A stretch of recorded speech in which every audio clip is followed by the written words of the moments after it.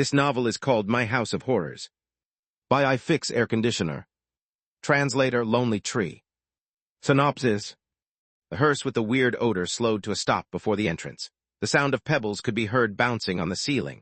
There were footsteps coming from the corridor, and there seemed to be someone sawing next door. The door knob to the room rattled slightly, and the faucet in the bathroom kept dripping even though it had been screwed shut. There was a rubber ball that rolled on its own underneath the bed. Wet footsteps started to surface one after another on the floor. At 3 a.m., Chen-ji held a cleaver in his hand as he hid beside the room heater. The call he was trying to make was finally answered. Landlord, is this what you meant by, the house can be a little crowded at night? Chapter 302, I'll fulfill your dream. Translator, Lonely Tree Editor, Millman 97. Since the old woman was in the hospital for her treatment, she rented the whole room to the agent. The agent, who was around 30, was not a local, and following the company's requirement, he wore a white formal shirt every day. He was polite and kind. However, that was hiding a broken man. He was an unlucky man. No matter what he did, he would fail for some reason. Other than that, weird things kept happening to him, like having nightmares that his wife had been chopped up and shoved into drawers. It would haunt him for the whole night, and then he woke up in the morning, realizing he did not even have a girlfriend. When he left home, the sun was shining, but the moment he stepped out, it started to pour. His shirt was soaked, and he decided to stop at the nearby shop to have breakfast. After breakfast, he realized that he had left his wallet at home. This meant that he could not call for a taxi. He walked to the company and was scolded by his boss for being late. He lost the client because he was late to the appointment, and when he returned home, he realized that a burglar had broken into his home. Such a day of tragedy was an everyday occurrence for the man. However, compared to these things, the real despairing event was the realization that his own house was haunted. He stayed in the old house alone, and whenever he wanted to relax at night by watching the television before the punchline, someone would laugh behind him. There were many similar things. In the middle of his shower, someone would pass him the shampoo, and when he was trapped on the toilet without paper, the toilet paper would roll in on its own. He had once been a firm non-believer, but the many things he had experienced inside the house changed his worldview. To prove that he did not suffer from a mental illness, he bought a camera and started to record his own home. 1 week later, he realized that there was indeed a ghost inside the home, and it was hiding inside the drawers. The agent used wooden planks to seal up all the drawers and dressers, and the ghost stopped appearing. However, his bad luck seemed to worsen. About 1 month later, he was fired from his job, and on his way home, he died in a car accident. After he died, the agent realized that a malicious ghost had been following him, and it was the spirits inside the home who had been helping him. After he sealed up the drawers and dressers, the malicious ghost had stopped being affected by the spirits, and it eventually took the agent's life. The main character of the fourth story was the old landlady. The tenants who rented her place had all died from accidents. Her heart was wrought by guilt, thinking this was all her fault. Slowly, the old lady's mind twisted. She had this feeling her own son and the 2 tenants had not left the room and had stayed to accompany her. She asked the neighbors, but those who knew about the home's past gave her a wide berth. They thought that she was a tragic woman. Some even moved away like the old lady would curse them. The tenants in the building slowly decreased, and the old lady retreated into herself. Slowly, there were rumors that the old residential area was haunted, and the old lady was equated to the source of these stories. Everyone stayed away from her, and no one wanted to interact with her. This went on for a long time, until the old lady met a poor artist under the bridge. The man's face was wounded like he had just been in a physical altercation. The old woman pitied him and asked the artist to draw a portrait of her dead son. Initially, she just wanted to find a reason to give the artist some money so that he could eat, but the finished portrait was not just similar to her son. He managed to capture his presence, aura, and gaze. The old lady treasured the portrait and hung it in her house. To her surprise, there was someone who came to ask her about the rental the next day, and the newest tenant was the artist. The artist was surprised that the landlord was the old lady. He went through the old residential area and found the cheapest room. Life was constructed by many coincidences. The artist found his first fan in his life, and the old woman found someone who was not afraid of her and wished to talk to her. The artist became the home's latest tenant. The old lady took the rental from him in a symbolic manner. She treated the artist like her own son, and her favorite thing to do was talk about his dreams and wishes. 1 month later, the old lady found something weird about the artist. He would converse with his drawings, and every night at midnight, there would be weird noises coming from his room. During the third month, the old lady finally followed her curiosity and sneaked into his room when the artist was out. In the end, inside the artist's drawer, she found a homemade comic made from a sketchbook. It had 4 stories. The creepy drawing style and scary stories brought the characters to life, and the most surprising detail was that the first 3 stories matched the old lady's son, the English teacher, and real estate agent perfectly. The more she read, the more afraid she became. Then she turned to the 4th story. To her surprise, she was the main character of the story, and it was telling the events that happened after she met the artist. The 4th story ended there, and it was the last story. The 5th story was very short. It felt more like an epilogue. The main character was a comic artist. He did not look extraordinary. He was just like a normal middle-aged man. The comic introduced his daily life. He woke up at 5:20 a.m. and gave himself a pep talk in the mirror. Then he started working. He would work until 8:20 a.m. He arranged his draft and personally went to Jiujiang's local publisher to recommend his story to the editor. Alas, a month's hard work was denied in less than 15 minutes. He left the office like a walking dead. He held the draft and sat by the road. He looked at the cars that zoomed past him and only returned home when the sky was dark. He walked through the busy city and into the darkened staircase. He pushed the door open to room 304. The warm light fell on his body. The landlady cooked him dinner and said that she had seen the painting that he drew that morning. She told him it was a masterpiece. The artist could not remember how many times he had been rejected already. He apologized to the old lady and promised he would not pick up the paint brush again. He hid himself in his room and locked the door. Hugging his knees, he curled up in the corner of the room. He looked at the drawer full of rejection letters and buried his head in his chest. He had failed once more. He crumbled the rejected script into a ball and tossed it inside the dustbin. He kept complaining, saying that he had no talent and decided to give up everything. He would jump from the building before he continued drawing. He talked to himself until midnight, and the tired artist fell asleep on the mat. The lights in the room flickered before going out completely. The draft in the trash can floated out on its own, and it flattened itself out. It was placed carefully into the box under the bookshelf, and the table was carefully arranged to a tidy state. The last panel of the comic was black and white.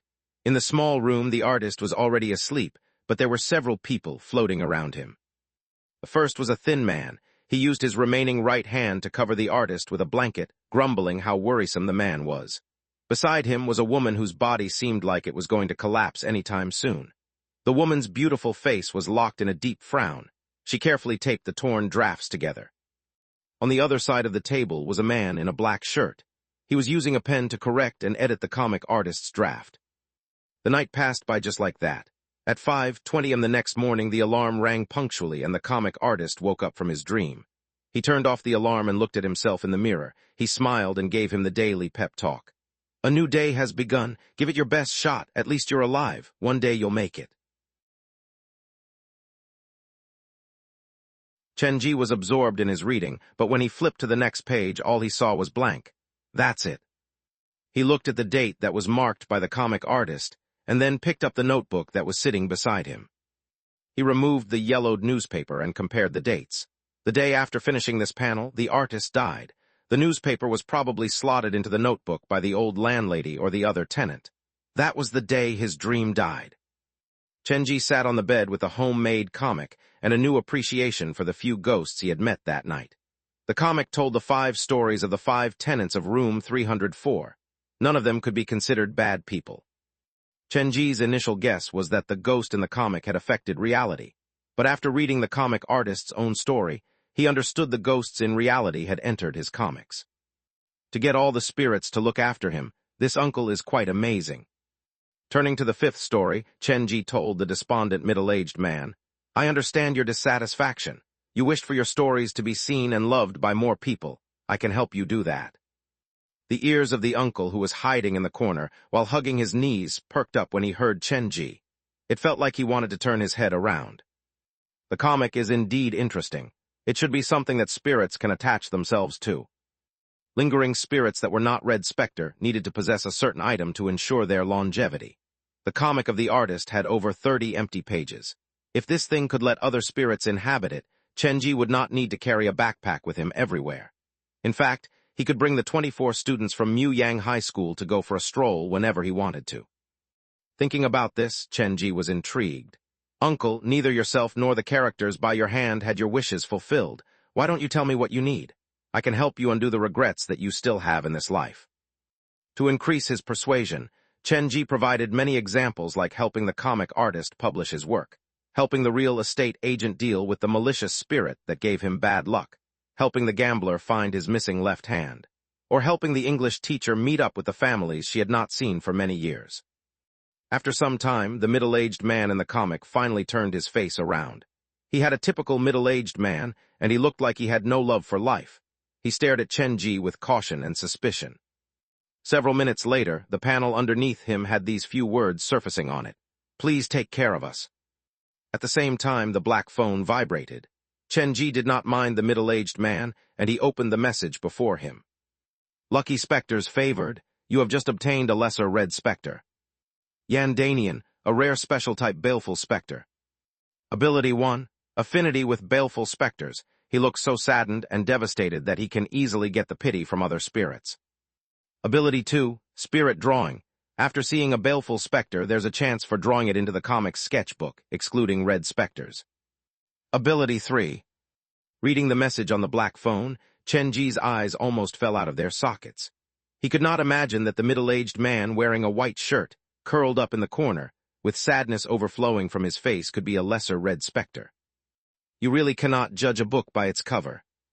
This was the first time Chenji had met a specter with 3 abilities, but the appearance of this specter shamed all specters. Even Xiaoxiao tried day by day to pretend to be scary, but this uncle had completely given up.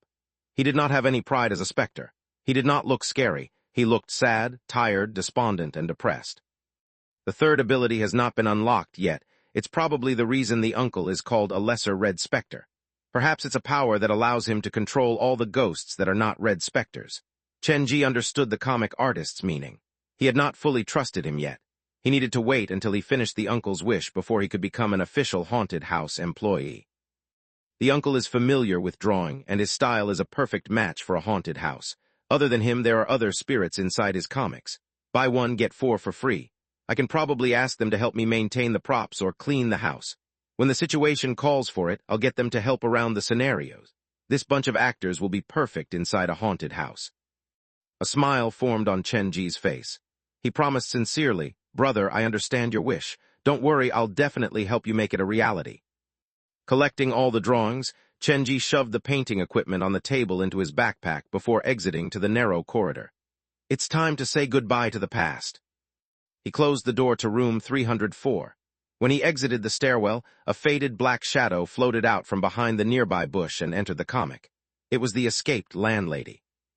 Chenji returned to New Century Park and headed for Mu Yang High School. He explained the situation to all the mannequins, holding the comic, and left without knowing whether his message had been understood or not. The specters inside the comics aren't malicious spirits. They will help me resolve the lack of manpower inside the haunted house. Yandanian himself has 3 abilities.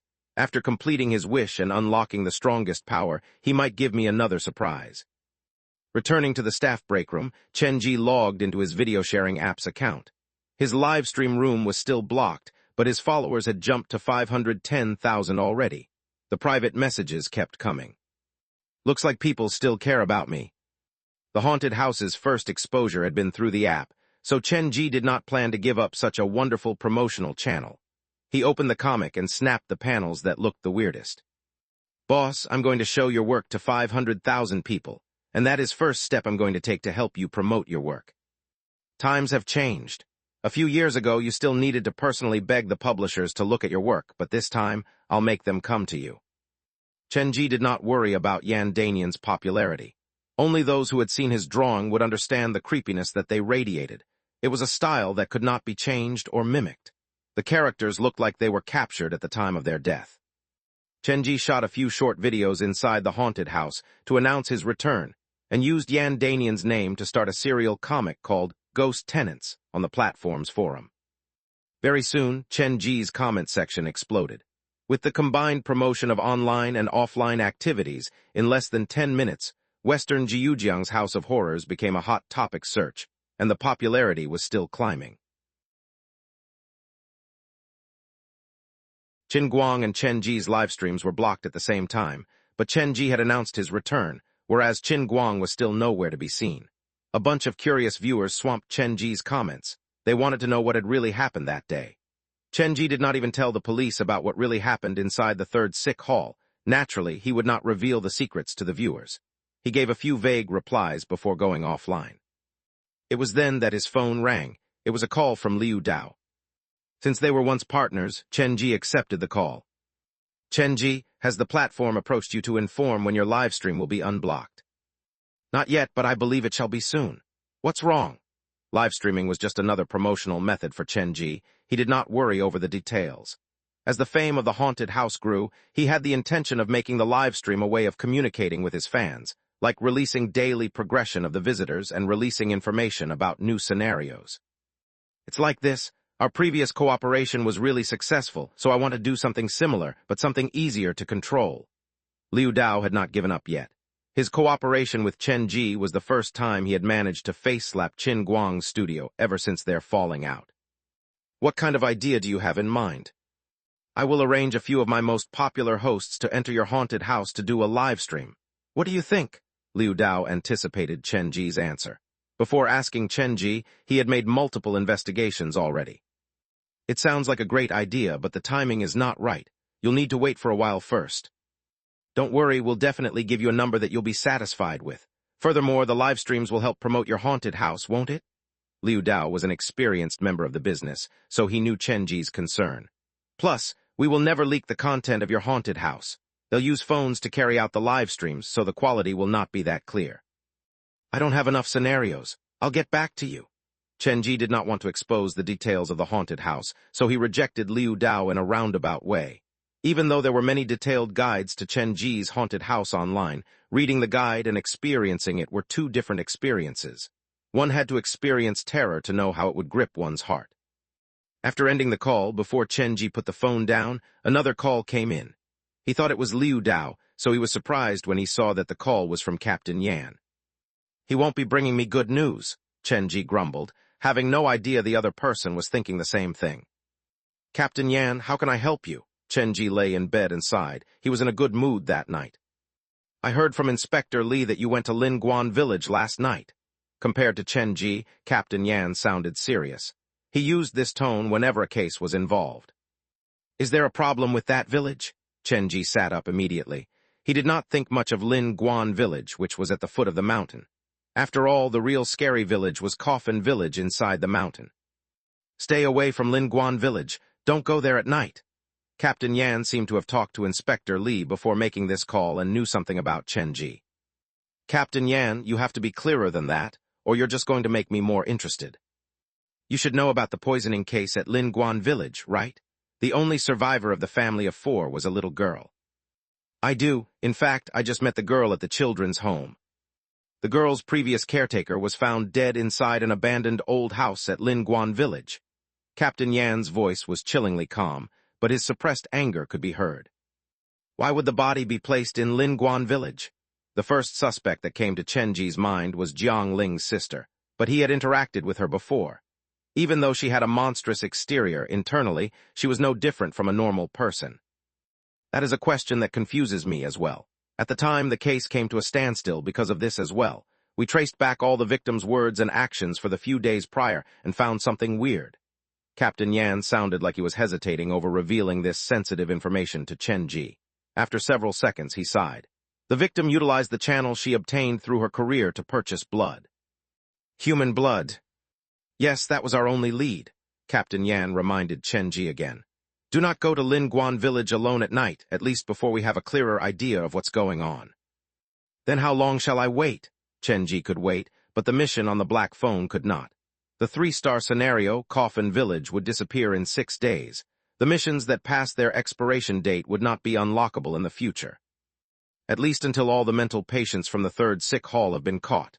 Speaking of this, Captain Yan felt a headache coming. Initially, they still acted rather normally, but after that incident at Fang HWA Apartments, we realized that we've greatly underestimated their lethality. Chen Ji heard the message that Captain Yan did not say. Is there another related case? I'm standing at the crime scene, dealing with the mess. Crime scene, Chen Ji slowed down. Someone died. Yes, 2 deaths to be precise. and the crime scenes are weird to say the least. The first victim was a burglar. According to the camera, the victim just committed a crime and escaped into the back alley, but he never exited it. A passing drunk called the police. The victim's eyes had been gouged out, and he died from an unknown cause. The second victim was a fugitive hiding in Jiujiang. He was found hanging in his rental room. If not for the gouged eyes, we wouldn't have tied the two cases together. Listening to the description, Chen Ji was confused. Why would they gouge out the victim's eyes? We're dealing with mental patients, so who really knows why? They're operating on a different worldview, Captain Yan sighed. In any case, these kinds of similar cases are due to something in the killer's history. The gouged eyes could be some sort of ritual, or the killer might have experienced trauma related to eyes when they were young, or possibly this is just something to throw our investigation off. The chance of childhood trauma is big. The patients at the third sick hall were all traumatized when they were young. Chen Ji remembered what Captain Yan said. The killer was most likely the chairperson. He wanted to try his best to understand this sick man. Instead of the eyes, I'm more curious about another thing. There was a drumming on the table from the other side of the phone, Captain Yan's habit when he was thinking. Why would they purposely target these sinners? Are they trying to tell us they're different from normal criminals? Control station. They are indeed different from normal criminals. They have a purpose, and they're more insane. Chen Ji was reminded of a story he had heard while he was at the Ghost Stories Society. The bunch of crazies once drowned a middle-aged man to help cure one of their partner's illness. Killing for the purpose of curing an illness, Captain Yan could not believe it. The patient was abused since she was a child. Her father forced her head into the water many times, curses and threats claiming he was going to drown her. This left a mental scar that couldn't be forgotten. After she grew up, she had an irrational fear of water. Even when she drank normal water, she felt like it was suffocating her soul. Other patients thus drafted this treatment for her. It was to deal with the source of the fear. From their perspective, she wasn't afraid of water but her own father. This was the story that Chen Ji had overheard when Lichi asked about other members of the society. The whole group of patients from the third sick hall are insane. They know they are not normal and are sick, but they do not approve of the traditional methods and intend on using their own methods to cure themselves. Chen Ji's words caused Captain Yan to think. Every citizen's personal safety is protected by the law. No one has the right to deprive another of their life. No matter their reason, they will never escape the persecution of the law. I'm not giving them a reason, I'm just telling you the truth. Chen Ji paced in the room. All the victims this time are sinners, and their eyes were gouged. The similarity is too obvious, so I believe this is another attempt at curing one of their members. What kind of belief will link trauma together with sin and eyes?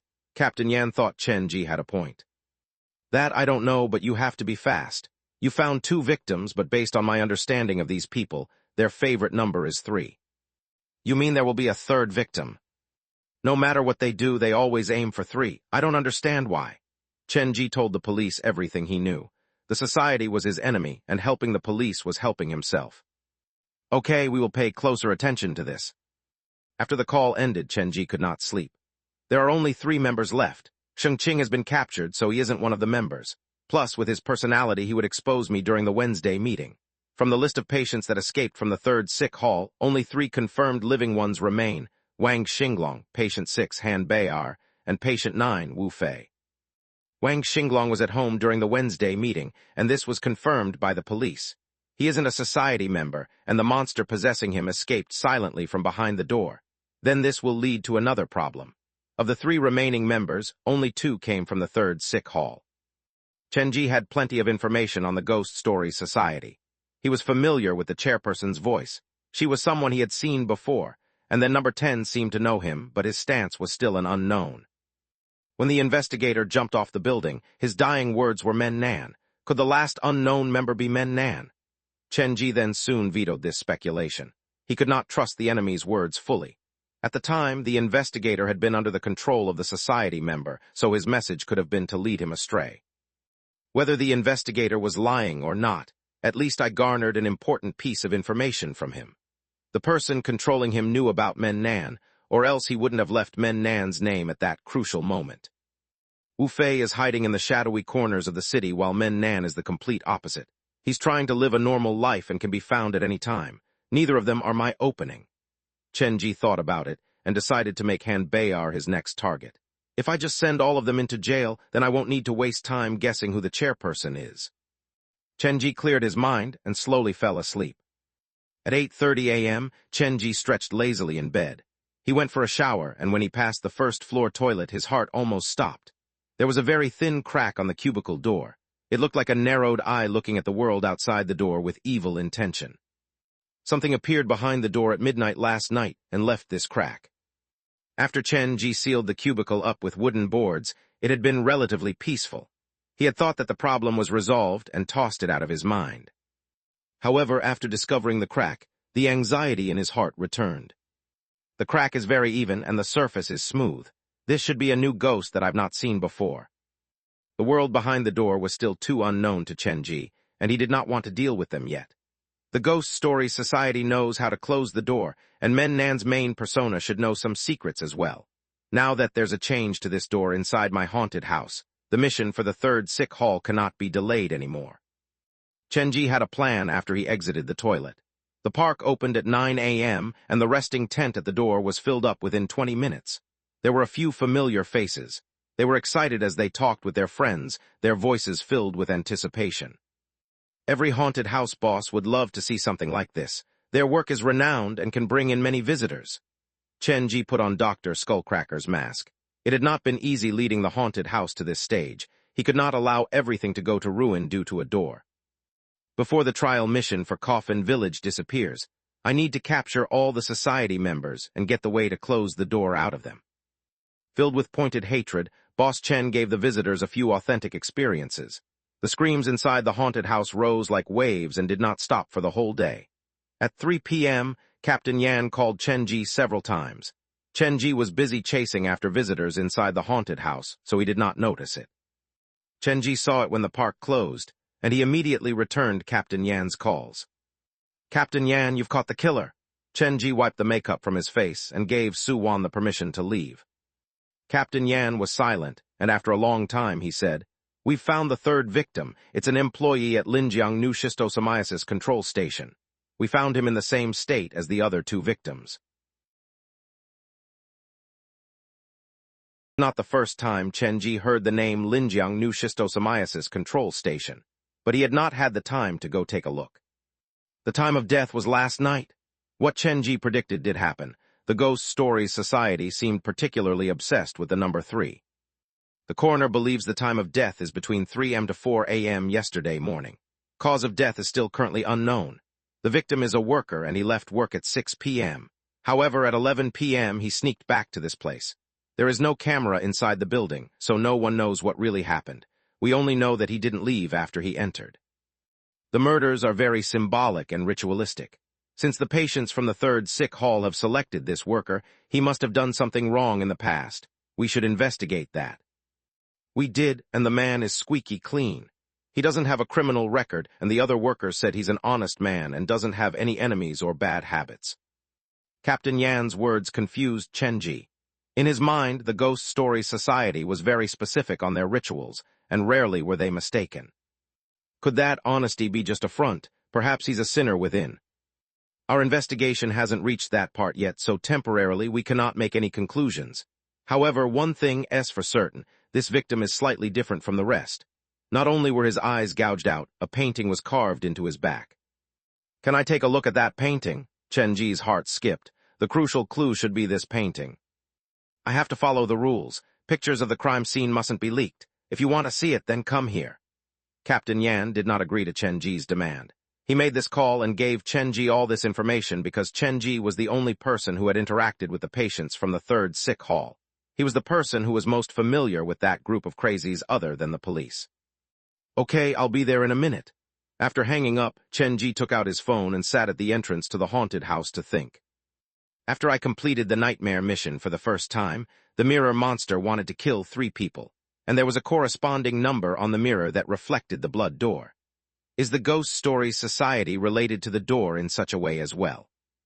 Chenji soon reached Linjiang New Schistosomiasis Control Station in a taxi.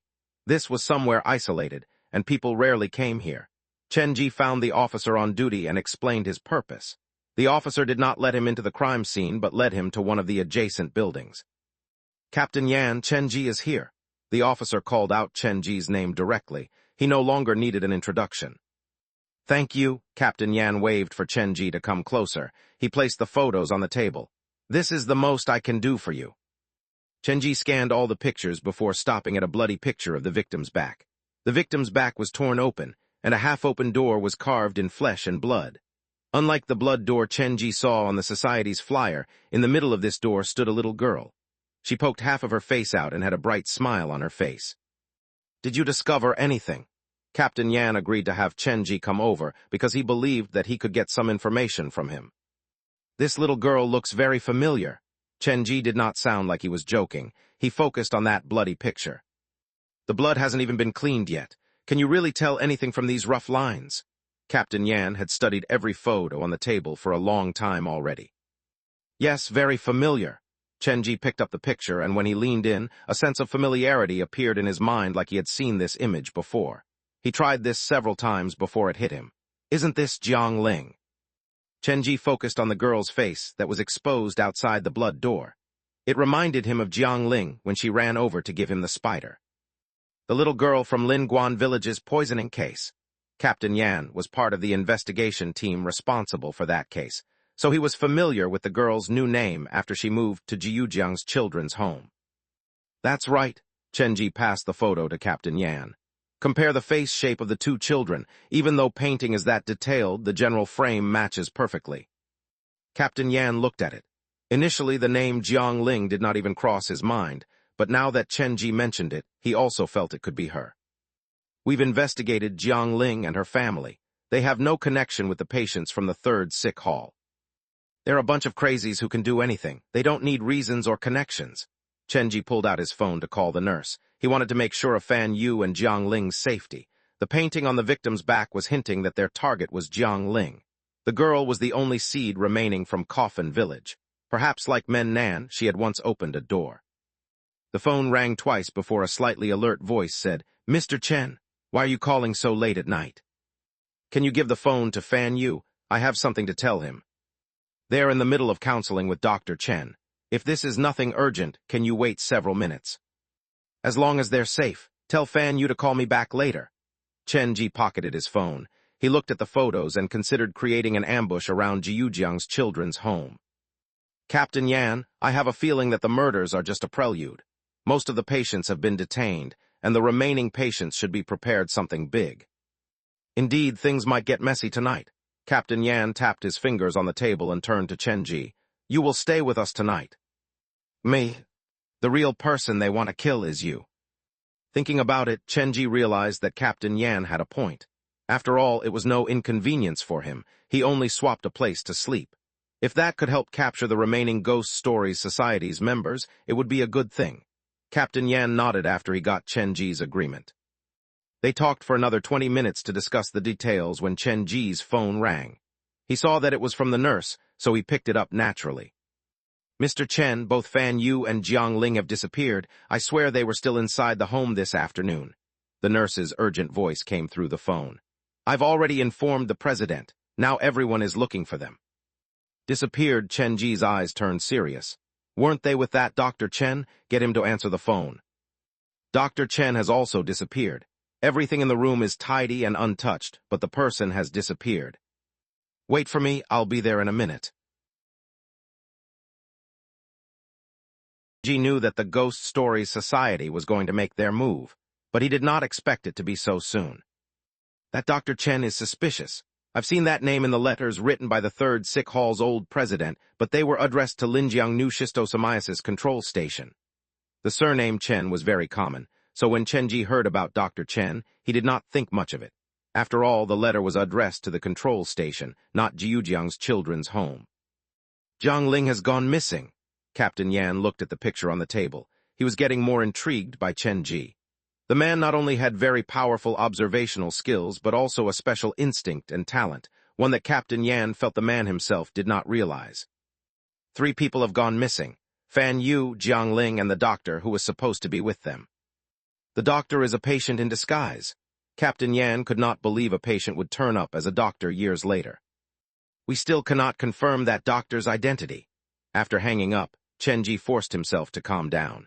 Based on his analysis of the remaining 3 society members, 2 were from the 3rd Sick Hall, and one of them had met him in real life before. The one who was familiar with him could be the chairperson. He had met Dr. Chen once when he visited Jiujiang's children's home, so the chance of him being the chairperson was slim. Captain Yan, can you go through all the information on the workers here starting from 5 years ago? There might be a detail on the killer. The letter at the 3rd Sick Hall was addressed to this place, so the old president's correspondent should have working here back then. Okay, I'll get Alway to follow you to Jiujiang's children's home. Go take a look around and leave the investigation here to me. Captain Yan called Alway over on the walkie-talkie. It was Alway who had driven Chenji when they were saving Gu Feiyu. Chenji did not reject Captain Yan's kindness. He might need to travel to many places that night, and being with Alway would be more convenient. Captain Yan, you're looking for me? Alway would retire in a few months. Normally, Captain Yan would not send him to the front lines. He wanted to let the senior officer enjoy a few peaceful months before his retirement. You'll be partnering with Chenji tonight. Take good care of him. Understood. When Captain Yan brought Alway up to speed, Chenji was still trying to understand the connection between Jiangling, the Ghost Stories Society, and the new schistosomiasis control station. Chenji leaned against the table. There has to be a reason the Ghost Stories Society selected their last victim from this place, and several years ago, the old president was also conversing with someone working here. The key question is, what is the connection between the new schistosomiasis control station and the girl from Coffin Village? Chenji, don't waste time. Both of you move out immediately. Captain Yan patted Chenji's shoulders. He assumed that Chenji was worried about Fan Yu and Jiang Lin. I'm sure the 2 kids are safe. I'm thinking about something else. Chenji suddenly turned around to face Captain Yan. You told me before that Jiang Ling's former caretaker was found inside an old home at Linguan Village. Yes, Captain Yan did not know where Chenji was going with this. That person bought blood before she died. Chenji's eyes sparkled. There has to be a connection between Jiangling, this new schistosomiasis control station, and the patients from 3rd Sick Hall, and I believe that connection is related to blood. You misunderstood something. This new schistosomiasis control station doesn't have blood storage. Captain Yan shook his head. This place mainly deals with prevention of diseases contracted via blood. You can call it a specialist hospital. Then could there be another possibility? They're breeding a special kind of parasite that needs human blood to survive. Or it's not a parasite but something else that need human blood to survive. The patients need this, and Jiangling has this. Chenji voiced his opinion, and it confused Captain Yan and Alway. Chenji only explained half of his thought. Jiangling was Coffin Village's final seed.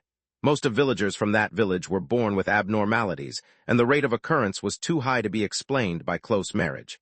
Chenji now suspected that the abnormality was caused by this thing. Go to the children's home first. I'll have someone inspect the station closely. If there's any update, I'll inform you. Captain Yan thought about what Chenji said, and he believed it could be a good opening. Be careful, it's best if the investigation is done in groups. Chenji was worried. The thing the society wanted might not be a physical parasite. It could be a curse or even a rare specter. The sky was dark when Alway drove Chenji to the children's home in the police car. When they arrived, the old guard and nurse were already waiting for them. We cannot find them, and the camera at the front door didn't catch them. They should have slipped out through another channel. The guard was feeling guilty. Bring us to the room where Fan Yu and Jiangling were last seen. If this was really the society, then it was normal for them to miss the clues. Follow me. The nurse led Chenji into the counseling room. The room was painted brightly and could make people feel relaxed as they walk in. At 4 p.m., the 2 children were still playing in here, but when I came to take a look, they had disappeared. The nurse explained as she fidgeted all over the place. Calm down. Chenji did not touch anything in the room and just looked around. There's no sign of struggle and everything is in its place. The 2 children probably left voluntarily. Could it be Dr. Chen who brought them away? Impossible. Dr. Chen is a good man. He had saved many children here, giving them the courage to face life again. The nurse's voice turned loud. She refused to accept this reality.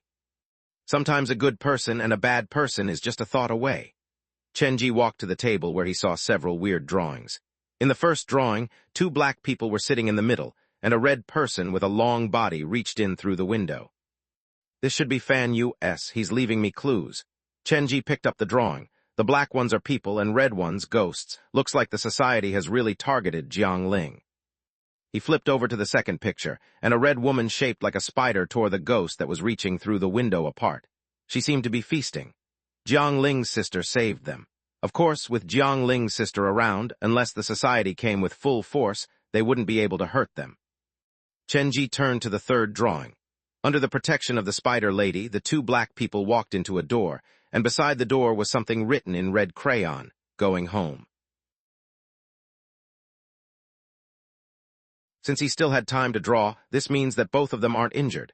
They probably left on their own since they sensed danger coming. Chen Ji had never treated Fan Yu and Jiang Ling as normal children. "What are you looking at?" All Wei and the nurse wandered over. They saw the writing on the paper. "Going home, what does it mean?" Before they became orphans, they had their own home. When he saw these words, the first thing that entered Chen Ji's mind was Lin Guan Village. That was the place Jiang Ling grew up.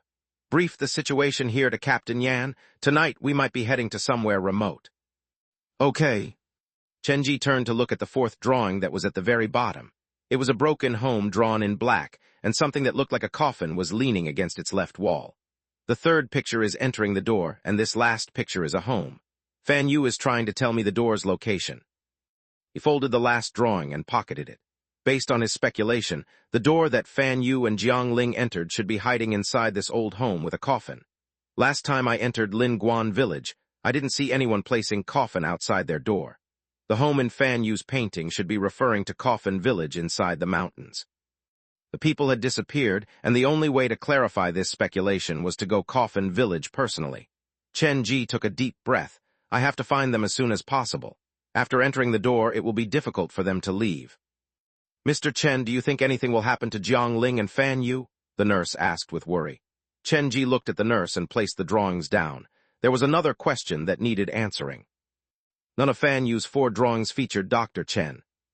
What kind of role did the doctor play in this disappearance? If Dr. Chen was a member of the Ghost Story Society, why did the thin monster in Fan Yu's drawing come from outside the window and not from Dr. Chen's back? Based on Chen Ji's understanding of the Ghost Story Society, after the ghost possessing someone was torn open, the human would suffer mental pain and faint, but Dr. Chen could not be found at the scene. "The guy is not simple. I have to be careful." After consoling the nurse, Chen Ji and All Wei left Jiujiang's children's home. "I've already reported what happened here to Captain Yan. Where are we going now?" "Back to New Century Park first. I need to go grab some tools." The society had lost 3/4 of their member in a week. They had been forced to jump the gun, so naturally, Chen Ji would not be careless. All Wei did not question Chen Ji. The order that he had received from Captain Yan was just to protect Chen Ji. When they arrived at New Century Park, Chen Ji rushed into the haunted house to grab the hammer, the recorder, Pen Spirit, and Xiaoxiao. Then he took the comic from Western Jiujiang's private academy and invited the boy with the stench and the hanging student to join him. If Zhangya was here, then this wouldn't be so troublesome. Chen Ji looked at the bulging backpack and sighed. "I still don't feel safe." He glanced at the white cat that was laying on the table biting its tail. He thought about it and picked up the cat. There's a saying in the countryside that ghosts are afraid of cats. With the white cat looking at him with confusion, Chen Ji placed it in another bag. "Having fed you for so long, I'll depend on you tonight." Before the cat could react, Chen Ji rushed out of the haunted house carrying the 2 large bags. Inside the car, Chen Ji opened the bag for the cat to breathe. "All Wei, start the car. Today we're going to Lin Guan Village at the edge of the mountain." All Wei's face turned with curiosity when he saw Chen Ji enter the car with the 2 large bags. He thought Chen Ji had overreacted. After all, from a normal person's perspective, between looking for missing children and the group of murderers going around gouging people's eyes out, the latter obviously was more dangerous. "What are you carrying? Why do I hear a cat meowing?" All Wei started the car. He had been on the same team as Captain Yan for the poisoning case, so he knew the village's location. "My cat can protect us from curses." "Whatever you say." At 10 p.m., they finally arrived at Lin Guan Village. As the car stopped, Chen Ji jumped out of the car and raced into the village with the white cat trailing behind him. "Wait for me." All Wei parked the car, and when he looked out, Chen Ji had already disappeared. Chen Ji took out Fan Yu's drawing and compared it to the buildings inside the village. There was a road leading to Lin Guan Village, but it was a halted project. It ended at the entrance to the village. The surrounding buildings were abandoned and all the houses were locked. It's only just gone 10, but the village is already completely dark. Similar to his last visit, Chenji could not see another living person inside the village. Don't wander around like this. You're going to cause unnecessary misunderstanding. Alway finally caught up to Chenji and quickly rushed over to drag him out of the village. Then what do you suggest we do? How about we find someone to ask? Alway knocked on one of the doors. Initially, the man had a bad attitude, but after Alway showed his badge, the villager obediently opened the door and welcomed them in. Did you see a middle-aged man around 30 leading 2 kids into Lin Guan village today? Alway asked directly. A child kidnapper? Their host was an honest farmer. Just answer the question. No, people rarely come to this place anymore. When they were talking, Chenji looked around the room. There was a small shrine, and on top of it was a black and white picture of an old day. Other than that, the place was a normal farmer's home. Look at this drawing. Does this village have something similar? Chenji placed Fan Yu's drawing before the farmer. He scratched his head. What is this? Is that a shelf beside the house? That's a coffin, Chenji said, and this caused the other 2 to go silent. Who would leave a coffin by the door? We don't have that here. The farmer sneaked a look at Chenji. For some reason, he felt afraid of the man. I'll ask you another question. Do you know Coffin Village inside the mountain? When Chenji said Coffin Village, the farmer's eyes twitched, and he grabbed the water to hide his panic. Why are you asking that? The place was cursed by an epidemic. Those who didn't die escaped. None of the villagers here dare bring up that name lest we too get cursed. Looks like you do know about the village. Do you know where it is? Chenji spoke calmly, but his gaze was scary. I want to go to take a look. Now, are you kidding? The farmer stammered. Yes, now, my 2 kids are missing, and they might have wandered into Coffin Village. Chenji could not afford to delay this any longer. The mountains were hard to trek through, and the 2 kids might get into some accident. Go ask another family. The water in the host's cup spilled out. He was clearly nervous and afraid. I've only heard about the stories from the older generation. I don't really know the location. He noticed Chenji's gaze changing like it was turning colder, so he immediately added, You can ask the seniors in the village. They must know something. I can bring you to go meet them. When the farmer said so, Chenji nodded. Please. Of course, of course. The farmer wiped the sweat from his brow and went inside the house to look for a flashlight. Chenji, be careful, don't scare the poor man. Alway, who stood beside Chenji, reminded him. To be honest, he was worried about partnering up with Chenji, especially when he thought back to the things that Chenji had done. I know what I'm doing, Chenji said softly. Now was not the time to mind the details. They needed to find the children first. I've heard from my grandparents that the village once accepted a group of people who escaped from the mountain. They should come from Coffin Village. The farmer walked out with the flashlight. Those people are staying at the western side of the village, and the rest of us live on the east side. Normally, we have no interaction. Before my grandmother passed away, she used to tell me that those people aren't clean. The farmer was honest and did not hide anything from Chenji and Alway. At the time, I secretly mocked her for believing in something like that in this day and age. I just brushed it off as her superstition, but as time went by, I realized that there was something off about these people. What do you mean? Chenji and Alway were curious. They rarely leave their homes, especially after the sun has fallen, like there are things waiting to harm them outside, the farmer said softly. Every one of their houses has a rope hanging across the window and a cleaver hidden behind the door. I asked them once why they did that, and they said it was to prevent thieves. That's all. There's also one very strange thing. The farmer's voice turned even smaller. Every few days one of them will go missing, but they never seem worried. If anything, they appear very happy just like. Like what? Tell us, Chenji urged. Just like as long as it wasn't them who got caught. The farmer's words were a bit accusatory, and it made Chenji and Alway silent. I'm just sharing my thoughts. Please don't read too much into it, the farmer quickly explained. The trio walked to the middle of the village and turned left. After a short walk, they saw a broken brick home.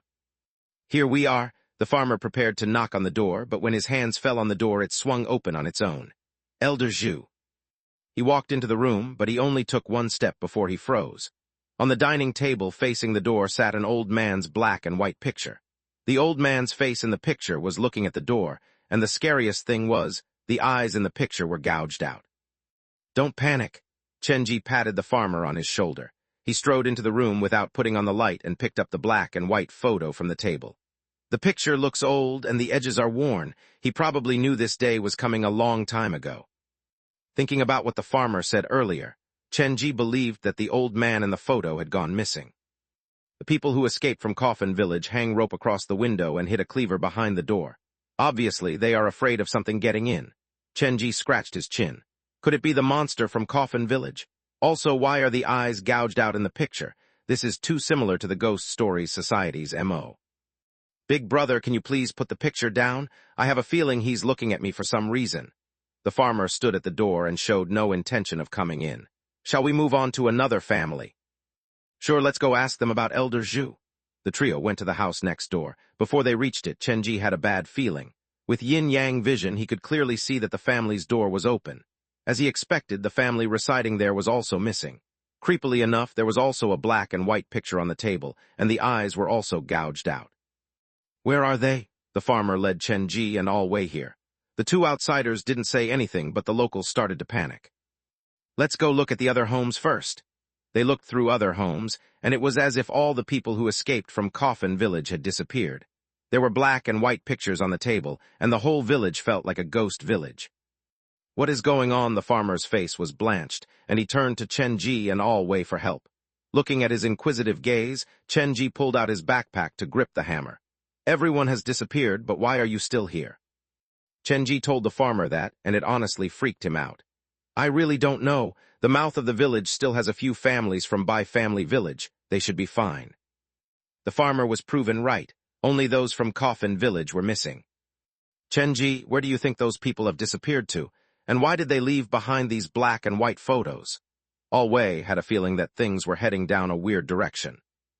They probably returned to the Coffin Village. Chenji took out Fan Yu's third drawing, which read, Going Home. We cannot wait any longer. We need to enter the mountains now. He walked to the farmer. Someone at the village has to know how to get to Coffin Village, right? Several lives are at risk. Please show us your cooperation. Brother, I really want to help you, but the people who knew about the village are either missing or dead or too old. The farmer staggered back and stopped beside All Wei. Too old? Chenji suddenly thought about a suitable candidate. He called All Wei and headed for the peach plantation in the mountain. Master Bai should know where Coffin Village is. Hopping over the mountain, Chenji found Master Bai inside the wooden hut. After explaining his intention, the old man pretended not to know anything. However, when he heard two kids might have been kidnapped and taken to Coffin Village, he agreed to take them into the mountain. Chenji, should we wait for Captain Yan's support team to come before we head into the mountain together? All Wei looked at his phone that had no signal. The time shown was 00:50 a.m. It takes at least 1 hour to come from Jiujiang to Lin Guan Village. If we need to wait for them to enter the mountain, the sun will have already risen. Chenji's group had been walking through the forest for almost 2 hours, but there was still no sign of any village. All they could see were mountains and mountains. But can we do this with just the three of us? All Wei was worried that if there was a real altercation, they probably still needed to worry about Master Bai.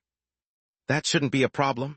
Chenji had initially been worried about Master Bai's physical condition, but after 1 hour of trekking, he realized that his worry was unfounded. Master Bai was healthy since he had grown up in the mountain and knew the local geography very well. What are you two mumbling about? Master Bai walked in front with a branch. A few more steps and we'll reach a fork in the fork. If we take the road going over the mountain top, we'll need to walk for another 2 hours, but if we take the shortcut that crosses through the mountain valley, we'll only need 30 minutes before we reach Coffin Village. Which one should we take? Is the shortcut not an easy path to trek? Chenji clearly understood that since Master Bai had brought it up, something had to be wrong with that path. Yes, Master Bai's face was serious. The mountain valley is haunted.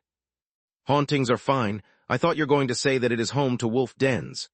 Chenji patted his backpack, and the white cat poked its head out with dissatisfaction.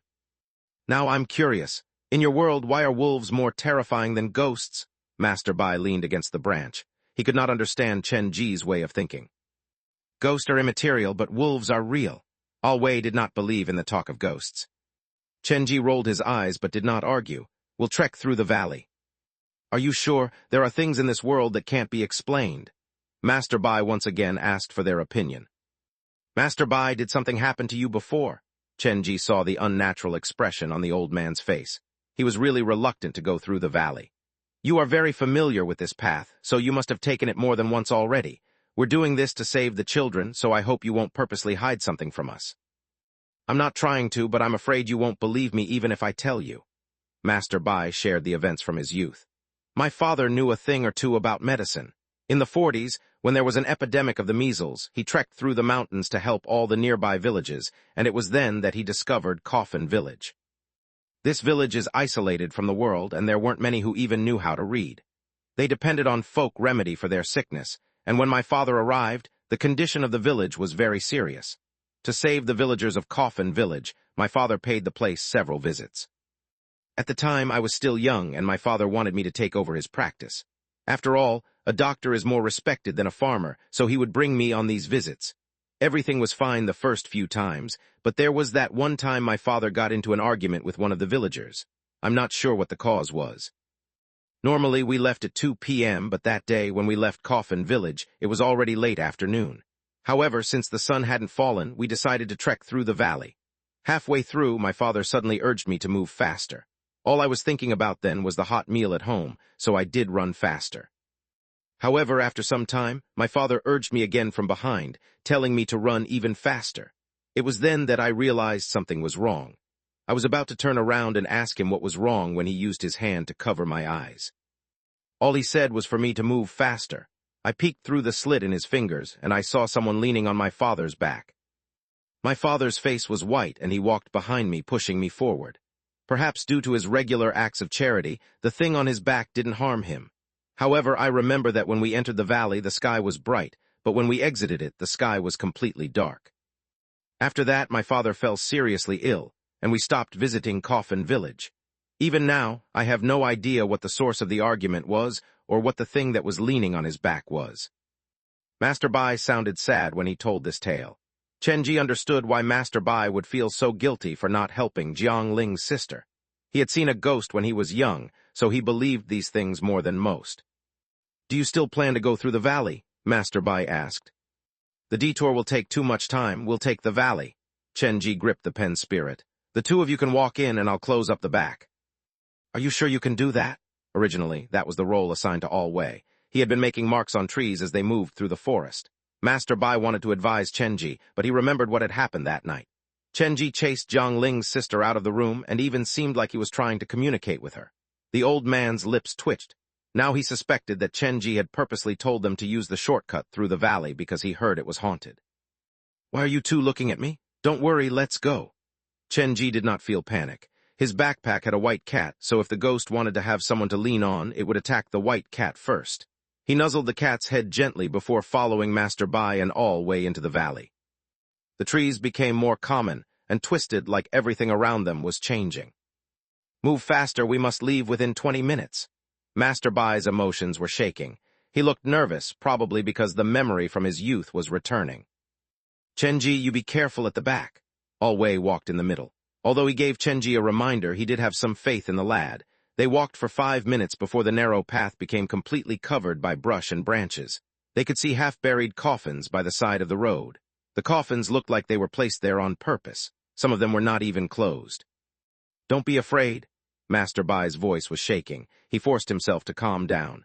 "This is Coffin Village's tradition. These are all empty coffins. They line the side of the road in increasing height, representing moving higher in life.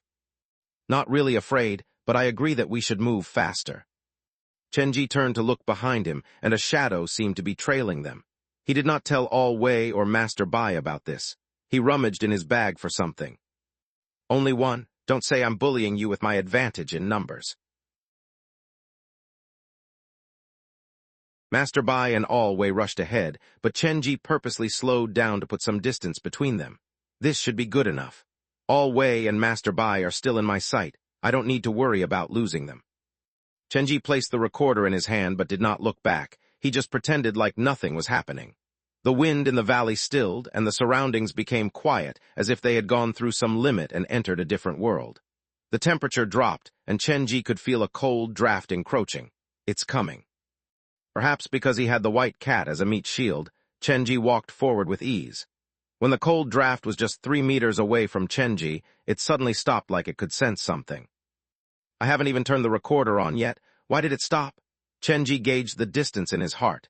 He pretended like he was afraid and scared, shaking too much to move forward. He slowed down again, trying his best to lure the ghost to attack him. Why isn't it coming? Does it want me to lean back to knock into it?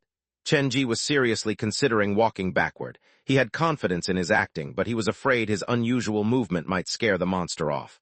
I should wait a little while longer. The road narrowed, and it was almost swallowed up by brush and branches. Even Master Bai and Alway had to slow down to deal with the blockage. Chenji knew that he could not make it too obvious. If the monster was not going to take his bait, then so be it. He walked forward to help Master Bai. However, the moment he picked up speed, perhaps panicking, the monster finally made its move. Chilliness climbed all over his heart, and this familiar feeling reminded Chenji of his first date when Zhang Ya stood behind him. The hairs on his neck rose, and the temperature dropped even more as iciness surrounded him. Before Chenji could do anything, the white cat in his backpack suddenly squeezed its way out. It meowed at him twice before running away. "You coward, don't they say cats have 9 lives? Well, at least the white cat warned him before it left. The chill grabbed Chenji's shoulders like a pair of hands. "This feels familiar." A woman's sobbing came from behind Chenji. It sounded scary and sad. Weirdly enough, it seemed like only Chenji could hear this. Master Bai and Alway were busy with their own stuff and did not seem to hear anything. Iciness curled into his heart, and his shoulders slowly slumped from the pressure. Chenji was reminded of Master Bai's story. The old man's father should have been experiencing this kind of pain then. To protect Master Bai, he had forced himself to carry the ghost the entire journey. His body turned heavier, and there was a pulling force coming from behind him like it was trying to pull Chenji into one of the open coffins. Is it what they call a scapegoat? The air seemed to freeze into ice, and it froze up Chenji's lungs. The crying beside his ears influenced Chenji's thought. The trees around him moved like they were coming alive. The sobbing echoed in Chenji's mind, and a pale white face slowly appeared from Chenji's back. It leaned toward Chenji's ears, but before it could say anything, Chenji suddenly turned around. "You done crying?" The face stopped on Chenji's shoulders, its dark abyss of a mouth wide open. "If you're done crying, then be on your way." Chenji pressed the recorder, and Su Yin appeared in half a red shirt to yank the monster off from Chenji's back. Before it could resist, it was torn into pieces and consumed by Su Yin. The screams echoed through the woods, and even Chenji thought Su Yin was a bit cruel. "If you're not done crying, why didn't you tell me? I'm a reasonable person." When Su Yin finished his feast, the blood stain on his shirt grew. Based on this speed, it would not be long until he became a real red specter. "Chenji, what are you doing back there? Don't stay too far from us." Master Bai waved at Chenji. They did not notice anything weird until Su Yin disappeared. With their sense of alertness, without Chenji, both of them would have been pulled into the coffins already. "Coming," Chenji pocketed the recorder, and the white cat, which had escaped earlier, returned. It jumped on Chenji's shoulder and refused to enter the backpack again. "A life of contentment has dulled your survival instincts. You weren't this cowardly before. Looks like I'll need to bring you out with me more in the future." Chenji nudged the cat's face. "This is for your own good." After catching up to Alway, Chenji suddenly realized that since the ghost had been eaten directly by Su Yin, he was not even sure what kind of power it had. It's probably a normal ghost. There's so many coffins, it should have friends. With Master Bai leading way, they used 20 minutes to exit the valley. Thank God nothing happened. Master Bai was covered in cold sweat. "We were lucky this time. We'll reach the place after 10 minutes or so. Before entering the coffin village, let me go talk to them first." He stared at Chenji. "After we're in the village, no matter what happens, do not act rashly. I'm considered a village friend, let me handle this." "You've been back here for decades already. Do you think they will still give you face? Furthermore, the villagers knew you might not even be alive anymore." Chenji was telling the truth. "In comparison, I know about their culture better than you do. We're here to find people, not to wage a war. It's better not to make enemies." Master Bai tried his best to advise Chenji. He was afraid that he might do something dumb. "We'll do what you say." Alway dragged Chenji. "Finding the children is more important." Master Bai did not continue this topic. He pointed the cat on Chenji's shoulders. "Keep your cat inside your bag or else the villagers will kill it on sight." "They don't keep cats to deal with rats. Don't you say every family has a coffin? Aren't they afraid rats might bite through the wood?" Chenji chased the cat for a long time before he caught it and shoved it inside the bag. "There are not many living creatures inside this village. In fact, I've not seen them rear livestock," the old man said. "I'll tell you about it as we walk. The village has many weird taboos, and they look different from normal humans, so you'd better be prepared. After leaving the valley, his phone completely lost its signal. The electric compass that Chenji downloaded beforehand malfunctioned as well. Something told him that the world inside and outside the valley were different. Perhaps because he had met plenty of ghosts, he was sensitive to these things. He tipped his head back and glanced through the canopy. There was no moon or stars in the sky. The night was like a cloth smothering them no matter where they went. Be careful, we've almost reached the place. After another 10 minutes of walking, Chenji's group finally left the jungle. They looked down the horizon, and what they saw confused and shocked them. Those are lanterns. Alway touched Master Bai's shoulder, but this was also the first time Master Bai had come to Coffin Village at night. I have no clue. He took out a piece of jade and wore it around his neck. I'll scout ahead, stay close to me, don't wander off. The three of them walked toward the village, and the shapes of the buildings became clearer and clearer. No one would have expected a village to be hidden in such a desolate place. All the buildings were built in a style from decades ago. They looked old and abandoned, but the most curious point was every family had a white lantern hanging before the door. The lanterns were like white eyeballs, hanging by the side of the road, staring at the three newcomers. There were people inside the village. This village that was supposedly abandoned decades ago due to an epidemic still had people living there. Master Bai, are you going to enter just like this? Alway moved to stand beside Chenji. He still remembered Captain Yan's order. His mission that night was to protect Chenji. Let me think about this. Master Bai looked at the empty village and the white lanterns that lined the road, and his palms were covered with cold sweat. In the past, my father always came in the morning, so I had no idea this is how Coffin Village looks at night. With the bitter smile on his face, Master Bai's meaning was clear. He did not want to enter the village. Of the three of them, he was the only one who had entered Coffin Village before. He understood the creepiness of the village, and if morning was already so scary, night did not bear thinking about. Don't panic, we don't need to enter directly. Alway then patted Chenji on his shoulder. How about we take a look around the village first? Chenji did not answer, and he stood at the back of the party alone. His expression was unreadable. What's wrong with you? Alway was worried about Chenji. Even though he admitted Chenji could be a bit rash, he had to admit that facing the entrance to this ghost village, standing beside Chenji gave him the most security. I'm thinking about something. Chenji shrugged and lowered his head to look at the black phone. When they neared the village, Chenji's black phone had vibrated, and he had received a new message. Congratulations, Spectre's favored. You found Coffin Village deep inside the mountain. Do you wish to accept the trial mission for the 3-star scenario, Coffin Village? What's on your mind? Why don't you share it with us? Alway and Master Bai walked close to him. Thanks, but I've already made up my mind. Chenji clicked on the accept key. Coffin Village, 3-star scenario. Survive until morning inside Coffin Village, and the new scenario will be unlocked. Mission hint, that day other than me, they all came. Memorizing the mission hint, Chenji pocketed the black phone and turned to look at Coffin Village, shrouded in darkness. Let's go, we'll go take a look. Are you sure? Alway grabbed Chenji's arm and gave Master Bai a look, hoping that the old man would help him convince Chenji. However, the night was too dark for Master Bai to see it. I've already made up my mind. Chenji's consideration was different from Alway's. Stop arguing, it should be fine for us to enter the village. Even though the villagers look strange, they're quite kind. Master Bai had interacted with Coffin Village's people before, so he had the most right to speak. Master Bai, are you sure these kind villagers would light white lanterns at night? Of the three, Alway was the most rational. Master Bai touched the jade around his neck like he was remembering something from long ago. My father once told me, a bunch of poor people are living inside the village. He said that when I master medicine, I should go help them. When Chenji's yin-yang vision caught sight of Master Jade's jade necklace, he felt pain in his eye. However, that pain only lasted for a second. If he was not sensitive enough, he would not have noticed it. Master Bai, your father left you the necklace. Yes, he would wear it whenever he went out to help people. After we came out from Coffin Village for the last time, he gave it to me, and then soon after he fell ill. There's more to this necklace than meets the eye. Chenji wanted to study it. He had run into ghosts and monsters many times already and had been trying to find something that could affect them.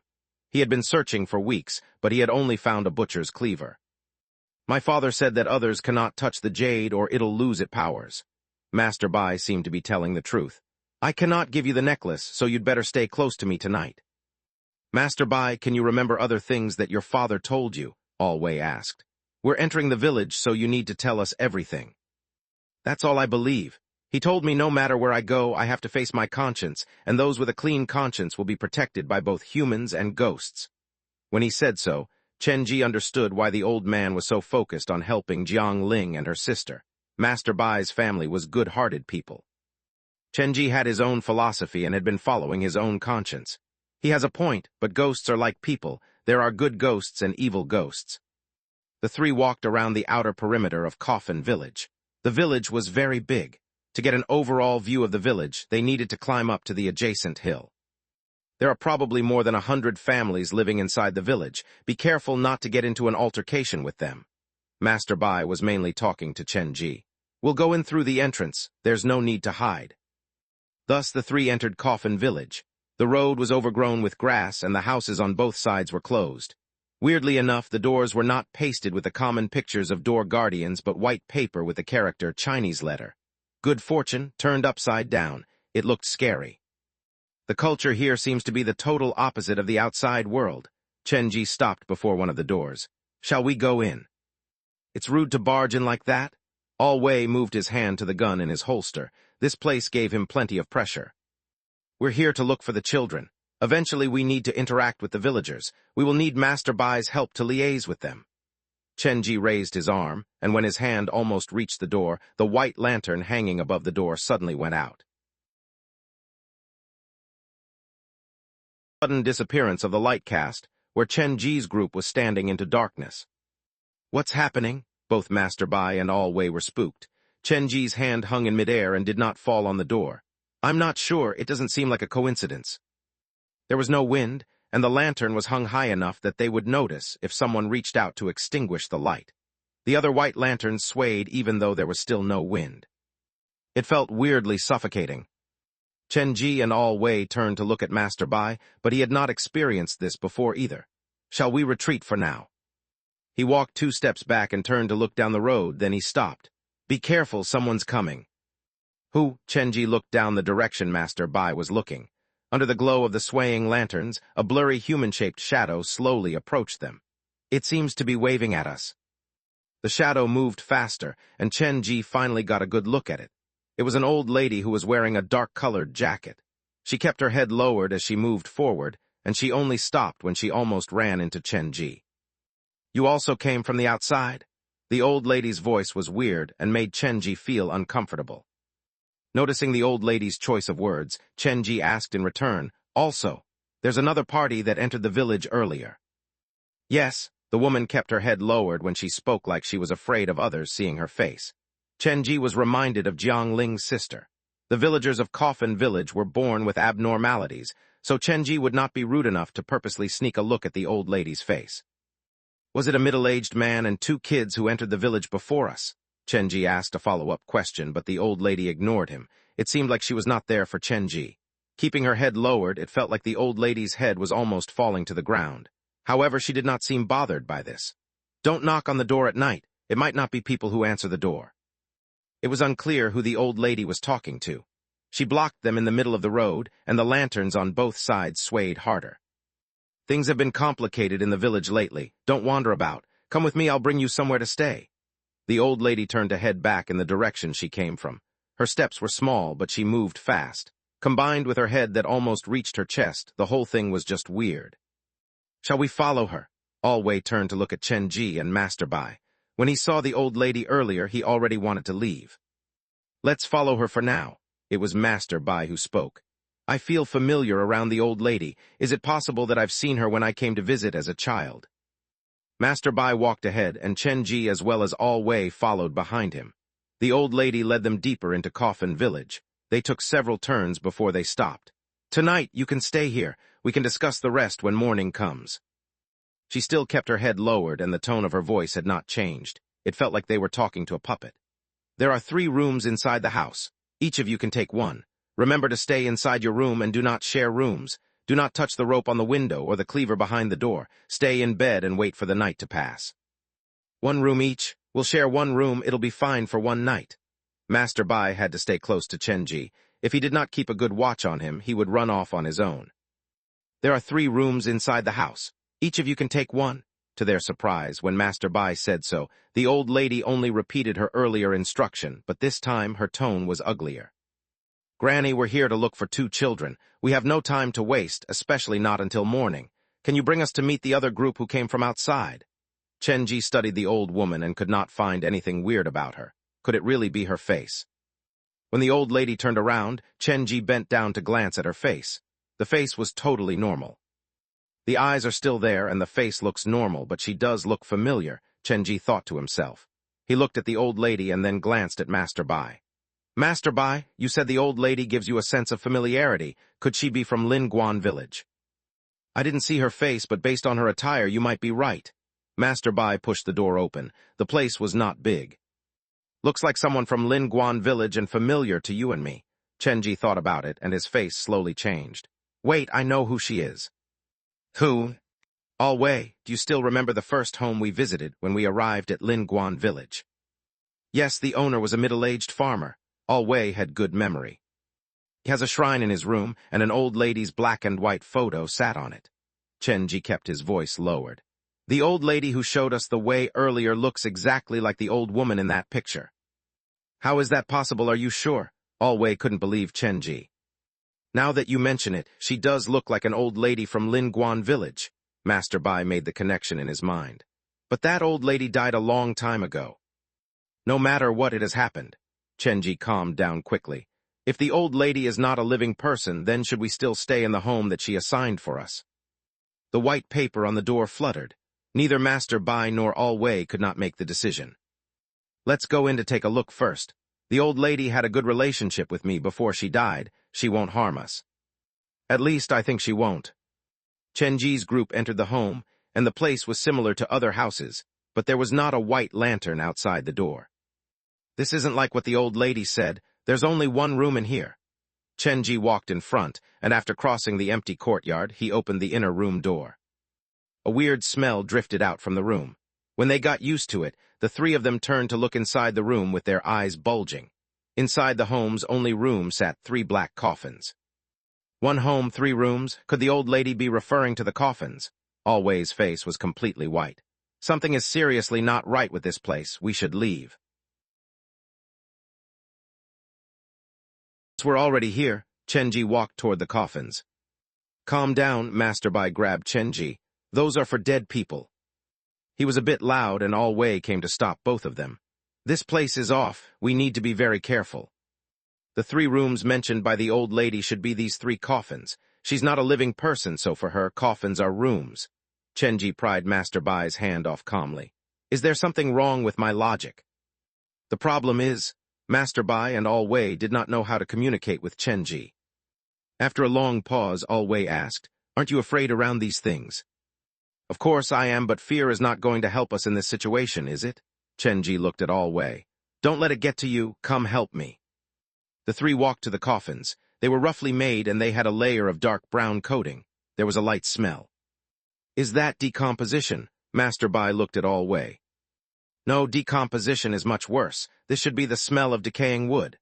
Knowing Chenji would not leave that easily, All Wei quickly got into the correct frame of mind. After all, he was an experienced police officer and would be dependable during the crucial moment. Listen to me, we cannot believe the old lady fully. We'd better be careful. When we were led this way, I memorized the route. The 3 of us will stay here for now, but if danger comes, we'll run out immediately. Remember to follow behind me and make sure not to get left behind. There's only one way to find out whether the old woman was lying or not. Chenji put his hands on the coffin lid. What are you doing? Opening the coffin. Chenji pushed and the lid slid off a little. You seriously plan to sleep here with one of the coffins? It depends. Chenji pushed the coffin half open and he peered in. It had a set of grave clothes at the bottom of the coffin. Don't touch it. This is a real taboo. What if you offend the spirits? Master Bai held Chenji's hands tightly, and All Wei also ran over to pull Chenji back. I just want to see what's so mysterious about this place. All Wei and Master Bai sighed when they finally got Chenji to calm down. However, what Chenji said next got them all worried again.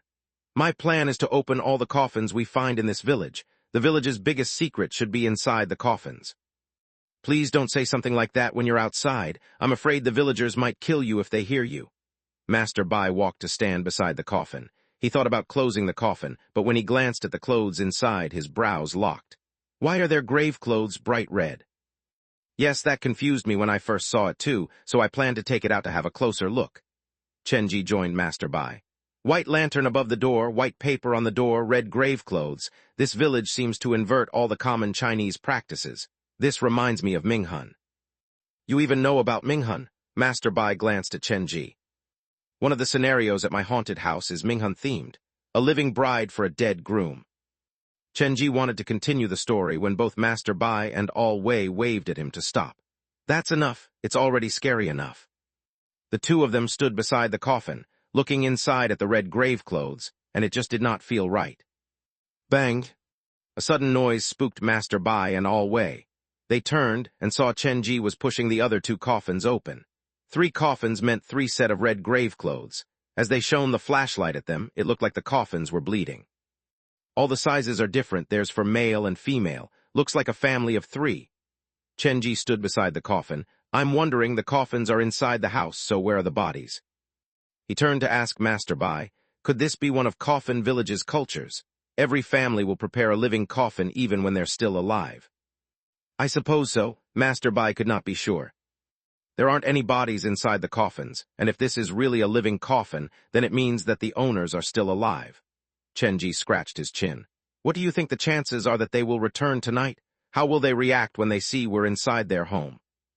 He was just asking that, but Master Bai and All Wei each sucked in a cold breath. Perhaps it'll be good if they return. We can ask them what's going on with the village. Master Bai still insisted that Coffin Village's people could be communicated with. Special times call for special measures. Would normal people leave their home in the middle of the night inside a deep mountain? Chenji gave his suggestion. I think we should ambush them at the door and capture them when they walk in. They're a family of 3 and there's 3 of us. After detaining them, remember to keep their mouths shut. Shove them inside the coffins and we'll use the grave clothes to bind them. Then we can start the interrogation. Chenji gave his plan, but Master Bai and All Wei looked at him with weird expressions. That isn't good, right? They haven't done anything bad to us after all. Master Bai was an honest man. He moved away from Chenji and stood beside All Wei. At a time like this, he felt better siding with the police. It'll be too late to react when we realize they want to harm us. This is called taking the initiative. Chenji said so and moved to stand behind the door. He appeared masterful as he readied himself for the ambush, as if he had done this many times already. All Wei, you can hide under the window, and Master Bai, you hide beside the second coffin. I checked it earlier. That corner is perfectly hidden from sight. Who did you learn all this from? All Wei and Master Bai moved to their spots. For some reason, they followed Chenji's instruction. I operate a haunted house, and the best skill is to make use of the geography to scare the visitors. Chenji looked through the slit into the small courtyard. You two can rest for a while. It must have been tiring walking for so long already. Okay, we'll do this 1 hour each so everyone can have the chance to rest, All Wei suggested. Master Bai nodded. No problem, I might be old, but I'm still healthy. I should be able to survive 1 sleepless night. There's no need. Chenji turned back from the door to look at All Wei and Master Bai. He reached into his backpack to soothe the angry white cat. Shush, they're coming. And Master Bai zipped up their lips and held their breath. Chenji grabbed the hammer's handle in his backpack and turned his eyes back to the door. Along the dark road, a cold, misty light was getting closer. What is that? The light stopped at the front door and filtered into the courtyard through the slit in the door. Creak! The front door was pushed open. There was nothing outside the house. There was no one at the door. The only change was an additional white lantern hanging on the door. When Chenji's group entered the house, there had definitely not been a white lantern. Inside this village, the lantern seemed to have some special importance. They're coming in. The white lantern shone a pale light on the floor. There was no one in the courtyard, but there were 3 shadows on the floor, 2 tall and 1 short. The shadows flickered in the courtyard, and they did not seem to notice the 3 outsiders hiding inside the room. A cold draft picked up, and the front door closed on its own. When the pale light disappeared, 3 strange creatures appeared. Their heads were pressed to their chests, and they walked forward on tiptoe. The unkempt hair blocked their faces, and their clothes were stained with blood. They were radiating a strange stench. It's similar to the smell at the 3rd sick hall. They've been inside the door. Chenji signaled for All Wei and Master Bai to hide. The three creatures stood in the middle of the courtyard, and as Chen Ji expected, there were 2 adults and 1 child. The way they were standing was very weird. They leaned forward like they would topple into the room at any moment. The atmosphere was tense. As time passed, the 3 creatures outside the room seemed to sense something. They moved forward at the same time and walked to the door with a weird gait. Since they were just separated by a door, Chen Ji could see the pattern on their clothes. The 3 shadows did not enter the room but stopped at the door. The 2 adults kept their heads lowered, but the child had a paper doll in its hands. It kept using its fingers to tear on the doll, and whenever he did so, the paper doll seemed to come alive, its expression filled with pain as it begged for mercy. However, the child did not stop. If anything, it continued to find other ways to play with the doll. It seems like there's a name on the doll. With his yin-yang vision, Chen Ji could see the name on the doll, and he felt like he had seen that name in Linguan village. Wait, could the doll be one of the people who disappeared from Linguan village? There was a bunch of Coffin Village's escapees that settled at Linguan village, but other than themselves, no one knew the real reason they escaped from Coffin village. The shadows stopped at the door for several seconds. Seemingly intent on investigating if there were people hiding inside the room, one of the shadows walked to the window. Chen Ji could clearly see the lowered head stick itself to the window and use it to push the wooden window pane open. The sticky hair dangled downward. It planned to poke its head in. At the time, Al Wei was squatting below the window. He did not know there was another head just above his own. Chen Ji looked at Al Wei, but his expression did not change. Al Wei saw Chen Ji looking at him, and based on the young man's expression, he thought everything was fine. The hair touched Al Wei's neck, and he even reached out to scratch it. Al Wei's hand practically brushed past the face above his head. Master Bai, who hid behind the coffin, saw everything. His lips were chattering, and he tried his best to alert Al Wei. Perhaps Al Wei also felt that something was wrong. He moved his eyes away from Chen Ji and turned to Master Bai. Master Bai reached out one finger, and he kept pointing upward. It was hard to miss the hint. Above me, Al Wei reached out to touch his head, but he did not find anything. Since Master Bai kept pointing up, he raised his hands upward. Behind the door, Chen Ji gripped the hammer. His original plan had been to wait for the ghost to reach half of his body in before he made his move, but Al Wei had pushed his plan forward. As Chen Ji expected, under Master Bai's instruction, Al Wei's hands kept moving upward. His fingertips touched something, and it felt very cold. His neck froze, and Al Wei slowly turned his head upward. He let it back and looked right into the male ghost's eyes. Now, Chen Ji pressed the recorder and swung the hammer at the window above Al Wei's head. Almost at the same time, the 3 ghosts attacked from the door and window. The ghost that was closest to Al Wei peeled his mouth back. Blood vessels moved within it as he tried to bite Al Wei's face. Al Wei, who had been wondering what was above him 1 second earlier, did not have chance to react. He did not even have time to show fear when the ghost's mouth opened wide. He was about to scream when a scary-looking hammer flew past his head. Bang! Chen Ji did not hold back, and the hammer landed right on the ghost's face. It sent the ghost flying along with the window frame. My God! Al Wei had not even closed his lips, and Chen Ji also fell out of the room with a man wearing half a red shirt standing beside him. After the ghost at the window was knocked out of the room, the 2 shadows raised their heads. The dead faces exposed vicious expressions. They wanted to charge into the room, but Chen Ji was running at them. The battle ended as soon as it started. In less than 1 second, Su Yin already got 2 of the shadows on the ground. Su Yin was maddened by bloodlust. He did not have the habit of leaving things alive, so the 2 shadows soon became blood stains on his shirt. The last shadow landed on all 4s. It was about to clamber out when it was pressed down from behind by Su Yin. The whole process took, at most, 10 seconds. During that time, the only thing Chen Ji could do was turn around to close the door. Su Yin seems to have gotten stronger. The shirt knitted with blood stuck to his body. Su Yin was like a lonely pianist, waving his tapered fingers to flick the blood off his hands. His body disappeared as Chen Ji turned the recorder off. What happened earlier, Al Wei and Master Bai ran out of the room. They were covered in cold sweat, and panic was apparent on their faces. I don't know either, Chen Ji shrugged. When I gave chase after them, the 3 shadows immediately left the place. He pointed at the open front door and picked up the hammer. We should be more careful. We made a loud commotion earlier. Perhaps more monsters will be coming. Do you know the meaning of the word careful? Al Wei touched his head as he looked at the hammer in Chen Ji's hand. He could not believe that thing flew inches away from his head earlier. That was to save you. Chenji shoved the hammer back into his backpack. The escape of the three shadows means that we've been exposed. We cannot stay here any longer. We're finally leaving. Alway had been wanting to leave for a long time already. Coffin Village is very quiet at night, so our fight earlier must have echoed very far. I'm afraid other monsters might hear that and come to surround us. Chenji had his own plan. The first reaction of the earlier three monsters when they saw us was to attack. This goes to show that it wasn't out of kindness the old lady led us here. The villagers here are not as kind as Master Bai assumed. Master Bai disagreed with Chenji. I haven't been inside Coffin Village at night before, but I don't understand this change. In my memory, Coffin Village's real villagers would not do something like this. They're no different from normal people. Master Bai, you haven't been back here for years already. You don't know what happened when you were gone, so we'd better be careful. Chenji looked around and bent over to pick up the paper doll on the floor. The paper doll that had been tormented by the boy had its limbs almost torn off, and its expression was one of pain. Zhu Fengxi, there was a name on the back of the doll. It was unknown what kind of ink it was, but based on Chenji's experience, it felt like dried blood. This name is rather familiar. Master Bai moved close to Chenji to take a look at the doll. He sounds like one of the escapes from Coffin Village. The dolls have the names of the escapees.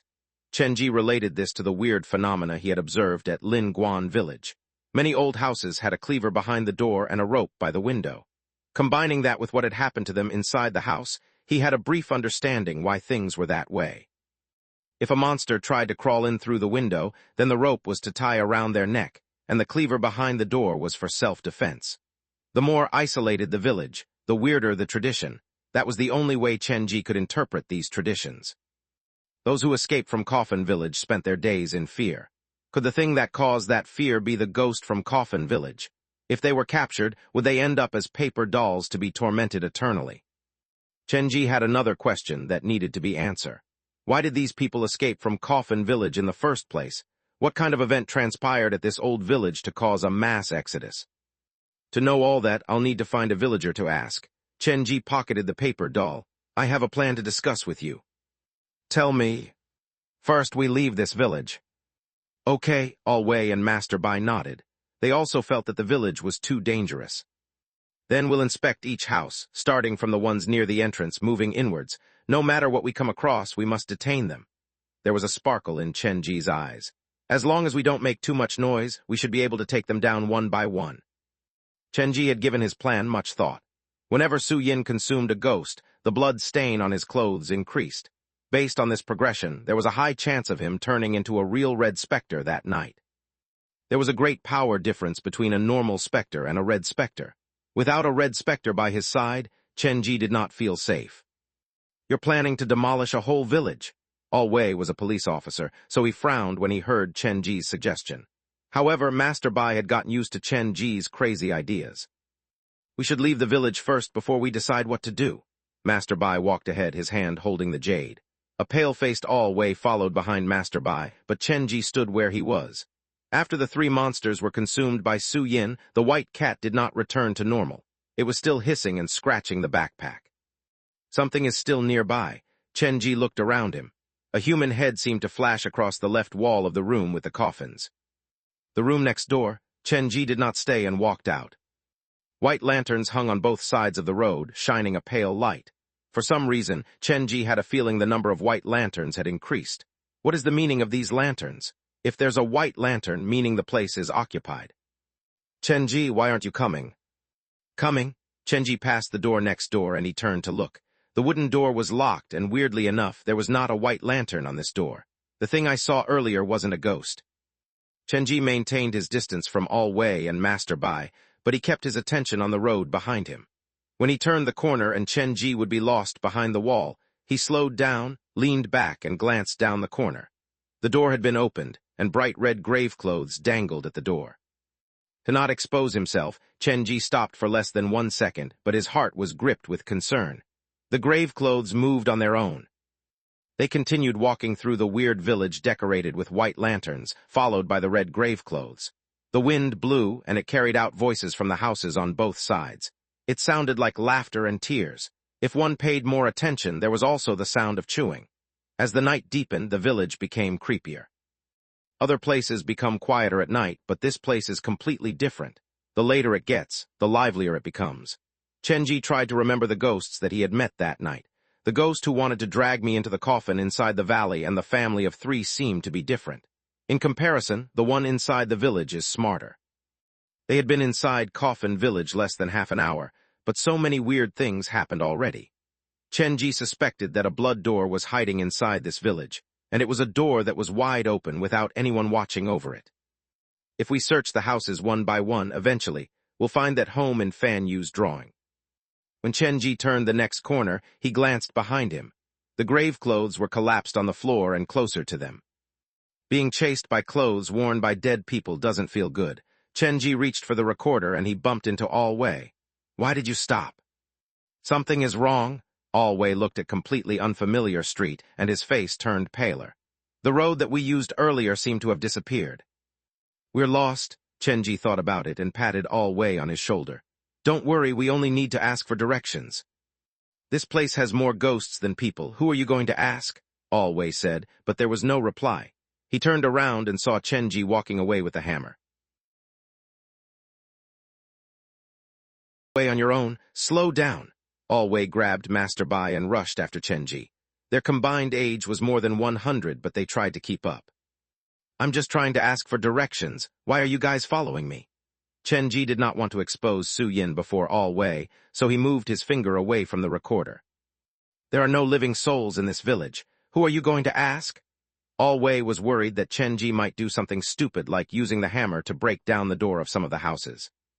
"You'll see." Chenji told All-Wei to keep quiet. He leaned against the wall by the corner. He counted his heartbeat and tightened his grip on the hammer. He waited for a full minute, but the red graveclothes did not show up.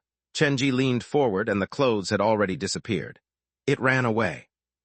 It had probably heard All-Wei's voice, so it had gone into hiding. Chenji leaned back against the wall and considered his next course of action. Coffin Village is a 3-star scenario, but the fright level so far hasn't reached the standard of a 3-star scenario. Chenji looked at the many houses that were no different from one another. Making us lose our way is just the beginning. The monsters inside this village are slowly waking up. There had to be a red specter in the village somewhere. That was what Chenji worried about the most. He knew how dangerous those 2 words could be. Temporarily, there is no better option. I'll need to continue this investigation and feed the stragglers to Su Yin. If he can transform into a red specter tonight, even if I fail the mission, not all is lost. Chenji was a good person, but he was afraid of running into a bad red specter. If Su Yin consumed so many spirits inside the village, it might anger the specter. Chenji calculated the ghosts that he had, and the only one he could depend on was Su Yin. The newly acquired Yandanian might be a lesser red specter, but his last power had not been unlocked.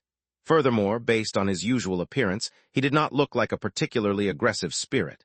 If he was torn apart by the red specter, then Chenji would cry for a long time. "I'll need to be careful," Chenji reminded himself and turned toward Master Bai.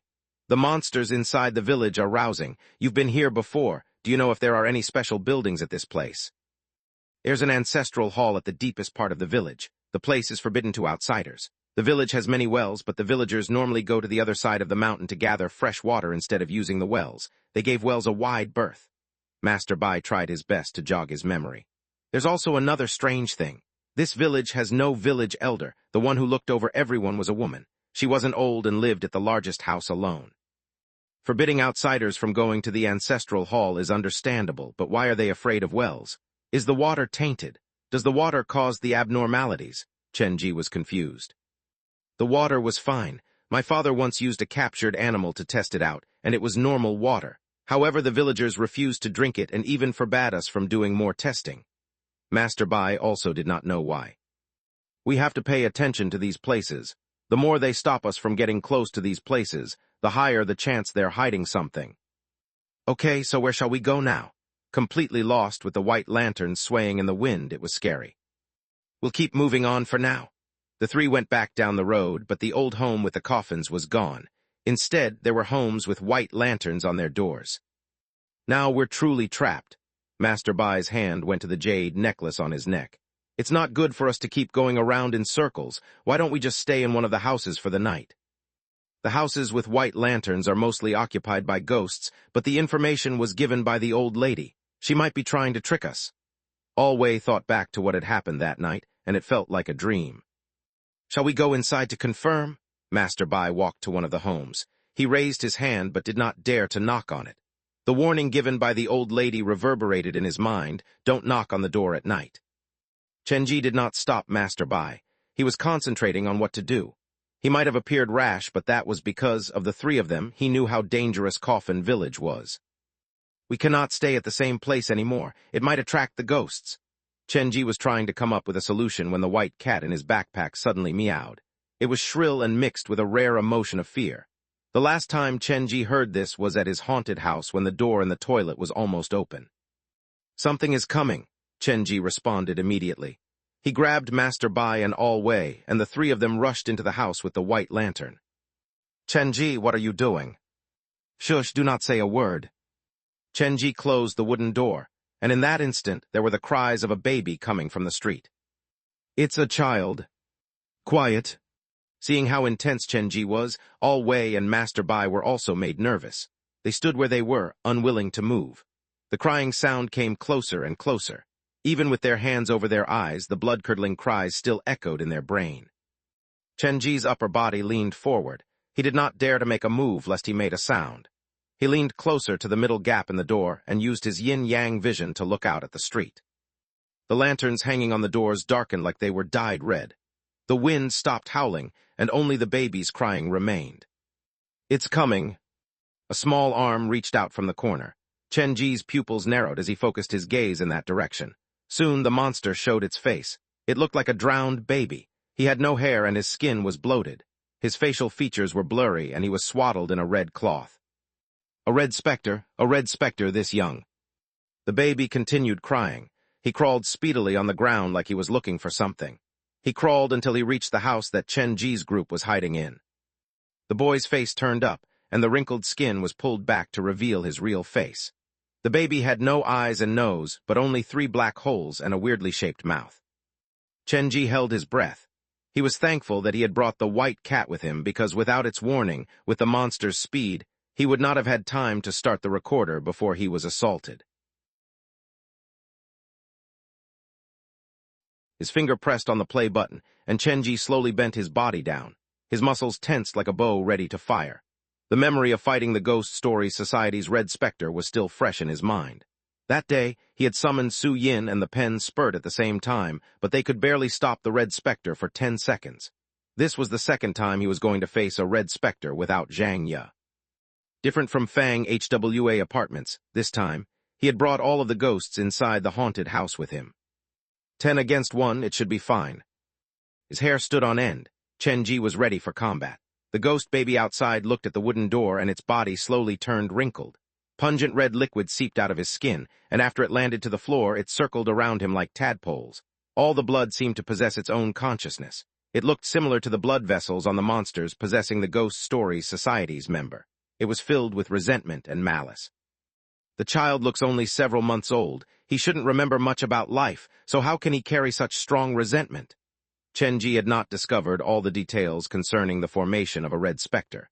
He knew what the key points were. They had to filled with resentment at the time of death, and they were naturally aggressive.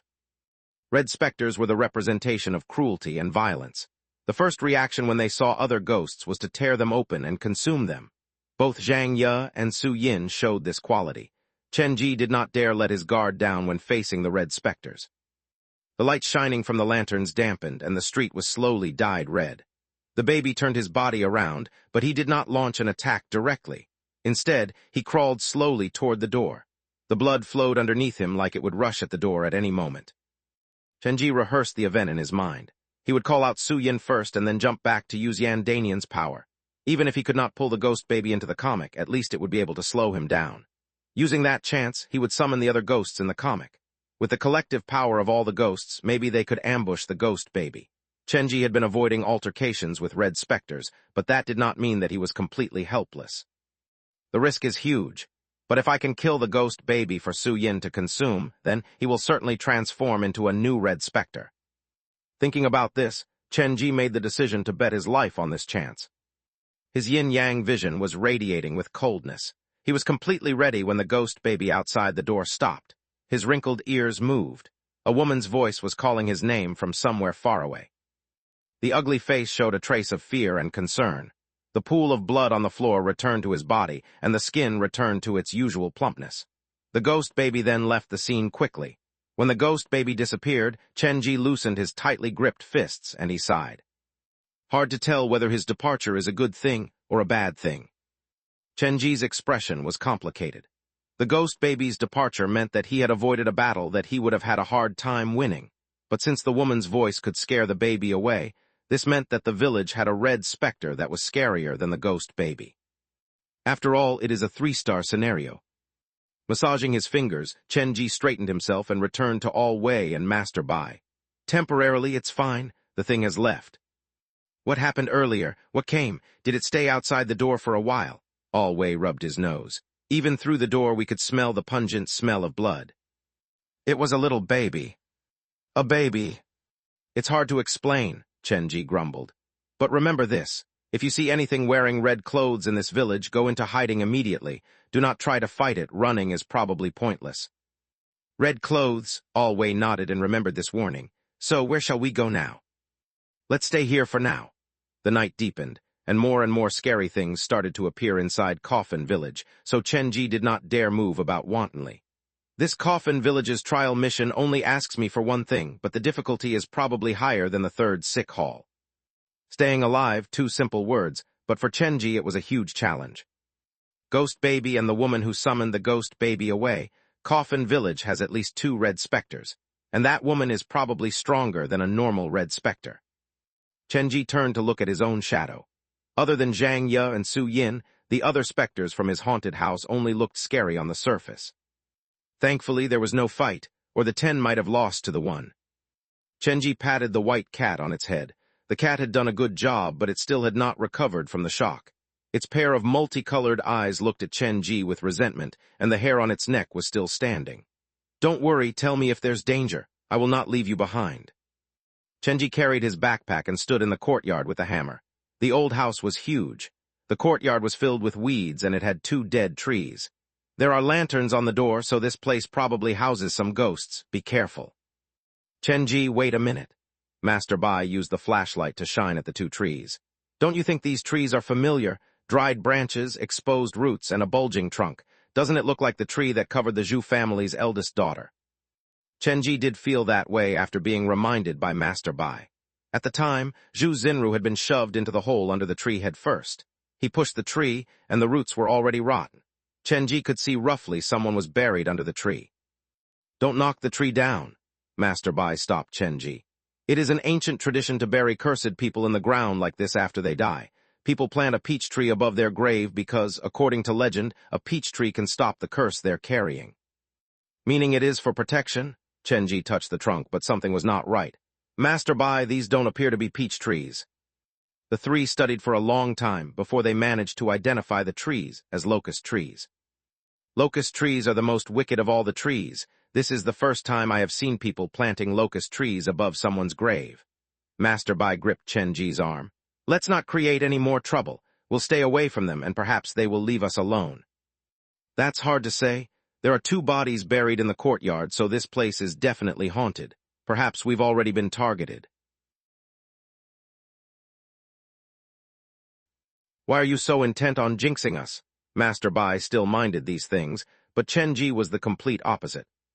It'll be fine, just follow behind me. He walked through the courtyard with a hammer and entered the main room. The layout of the old house was very interesting. There were bedrooms on each side of the main room, but there were no beds. Instead, each bedroom had a coffin in it. Have you noticed something peculiar about these houses? Chenji leaned against the hammer and scanned his surroundings. You mean the coffins inside the house? Master Bai pushed the door open through his clothes. He did not want to touch anything there. Chenji shook his head. Not that. The houses don't seem to have an oven or a fire starter. All Wei looked at Master Bai. If Chenji had not brought that up, they would not have noticed this problem. The fire starter is the place where people alight fire and cook meals. Without that, how are they supposed to eat? Chenji sat on the chair and his tone slowed down. Or do the villagers not need to eat? Is this a dead person's home? If that is true, then it would make sense to have coffins instead of beds.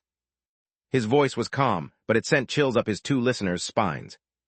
The white lanterns, white paper on the door, coffin in the room. Could this whole village be a ghost village?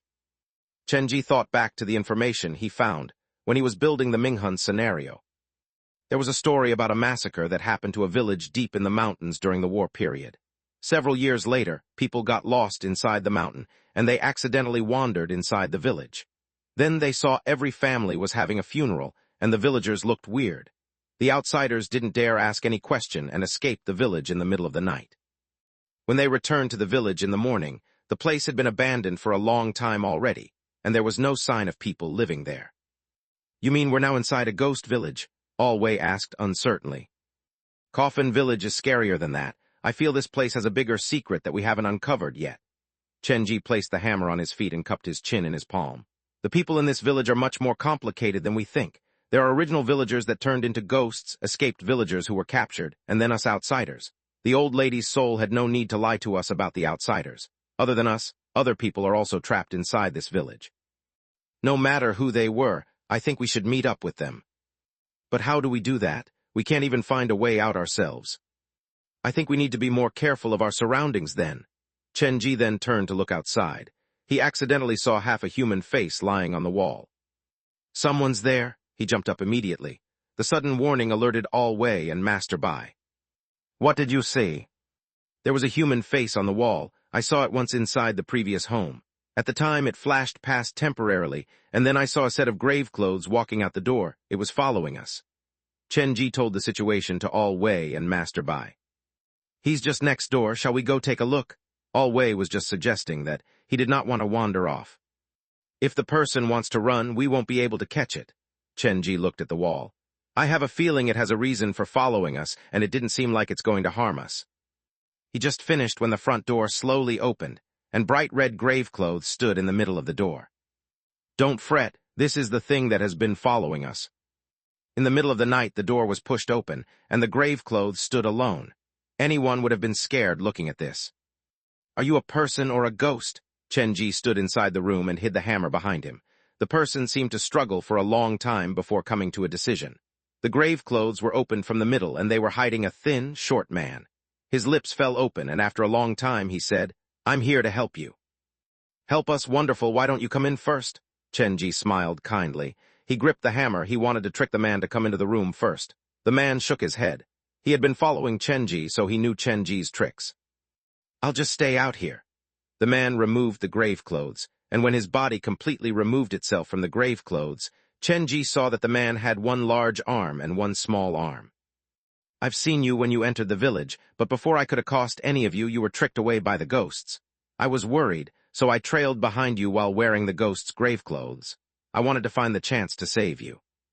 The man sounded sincere, but Chenji did not believe that the man would put himself in such danger for a stranger. "You followed us just so you can save us." "Saving you is saving me. You might not believe me, but if we are unable to leave this village tonight, we're all going to die." The man lowered his voice, and fear and anxiety were apparent in his tone. "The door will open tonight, and the thing will come out from behind the door again." "The door will open tonight," Chenji frowned. "You're one of the original villagers here, right? Can you tell us what happened to Coffin Village? Why did it turn into its current situation?" "Coffin Village? I guess the name fits." The man closed the door and walked to the middle of the courtyard. It was hard to tell how old he was from his looks. "No one can remember this village's original name. The reason it has become like this has plenty to do with a woman. Our village is hidden deep inside the forest, and this isolates us from the rest of the world.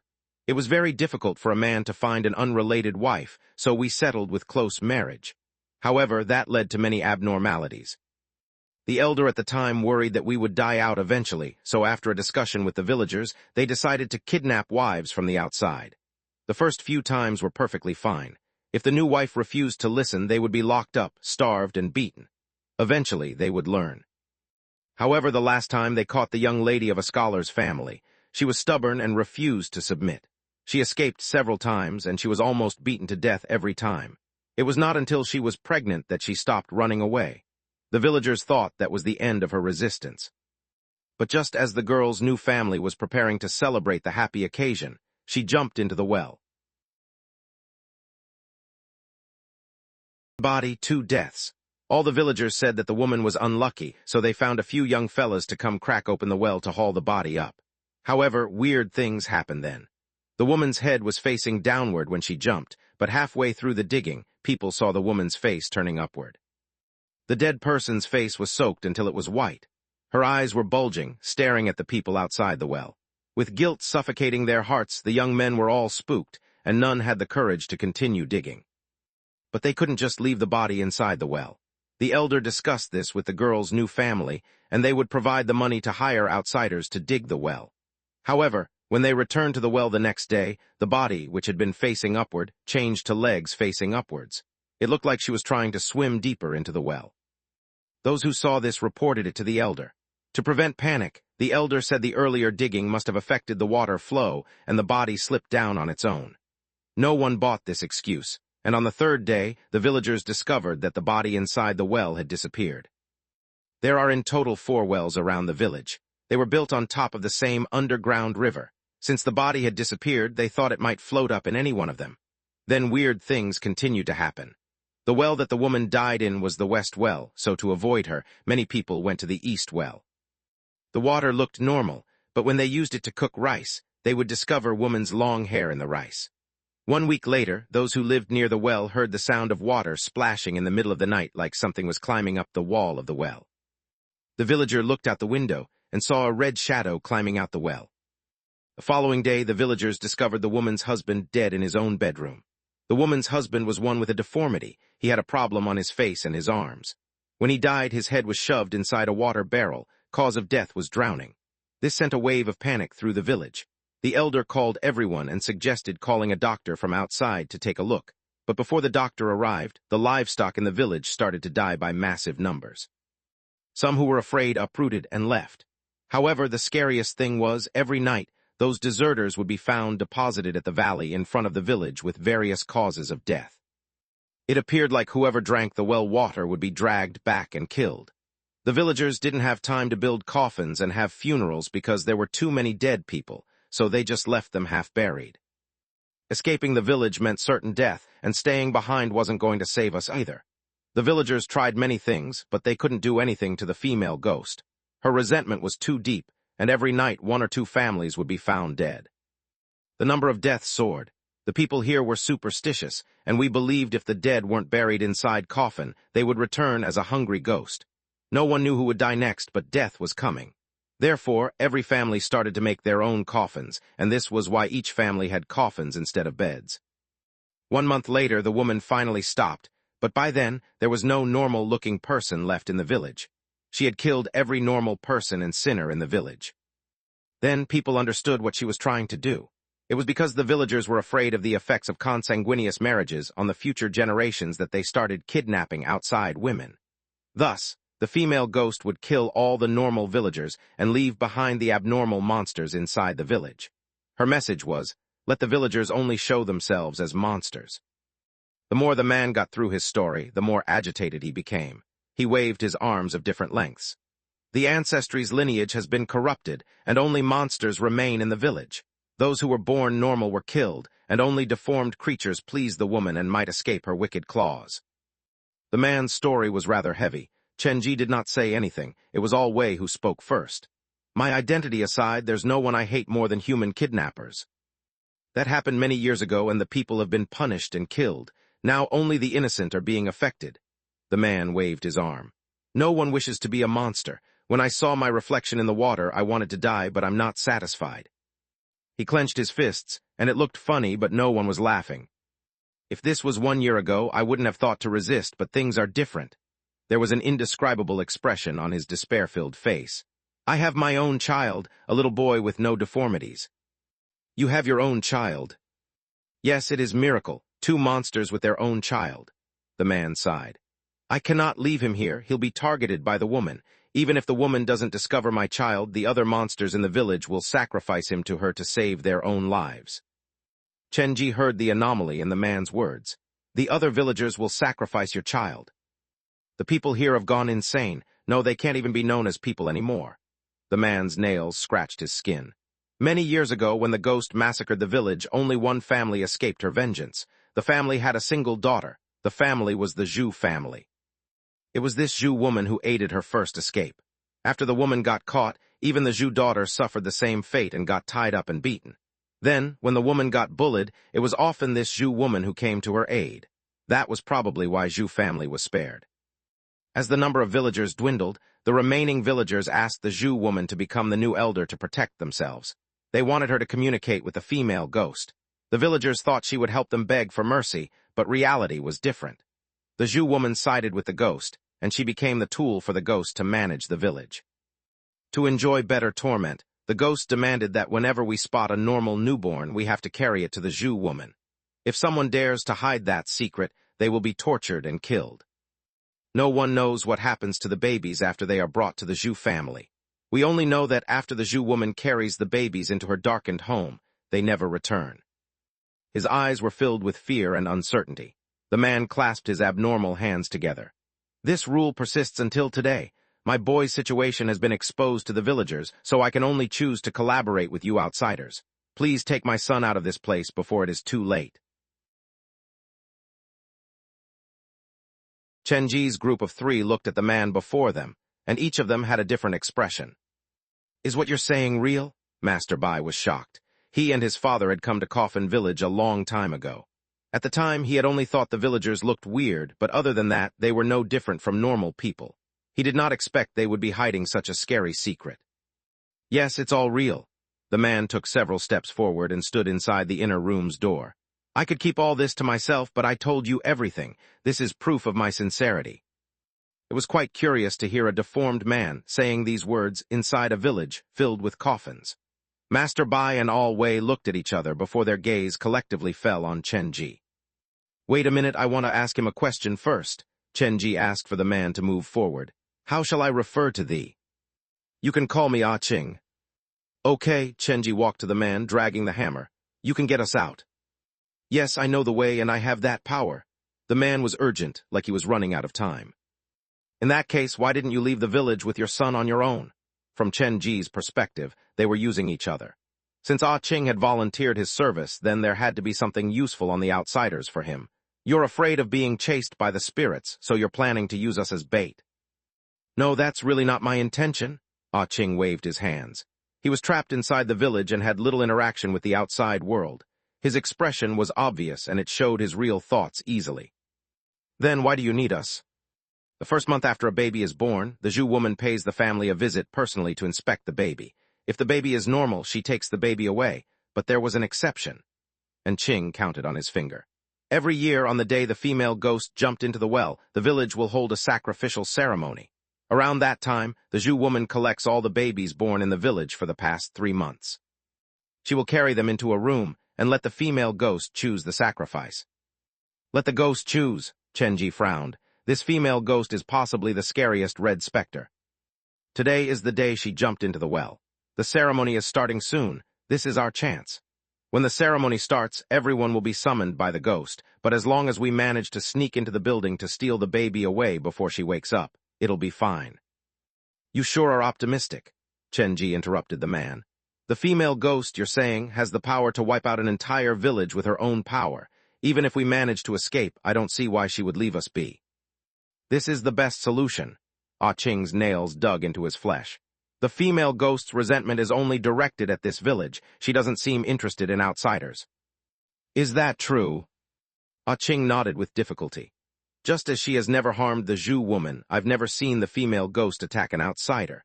When you see my child, bring him away, and I will go back to the village. If you're accidentally exposed, I'll try my best to buy you some time. But the key problem is, your child is a villager. If we bring him with us, it might get us targeted by the female specter. If she chases after you, Ah Ching released his tightened hand and sighed with resignation. Then you can put my son down and run away on your own. Master Bai felt pity for the man.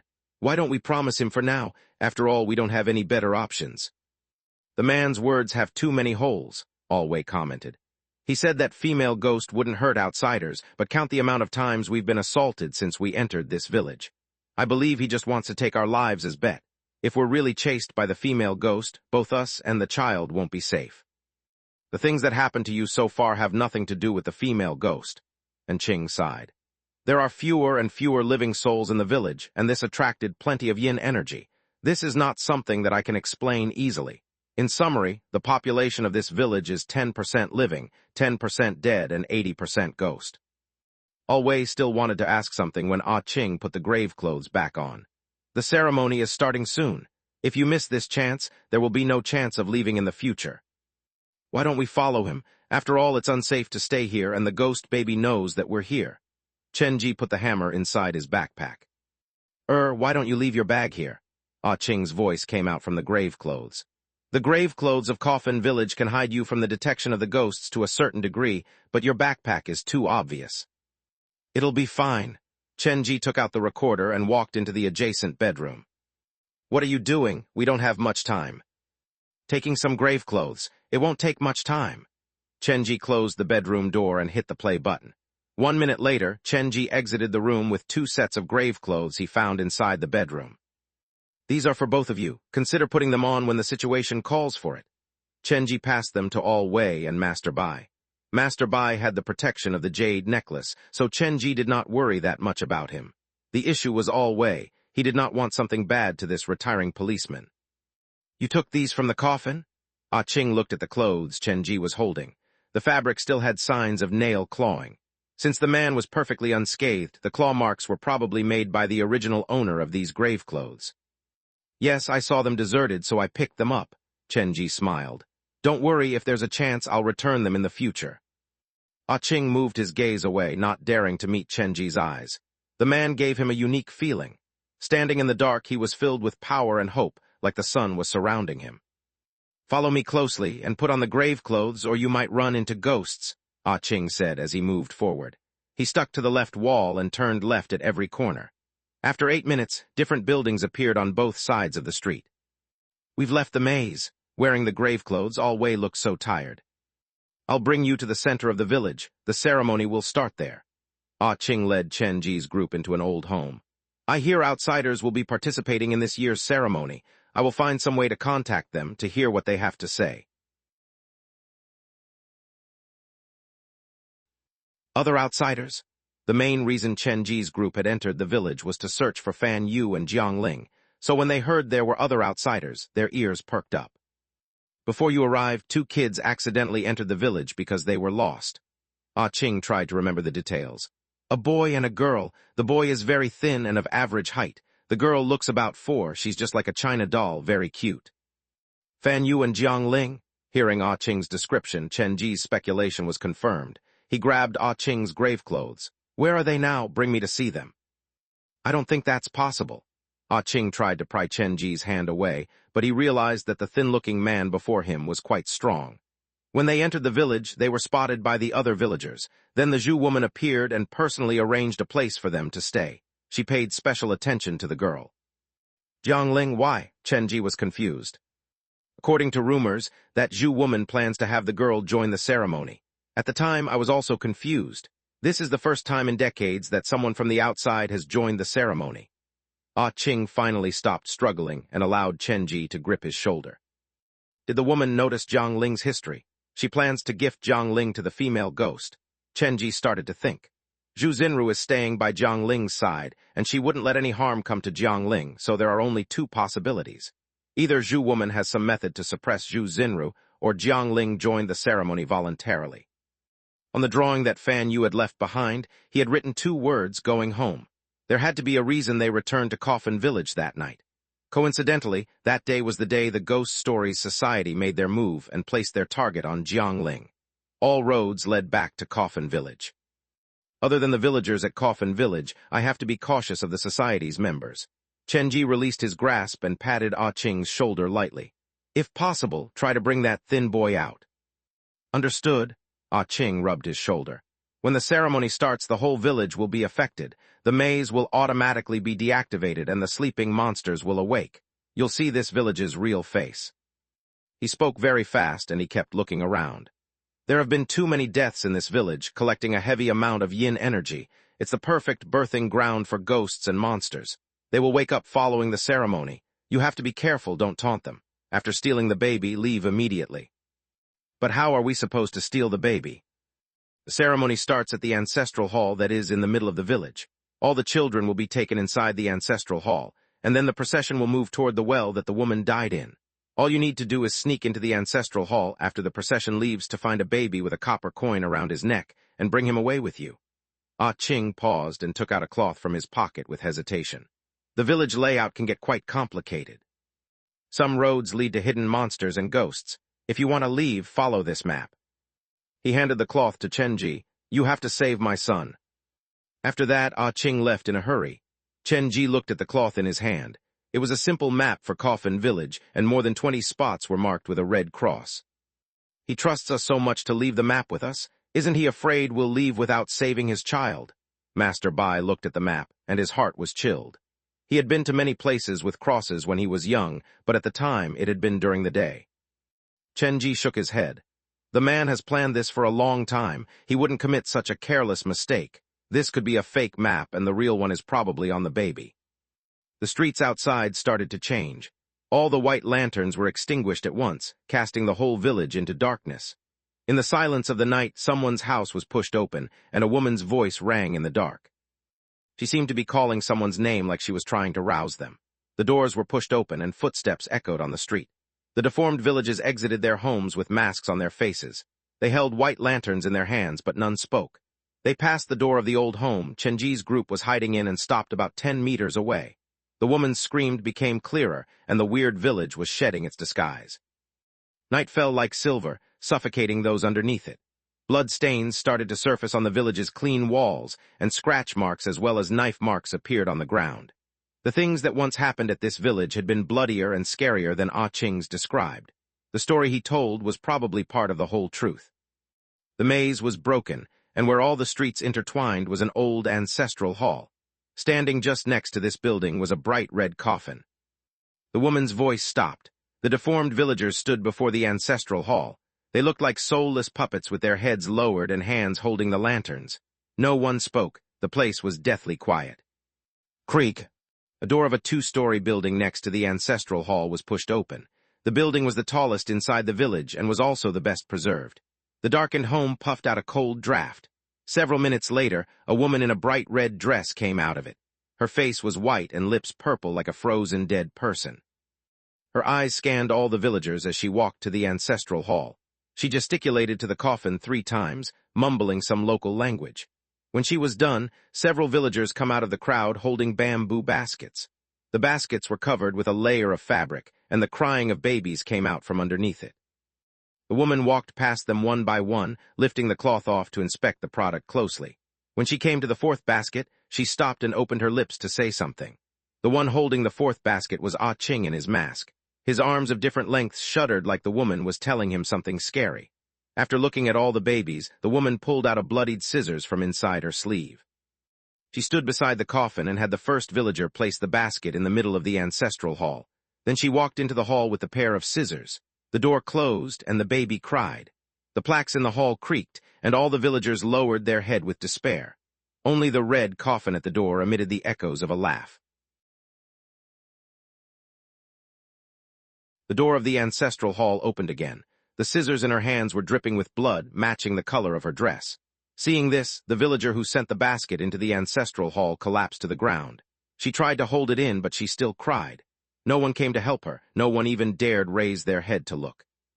The woman walked out the ancestral hall to stop beside the coffin. She whispered to the coffin like she was communicating with the thing inside it. Then, she turned to speak to the villagers. The villager who held the 2nd basket kept shaking her head like she was unwilling to give her child away. The woman held out 3 fingers. Before she finished the countdown, the villagers beside the 2nd villager grabbed the basket away from her and placed it before the woman. The hand that held the scissors lifted up the basket. With the smell of blood surrounding him, the baby cried harder, but no one dared to stop this travesty. The woman entered the ancestral hall, and the door slammed shut. No one knew what happened inside. The ceremony continued. As the baby's cries rose, Coffin Village turned creepier and creepier. Strange eyes opened in the dark. Chenji and All Wei, who were hiding in the room, also faced a problem. The relatively quiet courtyard started to move. The soil loosened like something was trying to crawl out. The pieces of fabric that were tied to the beam fluttered in the wind. Some of them seemed to be covering twisted faces. Shadows were cast on the windows, and there were weird noises inside the room like someone was knocking on the wooden bed frame from underneath the bed. The ghosts were waking up, and horror gripped every villager's heart. The old door of the ancestral hall was pushed open, and the crying stopped. The blood trailed down the scissors, and even against the red of her dress, one could pick out the blood stains. That's the second one. Chenji kept his gaze on Ah Ching. The man's arms kept shaking. The woman stood beside the coffin. A woman's cackles could be heard coming out from the coffin. It was like a curse that could not be broken. The hand that held the scissors rose. The woman seemed to understand the meaning of the red coffin. She turned to look at the villager holding the third basket. Detached, aloof, and hopeless, the villager voluntarily placed the basket before the woman. When the woman took the third basket inside the hall, the ceremonial table shook, and the plaques all fell to the floor like they could not witness this anymore. The door slammed shut, and the baby's crying intensified before it stopped suddenly. Blood seeped out from the door, and various voices echoed around the village like the ground itself was crying. The old house Chenji's group was in started to change. The coffins in the bedroom creaked. The eyes of the people in the pictures on the wall flew open, and their expressions twisted with pain. The female ghosts seemed to be tormenting the people inside the village. Even when they were dead, they were not going to have their release. The woman came out of the ancestral hall for the third time. Blood trailed down her dress, and Chenji finally understood why she was wearing such a bright red dress. With every step, a bloodied footprint formed on the ground. The woman asked the coffin, but only laughter was her answer. Hearing this sound, Ah Ching's quivering legs finally gave. He crumbled to the floor, and his arms of uneven length held tight to the bamboo basket. The woman held out her 3 fingers, and the other villagers wearing the masks forcibly separated Ah Ching from the basket. Before the countdown finished, the basket was handed to the woman. The ancestral hall's door closed. No one knew what the woman did to the baby, but they knew all the souls in the village were crying. The forgiveness that the villagers prayed for did not happen. It was not until all the babies were carried inside the ancestral hall that the laughter inside the coffin stopped. The woman's dress was completely drenched. She put the scissors away and had the villagers open the red coffin. There was no body inside the coffin but a set of jewelry. They were probably what the woman had been wearing when she was kidnapped to Coffin Village. The woman put the jewelry on piece by piece. The more she added to her body, the chillier her presence became, and even her skin turned whiter. After putting on all the jewelry, the woman walked into the crowd. The villagers moved away, and only a pair of boy and girl remained in the center of the ground. The boy was thin, and even though he was surrounded by such a creepy environment, he did not feel fear. The girl's reaction was completely different from the boy. Her body was shaking, and she looked pitiable like a newborn kitten.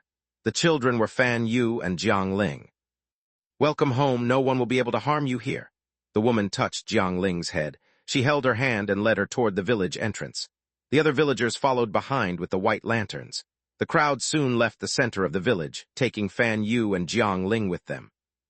Based on the woman's tone, it doesn't sound like they will harm Jiang Ling. Fan Yu escorted Jiang Ling home, so they have no reason to harm him either. With his yin-yang vision, he could see the wounds on Fan Yu's body. His shirt had been torn apart by branches, his arms were scratched, and there were mosquito bite marks on his face. To protect Jiang Ling, he had suffered quite a bit. The woman said no one can harm Jiang Ling here, so it does look like Jiang Ling and Fan Yu had to run back here to protect themselves. Chenji thought about it from another perspective. In Jiujiang, the only party that can cause Jiang Ling's sister such pressure that they had to escape is probably the Ghost Stories Society. The village was still changing. Chenji did not dare to delay. He called Master Bai and All Wei as they headed for the ancestral hall. Once he pushed the door open, the smell of blood hit them like wave. The scene they saw made them frown. Would the woman have those babies? Chenji entered the ancestral hall. The ceremonial table was covered with dust like it had not been cleaned for a long time already. The plaques were on the floor. Some were cracked, but no one had cleaned them up. "Chenji, this blood probably didn't come from the babies." All Wei touched the blood on the floor. When the woman entered the ancestral hall, she was holding a pair of scissors. If that was from a murder, the blood splatter wouldn't have been so uniform. In other words, the babies might be safe? Chenji followed the trail of blood and eventually stopped at the corner of the hall where a bunch of trash was piled up. He moved it away and discovered an underground tunnel. "Stay out here. I'll go take a look." Chenji pressed on the recorder and climbed into the tunnel. The tunnel was only 3 meters wide, and the end was covered by a wooden board. Chenji pushed the board aside and found himself inside the 2-story building next to the ancestral hall. "Isn't the home for the Zhu woman?" Chenji crawled out of the tunnel and looked around. There were no windows in the room, and not far from the mouth of the tunnel were a few livestock that had just died. She used animal blood. This can trick the baleful specter, Chenji muttered to himself. Hearing the faded sound of a baby crying, he followed the voice and went up to the second floor. The room felt obviously feminine. There was simple furniture in the room. Different from other village homes, there was not a coffin but a wooden bed. Pulling the heavy curtain back, there were several bamboo baskets placed next to each other on the wooden bed, and each baby's lips were covered with a piece of grass. The grass seemed to have some sort of tranquilizing effect. Even though the babies were taken away from their parents, they did not cry that heavily. The reason the Zhu woman takes the babies away every time is to save them. Chenji found a notebook underneath the pillow. He flipped it open and realized it recorded a list of names and address. The author of this notebook was probably barely literate, so most of the pages were represented by symbols. The Zhu woman outside looks to be in her 30s or 40s, but this book is already yellowed. This should be from many years ago. Chenji read through the book, but he could not understand the content. It looked like Chinese, but Chenji could not recognize the characters. The addresses are fuzzy. I can recognize a few of the names. Could they be the children that were rescued? You're right, these are all the children that I've managed to smuggle out. An old lady's voice suddenly came out from behind him. Chenji turned with his finger on the recorder. I should be the one that's afraid, or do you think this old lady that has one foot in the grave can still harm you? The old lady's speech was off, probably because she had no teeth. Chenji walked deeper into the room with the recorder. In a small room, he found a seriously hunchbacked old lady with wrinkled face. She was leaning against the wooden bed. Both of her legs and one arm had severely atrophied, and she could only barely move her head and the remaining arm. Madam, you are... The woman looked so old that Chenji felt the need to show her respect. The senior looked at Chenji and smiled. I'm someone who is favored by the specters. Hearing that, Chenji's mind woke up. He could not have been more familiar with that term. You have this sense of familiarity about you. You have interacted with them before, yes. The them on the old lady's lips naturally referred to the baleful specters. You're right, I've not only interacted with them, I've built them a home to give them a place to live. Then you're much stronger than I am.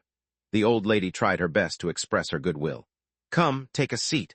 I didn't hear the door open, so you must have entered from the tunnel connected to the ancestral hall. I believe you're here to smuggle the babies away while the ceremony is ongoing.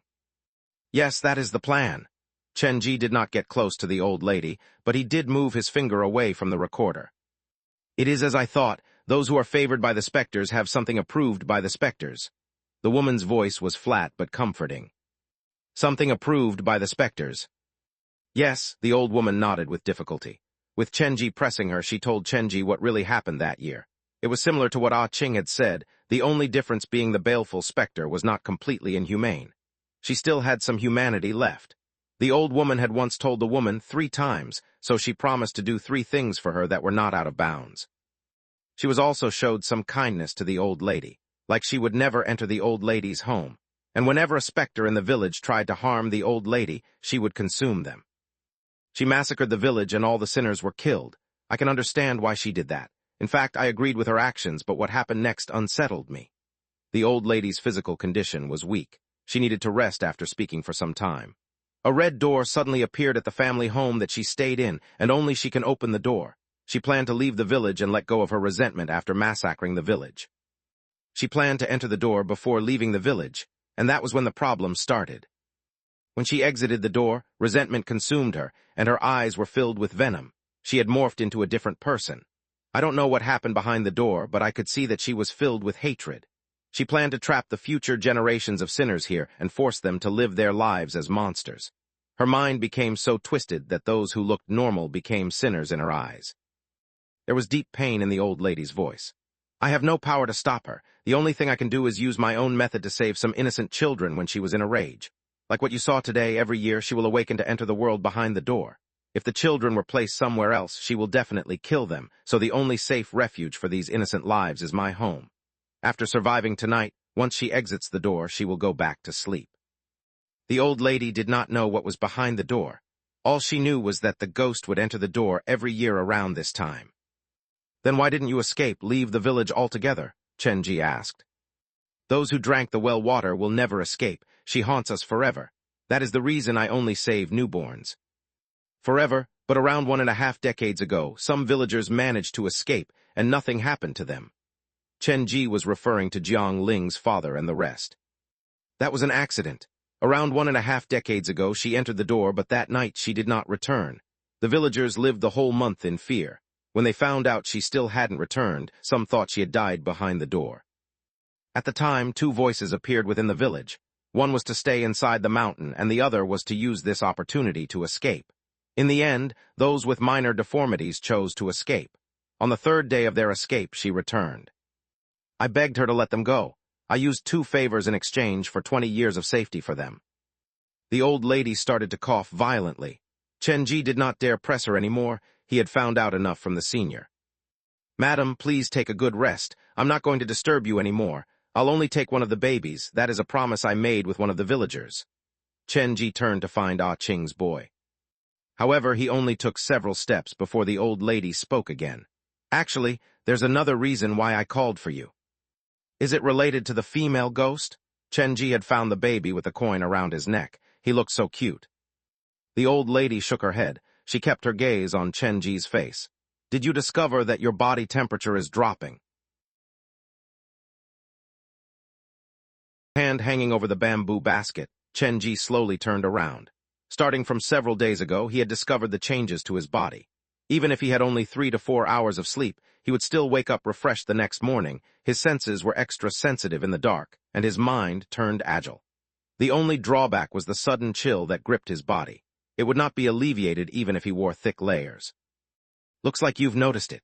The old lady raised her arm to reveal the row of red pieces of string that were tied around her wrist. Each string was attached to a small jade pearl. Of course, a living person will not be able to digest the specter's favors.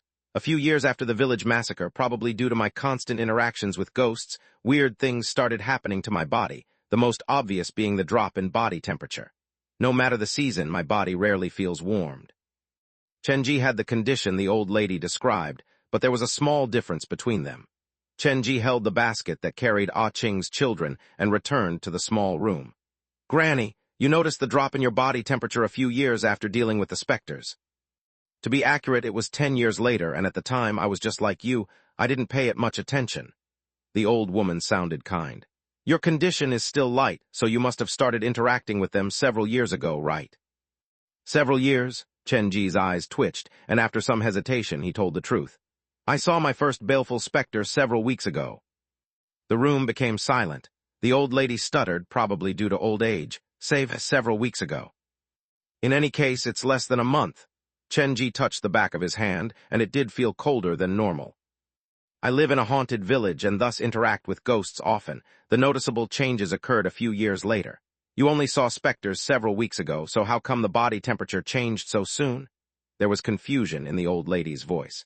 Did you garner the attention of many ghosts at the same time? Not really, Chen Ji counted in his heart. Those directly related to me are like 10.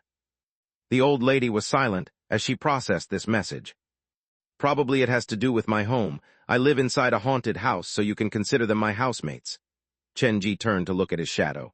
Right, there's also a red specter hiding in my shadow. She sticks close to me. The old lady did not speak. Using her own arm as support, she nudged backward like she was trying to get away from Chen Ji. Noticing the changes to the old lady's behavior, Chen Ji was unsettled. Granny, how did you resolve the problem? If the issue isn't solved, what will happen in the future? Our situations are not the same. I don't think I can help you.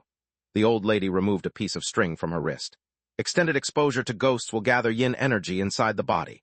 The bead on this string is made from heat jade. The people rear the jade, and the jade rears the people. If you wear this long enough, the heat jade will balance the yin and yang energies in your body. Other than that, you'll need to go to crowded palaces and absorb the sunlight. I'll remember that, Chen Ji nodded. There would be crowds at New Century Park in the morning, and the number of visitors would only increase. Be careful, my legs became like this because I didn't pay close attention to this. The old lady tied the string back on her wrist. Actually, I plan to give you several jade beads, but based on your situation, even if I give you all of my heat jades, it won't be useful. The key now lies in you. She looked at the row of babies on the wooden bed. There is a difference between humans and ghosts. Make sure that line is still there. Okay, Chen Ji was frustrated, but he had no solution. He did not tell the senior that specters favored was just the beginning for him. After winning 5 baleful specters, his title might upgrade. If there's nothing else, take the child and leave. The person hosting the ceremony is called Jushume. She's my hand-picked successor. She's a kind woman, and as long as you do not purposely show up before her, she will not harm you." The old lady raised her hand. "After midnight, the creatures inside this village will rouse. Be careful when you leave the village. Do not enter doors that are open. Do not answer when people call your name. Hide when you see bright lights, and do not touch any of the coffins." After thanking the old lady, Chenji grabbed the basket and retraced his step. He could sense the pure kindness inside the old lady, so he did not doubt what she said. "Just like I thought, those who are favored by the specters have pure, kind hearts." He crawled out of the tunnel, and the cold gripped Chenji. There was only a wall of difference, but the world changed. "You found the child, let me hold him." Master Bai took the kid. When he saw the leaf on the baby's lips, he tried to take it off but was stopped by Chenji. "That leaf seems to be able to stop the baby from crying, don't touch it." Chenji had wasted some time inside the old lady's home. Chenji waved for Master Bai and All Wei to join him at the ancestral hall's door. He pulled out Ah Ching's map. "The ceremonial procession will pass the wells around the village. We must be careful not to run into them." The trio soon decided their route, left the ancestral hall, and walked down the street. The ceremony was still ongoing, and the village had changed. Those who had left returned, and death was in the air. All the old houses became creepy, like their original owners had returned for the night. There were knockings coming from inside the coffin, and unknown footprints could be seen on the streets. The blood on the walls turned vibrant like time was returning to that night. Chen Ji's group turned a corner when Master Bai, who carried the baby, suddenly stopped. "Did you hear that? Someone is calling my name." The cold wind brushed against their faces, and there was a wispy female voice that resounded in their ears. Reminded of the old lady's warning, Chen Ji told Master Bai, "Ignore it. No matter what she says, do not answer back." The three continued to move forward. The previously clean roads were filled with paper money, and the white paper on the doors of Old House fell off. The wooden boards creaked. The sound of the woman became clearer, and it felt like it was coming from all sides. They could not tell where she was coming from, but they did know she was getting closer. "This village is hiding a red specter and many tortured souls. Since the red specter hasn't awakened yet, these souls will probably attack us so that they can take over our bodies and leave this place." Chenji knew that with the awakening of the many ghosts, the real horror of this 3-star scenario was showing itself. The woman's voice circulated around their ears, and it made them panic. The harder they tried to ignore it, the sharper the sound became, as their brains tried to figure out what the female voice was saying. Bloody handprints appeared on the wall. The street that Chen Ji's group was going down seemed to have been the setting for one heavy tragedy before this. "Don't listen to it. Move!" Chen Ji felt something was chasing after them. With his trusty hammer in hand, he stood at the back of her group, carrying the backpack. These tortured souls did not want to be tormented by the female ghost anymore, and this was their only chance to escape her control. Invisible rain seemed to fall from the sky, and there was moisture in the air. A light smell of blood touched their nostrils as the street turned complicated. The woman slowly approached, and her voice changed. It overlapped with a voice in their memory. She called after them like family calling them home. "That sounds like my daughter." Master Bai tried to turn behind him to look. "Is that real or fake?" Chenji grabbed his shoulders. "Do not turn back, do not answer." He had just told Master Bai that when All Wei screamed at the front of the group, "Look up at the house on the left." All Wei kept his hand on the holster, his emotions running wild. "Look up." Chenji looked up, and his pupils narrowed. There was someone squatting on the top of the building.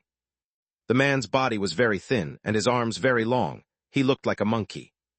What was that? Chenji had not seen a monster like that before. It did not look like a ghost. "I've heard my father tell stories about them before. They're called Eve's ghosts." Master Bai's face was white. "They will lie in wait on top the eaves at night. After the home owner falls asleep, they will crawl in through the window to steal the owner's belongings and suck their blood dry. It's a common rumor in villages, but no one has really seen them." Chenji moved his gaze away from the monster. As long as it was not a red specter, there was nothing he was afraid of. "Ignore it, we'll run past him." The group ran past the Eve's ghost carrying the baby. The thing on the eaves seemed to be particularly interested in living humans. Its elongated arms grabbed the pillar as it swung downward. It moved between beams as it chased after Chen Ji's group. The thing was very clever. It maintained its distance, staying not too close and not too far. It was biding its time. Soon, a second Eve's ghost appeared. Their appearance was different from a living human. Their skulls protruded outward. Their eyes were small, and their mouths were filled with sharp teeth. "Chenji, we cannot just keep running blindly." This was the first time All Wei had seen something like this. If given a second chance, he would never follow Chenji to come to this isolated village. "Ignore everything, just focus on running." Chenji did not mind those Eve's ghosts. The only thing he was afraid of was the red specter and the voices that circulated around their ears. The danger that they could see was not really dangerous. What they could not see was the real fatal threat. They ran for several meters, and when they about to turn the second corner, the Eve's ghosts who were tailing them finally got impatient. However, they were cunning and careful. They did not attack the living humans directly but placed their focus on the backpack Chenji was carrying. Several thin hands reached for the backpack, and Chenji finally lost his patience.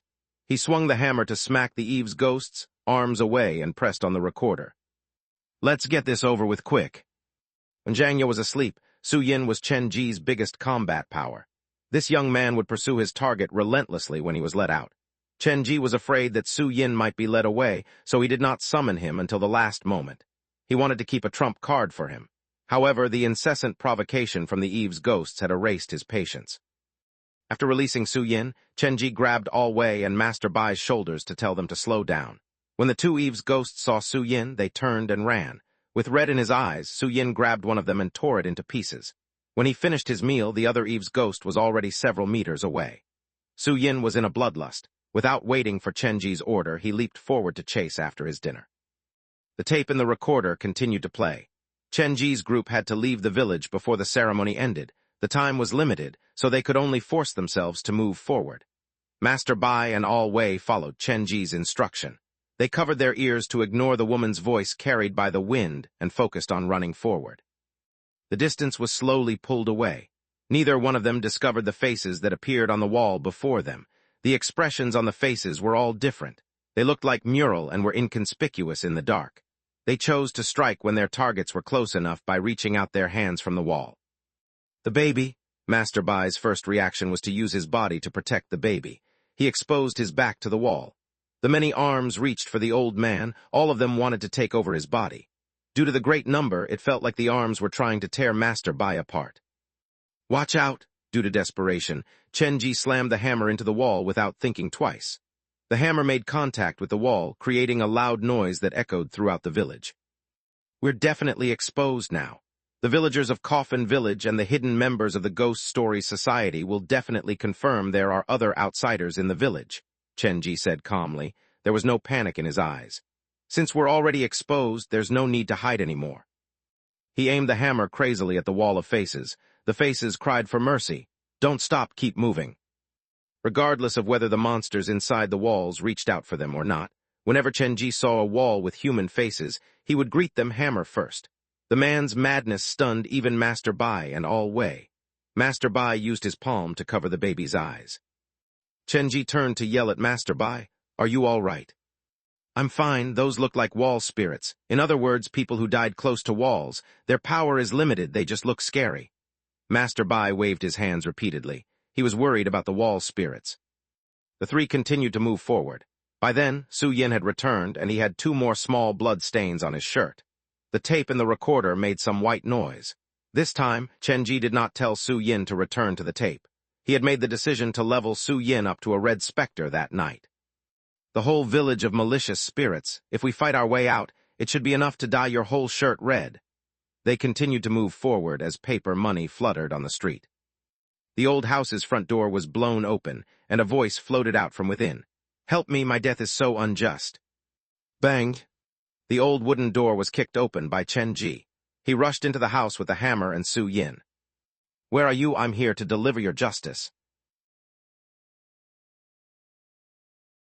The layouts of the old homes were similar to one another. There were 2 dead locust trees in the courtyard, a large water tank under the tree, and beyond that was the inner room and bedrooms.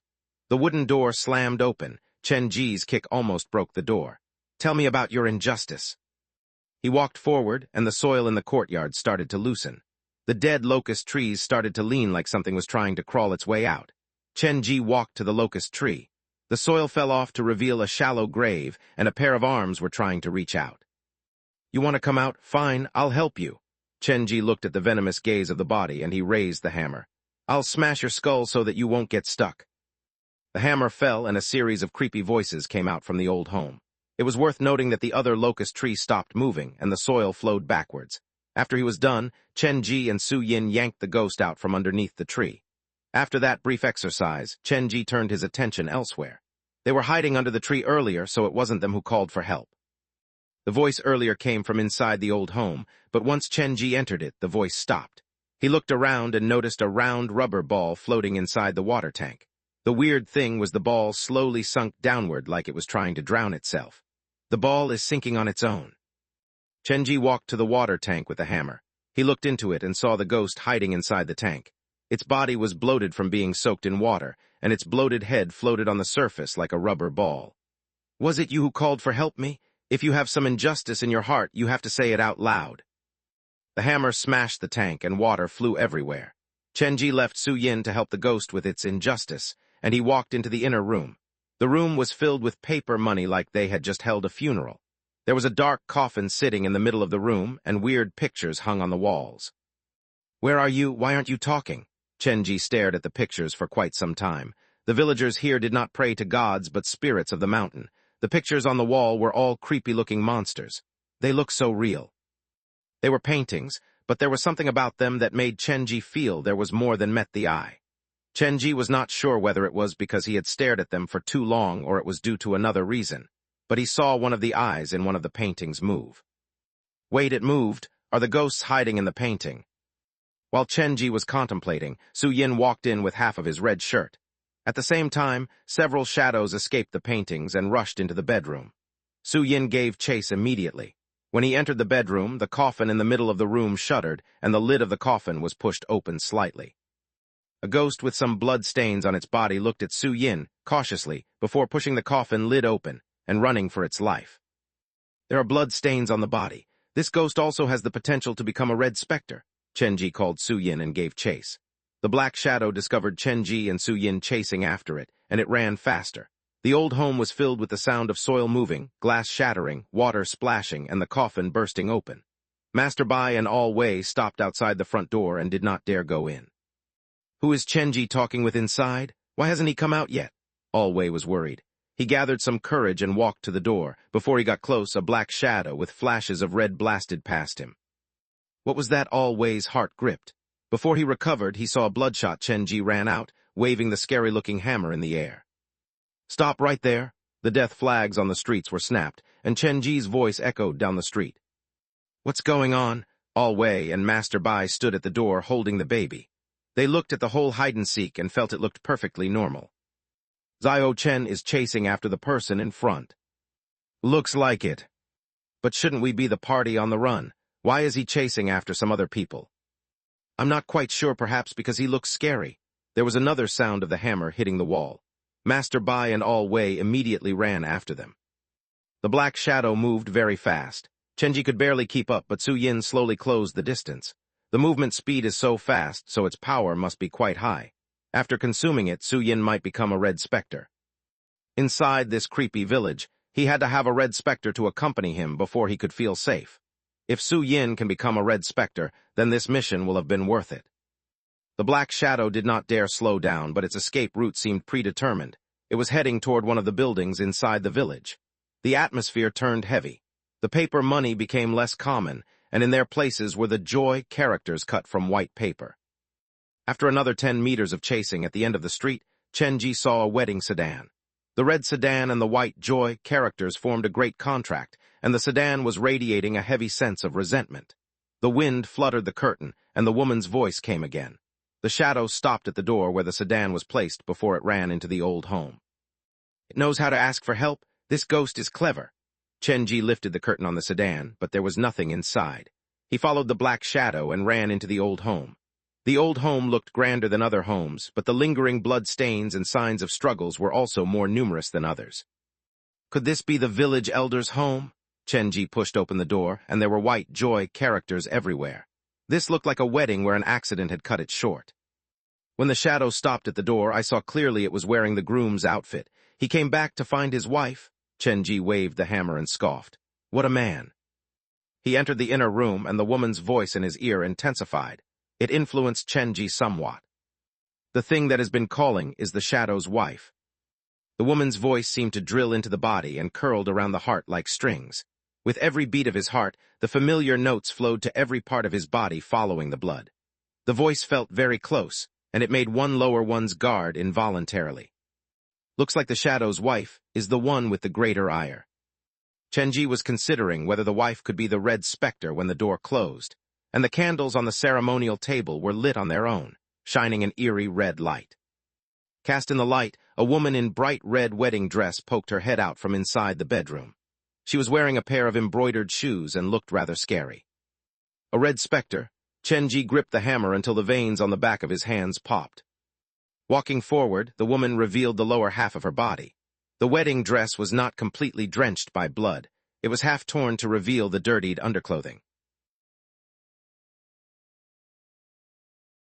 The wedding candles gave off an eerie red light, making the old home look even creepier. At the bedroom door, the woman in a tattered wedding dress looked at Chenji.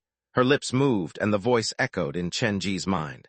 The memories were muddled, and a weird feeling gushed up his heart. She seems to be calling my name. When he was young, Chenji once heard the elders of his family say that there was a kind of ghost in the world that called passers-by's names in the middle of the night, and then transformed into the person who was the most memorable in the passerby's mind to approach them and harm them. This female ghost has a similar power. The voice that they had been hearing amplified. It disturbed Chenji's power of thought. He tried to focus, but his body relaxed completely. He raised his eyes to look, and the woman's face changed. There was a general outline, but it slowly turned familiar, like he was looking at someone from his memory. A wonderful memory was sewn together by threads, and the dead woman lifted her sleeves lightly to cover her face. She walked out of the bedroom gracefully.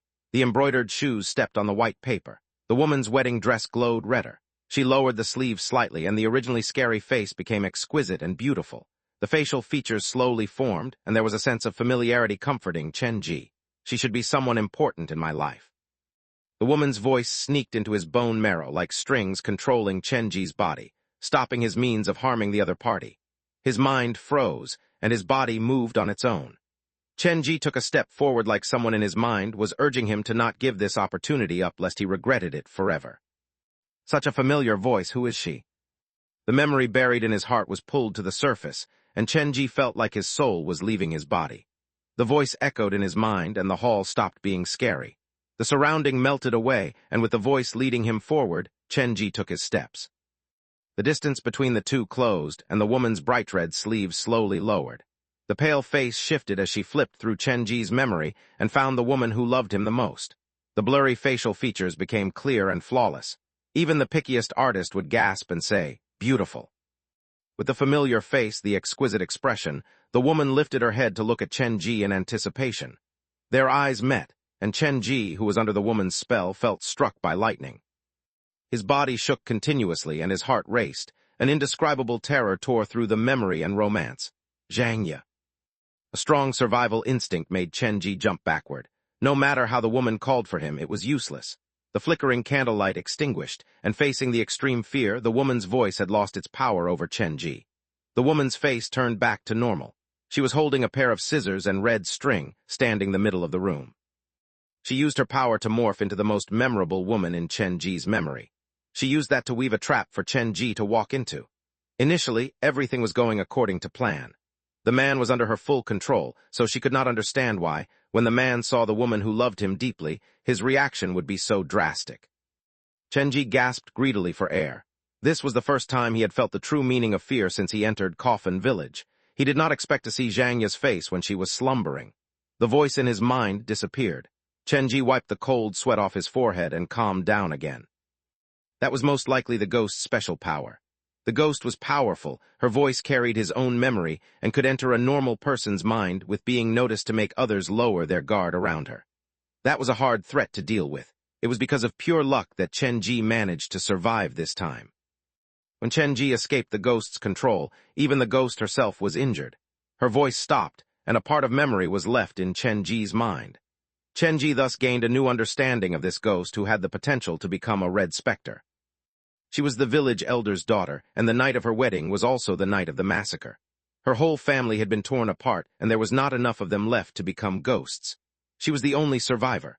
Her resentment kept her alive, and as the years passed, she became more and more powerful until she met Chenji. The ghost in the wedding dress was several steps away from Chenji, and her face twisted with a pair of eyes burning with vengeance. Su Yin was battling the groom, but it was not much of a match. All the groom could do was buy time.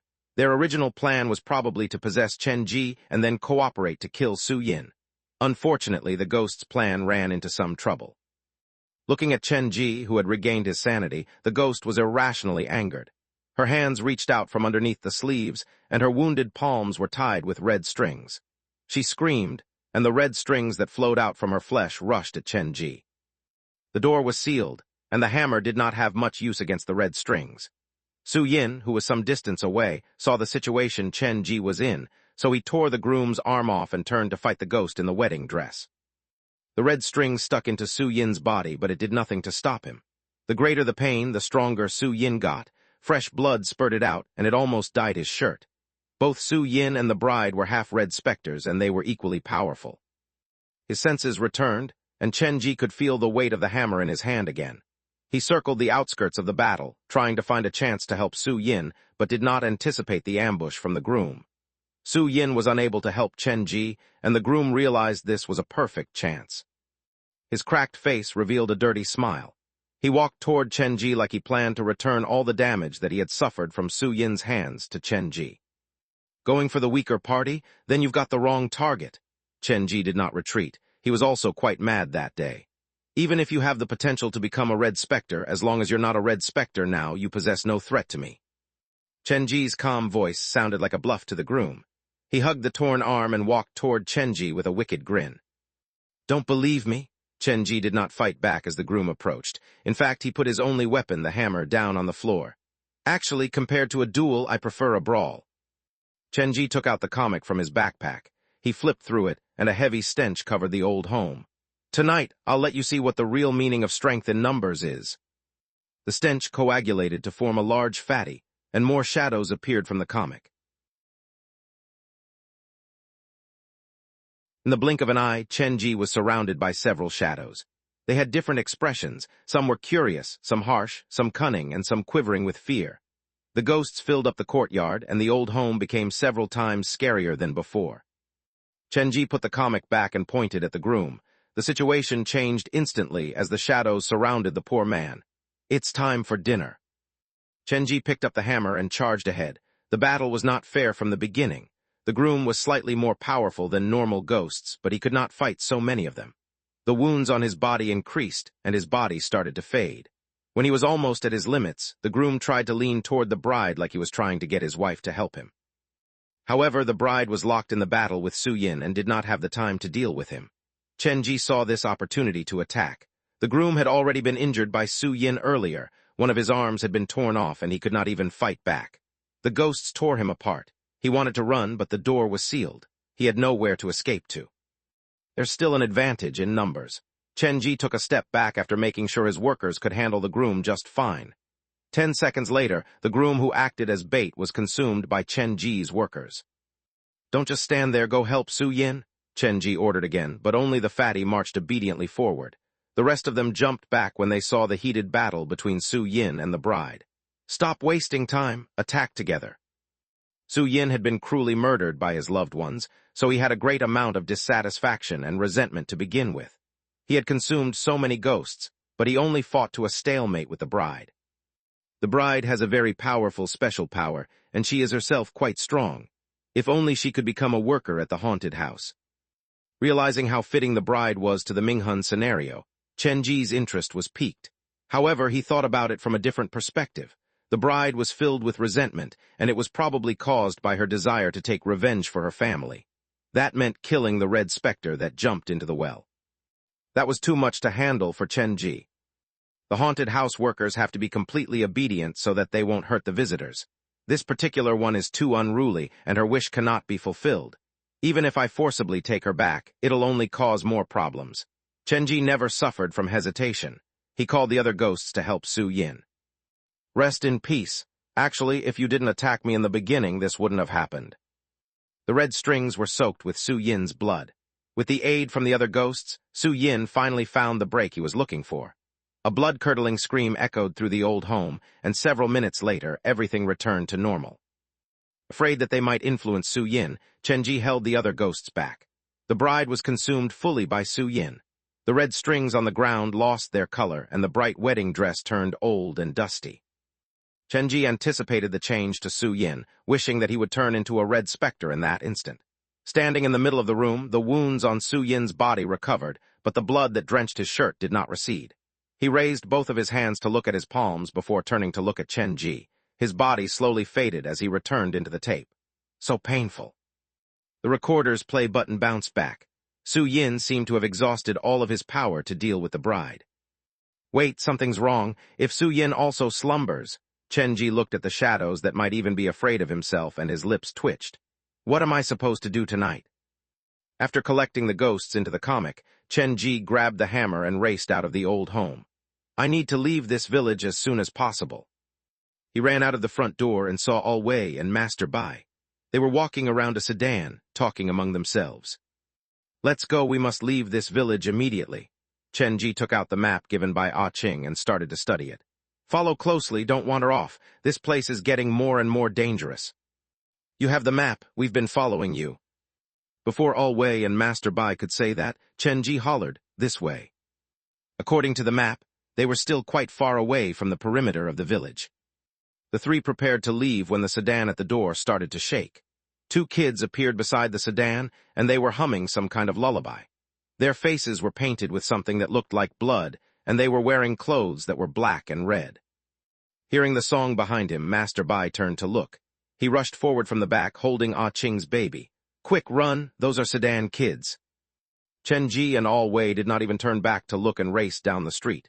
The sedan shook, and the two children smiled happily. They clapped their hands and danced some weird dance. Master Bai, that's a dead end. Stop. Chenji pulled Master Bai. It's safe now. The two kids didn't chase after us. Good, Master Bai sighed.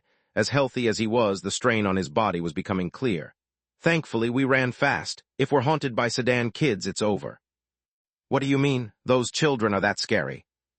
These are stories I heard when I was small. Sedan kids hide under sedans and wear masks and uniforms from Chinese opera. They show up whenever there's a ceremony. It's okay if you don't run into them, but if someone exposes them, they will find said person's home and use different faces to play with you.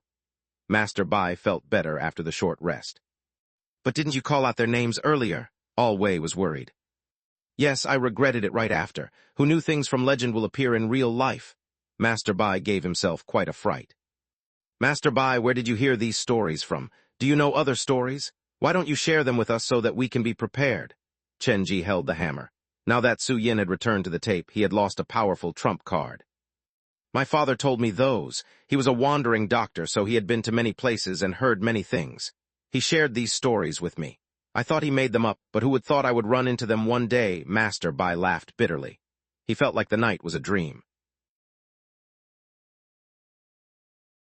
3 slowed down. Before Master Bai could finish, the sound of a nursery rhyme came from behind them. Master Bai turned to look behind him.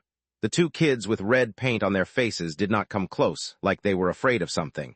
They just stood a distance away to look at Chenji's group. Talk as we move.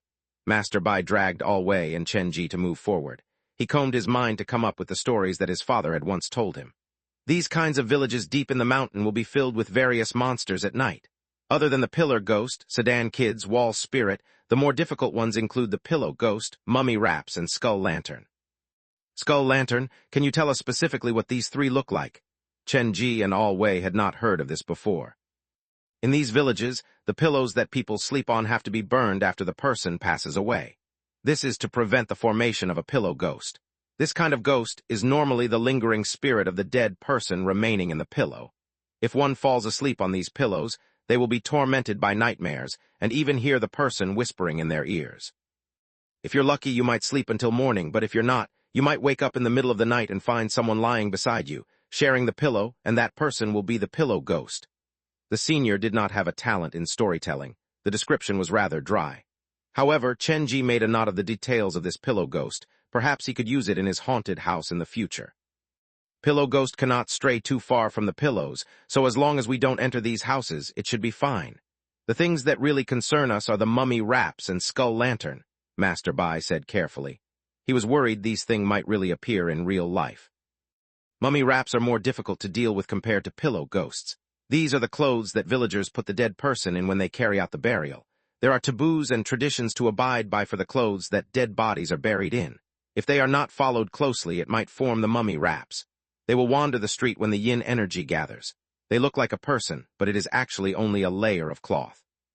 They will attack by wrapping themselves around the body of a living person. They make the living person wear the clothes of a dead body and use it to control the living human. If you see someone wearing a new set of clothes but they smell weird, remember to stay away from them because they might be wearing a dead person's clothes. Master Bai looked around him. The ceremony was still ongoing and the streets were empty. Only the two Sudan kids trailed behind them with hesitation. Master Bai hugged Ah Ching's baby and sped up. He continued to explain, "The skull lantern is the scariest ghost from all the stories my father has told me. No one knows how they're formed, but people have seen them inside abandoned villages or places where high concentration of resentment gathers. Those rushing in the night would see lights inside a village. They rushed over, thinking it's human activity, but the light kept moving away from them. They called for the light to stop, and it did. When they got close, it was actually a floating head, and it was biting a lantern with its teeth. According to legend, skull lanterns are spirit trying to seek help, so they float about with the lantern." After Master Bai finished the last story, he realized that neither All Wei nor Chenji replied. "What's wrong with the two of you? I still know quite a bit of this village folklore."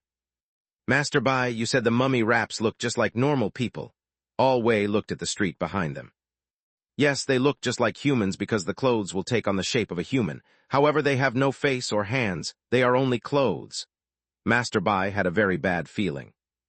"Then did your father tell you what to do if we run into mummy wraps?"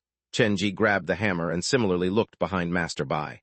Master Bai did not dare turn back, but his face paled. "My father said if we come across these things, we need to run." Su Yin was digesting the bride, so Chenji grabbed hold of the hammer and thought about it. "Looks like we have to change a different route." The three of them turned down a different street. Behind them old sets of clothes with weird smell stood in the middle of the road. The nursery rhyme beside their ears did not stop, and new things appeared. As the ceremony continued, more monsters woke up from the night. The number was unimaginable. This is the real 3-star scenario. Chenji compared Coffin Village and the 3rd Sick Hall. When he arrived at 3rd Sick Hall, most of the patients had already left, like the Devil and Wu Fei. The craziest ones had joined the Ghost Stories Society. Only those normal ones were left behind to watch over the blood door. This was the biggest difference between 3rd Sick Hall and Coffin Village. In other words, this was the first time Chenji had entered an actual 3-star scenario. Various monsters were crawling out from their hiding spots, gnashing their sinister teeth. This village has all sort of monsters. If they're fully replicated inside the haunted house, the visitors will be scared to death. Chenji was quite excited.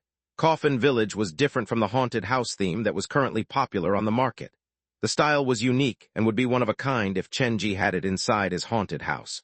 The key was, the scenario would be 3-star, and it would be enough for the visitors to explore it for a long time. Chenji scouted ahead. He followed the complicated roads that was mapped out on the cloth. They walked for some time when bits of light appeared before them. The old lady in the 2-story building had warned him to evade the bright lights. Master Bai's story also had similar effect.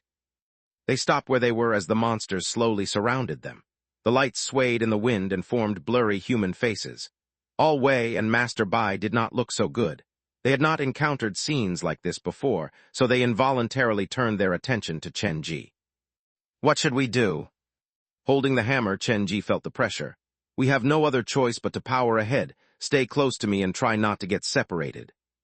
The three of them had just confirmed the route when a loud boom occurred at the western part of the village. It was much louder than the sound Chenji had made earlier. "A fight has happened. The Ghost Stories Society is fighting with the ceremony." Coffin Village's peace was completely shattered. The night thickened. As long as they survived this, dawn would not be far away. "Chenji, should we avoid the eastern exit and take a longer detour?" "We don't have time. Let's charge out of this place first." No one knew for sure how many ghosts were hiding inside Coffin Village. Chenji was reminded of what Ah Ching had said. Coffin Village had 10% dead people, 10% living people, and 8% ghosts. Based on that percentage, we've only seen a small part. Chenji's situation was not that optimistic. The 3 sets of dirty clothes floated toward them. The 2 kids with red paint on their faces bounced happily toward them. The door of the old house next to them creaked open, and something that looked like a human face poked out from underneath the pillow. All the roads were blocked off. They could only move forward, but what waited ahead seemed to be creepy bright lights. Using his yin-yang vision, Chenji could see these were swaying human skulls. He charged ahead with the hammer. He did not plan to slow down. Rushing ahead meant he needed to deal with some of the ghosts, but if they stayed, they would be surrounded by all the ghosts. Chenji, slow down. It was so dark earlier. The sudden appearance of lights has to be a trick. Those are probably the skull lanterns that Master Bai mentioned earlier. All Wei was not consumed by fear, and he tried to warn Chenji. Don't worry, I got a good look. Those are just normal lights. Charge ahead, don't be afraid. Chenji's footsteps did not slow down. The 3 ran with all their might. The baby in Master Bai's arms started to wail, which drew more monsters to them.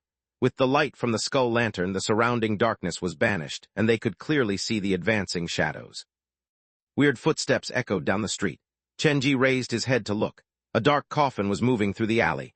The coffin was carried on all 4 sides by villagers who had their heads lowered. They looked like normal villagers, but their expressions were extremely scary. Their lips cracked open with creepy smiles like they were not carrying a coffin but food. The pallbearers Zio Chen, stop! Chenji, don't go any closer. Master Bai hugged the bamboo basket and used his arm to shield the baby. He could not stop Chenji. Running at the front, Chenji saw the 4 weird men carrying the coffin, but he could not stop himself anymore. The 4 pallbearers walked out of the alley and the coffin blocked Chenji's way. It looked like a coincidence, but it could have been premeditated too. Chenji was not one to underestimate his enemy, even if they were ghosts. Since they were unwilling to let them past, he had to find a way to push through. Only by disrupting the opponent's plan could they be safe. Don't mess with the pallbearers, Master Bai yelled, but his warning fell on deaf ears. We'll talk later. The hammer fell right on the coffin. Splinters flew and all the ghosts stopped. Quick, All Wei grabbed the baby from Master Bai and hopped over the coffin. He had been a police officer for about 20 years, and this was the first time he had met someone as rash as Chenji. The 4 pallbearers slowly raised their heads. The smiles froze on their faces as they looked at the shattered coffin lid. Green surfaced on their pale faces. Shrill screams echoed down the narrow street, and the 4 pallbearers chased after Chenji. The lingering spirits escaped from the coffin. They bowed toward Chenji before disappearing. Chenji had no idea what he had done. At the time, he only wanted to smash the coffin. He did not even turn to look at the aftermath. The 3 raced down the road. They got close to the lights.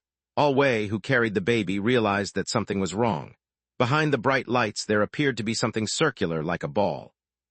Chenji, are you sure those are normal lights? The baby in his arms cried, and a cluster of ghosts chased behind them. All Wei did not dare slow down. I'm sure. Chenji dragged Master Bai to follow All Wei. The lights swayed. They moved for another few meters, and even Master Bai with his poor eyesight could see the pale faces behind the lights. Chenji, stop! Those are skull lantern. Master Bai pulled for Chenji to stop, but the man's speed did not decrease. If anything, he dragged Master Bai forward. Skull lanterns are still lanterns, right? The hammer waved, and the first skull lantern that floated toward them was sent flying before it even managed to attack. The candle fell to the ground and extinguished next to Chenji's feet. Follow me. The 3 raced through the group of human heads, and there was suddenly the sound of a marching band. They turned to look. Inside the street that Ah Ching had marked with a red cross on a map was a group of people. They were blowing sad music on the trumps, and people were wearing mourning clothes. They wailed and wailed, but there were no tears. Paper money fluttered in the wind, and the death flag waved. They held paper dolls that were bright red as they headed for Chenji's group. This is bad. Master Bai's heart was racing. His fists tightened, and he was so nervous that he could not finish a normal sentence. These are different from normal ghosts? Chenji also realized something. When the funeral procession appeared, the skull lanterns floated off immediately. The sedan kids and mummy wraps also stopped. Only those 4 pallbearers became more insane. Of course, this is the death funeral, the dead holding a funeral for the dead. The pallbearers are part of the death funeral. If the coffin is not delivered, the death funeral procession cannot end, Master Bai explained. Then we'd better get a move on. The skull lanterns had been scared off by the death funeral, so the 3 made use of this opening to charge ahead. There was a split in the road. The left was an empty road, and the right led to the death funeral. Go ahead, I'll stay back to buy us some time. Chenji shoved the map into Master Bai's hands. He had memorized the map. The ghosts that were at the front of the death funeral had already caught up with the pallbearers. When they saw the coffin that Chenji had shattered, their expression was amusing. "Go on, I have a feeling I'm being targeted." Chenji felt the gazes of the ghosts on him. He stood in the middle of the road, holding the hammer like he was telling them he was the culprit. Chenji was made uncomfortable by the hatred that collected on him. "Quick, I'll delay them, just leave me be." He slid the comic in his chest. Chenji did not want them around because it might affect the real power of his workers. However, his words had a different effect on Master Bai and All Wei. "Don't be stupid, we'll go together." All Wei grabbed Chenji's arm and he sounded urgent. "I'll catch up in a bit, go." Chenji was calling Su Yin and Zhang Ye's name internally, and Su Yin seemed to respond. "No," All Wei and Master Bai said at the same time. They did not think Chenji would make such a choice. They could not handle the pressure. "We don't have time to argue." Chenji pushed All Wei's hands away as he said seriously, "Do this for the sake of the baby. He was born in the darkness and hasn't had the chance to see the sun. You have to get him out of this place." Then Chenji charged into the fray. He was like a moth flying toward the flame. Seeing the young man submerged in the sea of monsters, Master Bai and All Wei's eyes were red. In this starless light, his figure was like the only brightness. Chenji, All Wei, and Master Bai could not speak. There was really such an honorable person who would sacrifice their lives to save others. All Wei hugged the baby tightly. "Looks like I've misunderstood him. We were mistaken." Chenji rushed at the death funeral and immediately ran down the other direction. There was a whole group of ghosts chasing after him. Of course, he did not dare to turn around. As he called Su Yin's name, he flipped through the comic. "Uncle, are you there? Help me." Without Master Bai and All Wei holding him back, Chenji ran much faster. He raced through the village filled with monsters and screamed Su Yin and Yan Danian's names. Zhang Ye was hibernating, so she gave no response. Su Yin did give some response, but he was in the middle of a crucial transformation, so he could not help Chenji. Yan Danian was the only ghost Chenji could rely on, but this lesser red specter was cowering in the corner of his comic. He picked up his pen and drew circles on the floor, pretending not to hear anything. It was obvious that he was more scared than Chenji. It was understandable. The uncle had locked himself inside the drawer and refused to interact with people. The first time he had chosen to trust some and exit his comfort zone, Chenji brought him to Coffin Village. The village that was filled with monsters and danger unsettled the uncle. The world that he had in mind was not like this. The ceremony had reached its end. All the monsters inside the village had awakened. He could turn down any corner and he would see dangerous monsters. There are only two relatively safe places left in this village. One is the small building next to the ancestral hall. The red specter cares about the old lady who lives there, so none of the ghosts dare get close. The second is to meet up with the ceremony procession. Jiang Ling and the Zhu woman are there. Based on the loud commotion earlier, they're probably fighting with the Ghost Stories Society. Chenji thought about it and decided to head to the loud noise. There was an old lady living inside that building next to the ancestral hall. If something happened, the old lady would suffer with him. Therefore, he decided to bring this chaos to the Ghost Stories Society. Chenji ran for his life, and the monsters behind him continued to gather. Chenji was feeling wronged. All he did was wreck a coffin. Why were these spirits so relentless? The people who were fighting probably also did not expect Chenji to cause the whole village to chase after him. Seeing the group that grew behind him, Chenji stopped caring about the red crosses on Ah Qing's map. He ran past them. His only wish was to leave as soon as possible. This caused the group trailing behind him to get bigger. Gradually, the chaos that he had caused was not smaller than the commotion near the outskirt of the village. The cold wind caressed his face, and the wails echoed endlessly behind him. Chenji forced his way through the coffin village. Probably because it had taken down so many spirits, blood trails appeared on Dr. Skullcracker's hammer, and it looked even scarier. Chenji leaned against the wall and took in big gulps of air. Even if he was physically stronger than most, he was fast approaching his limit. He turned to look back, and what he saw made his scalp tingle.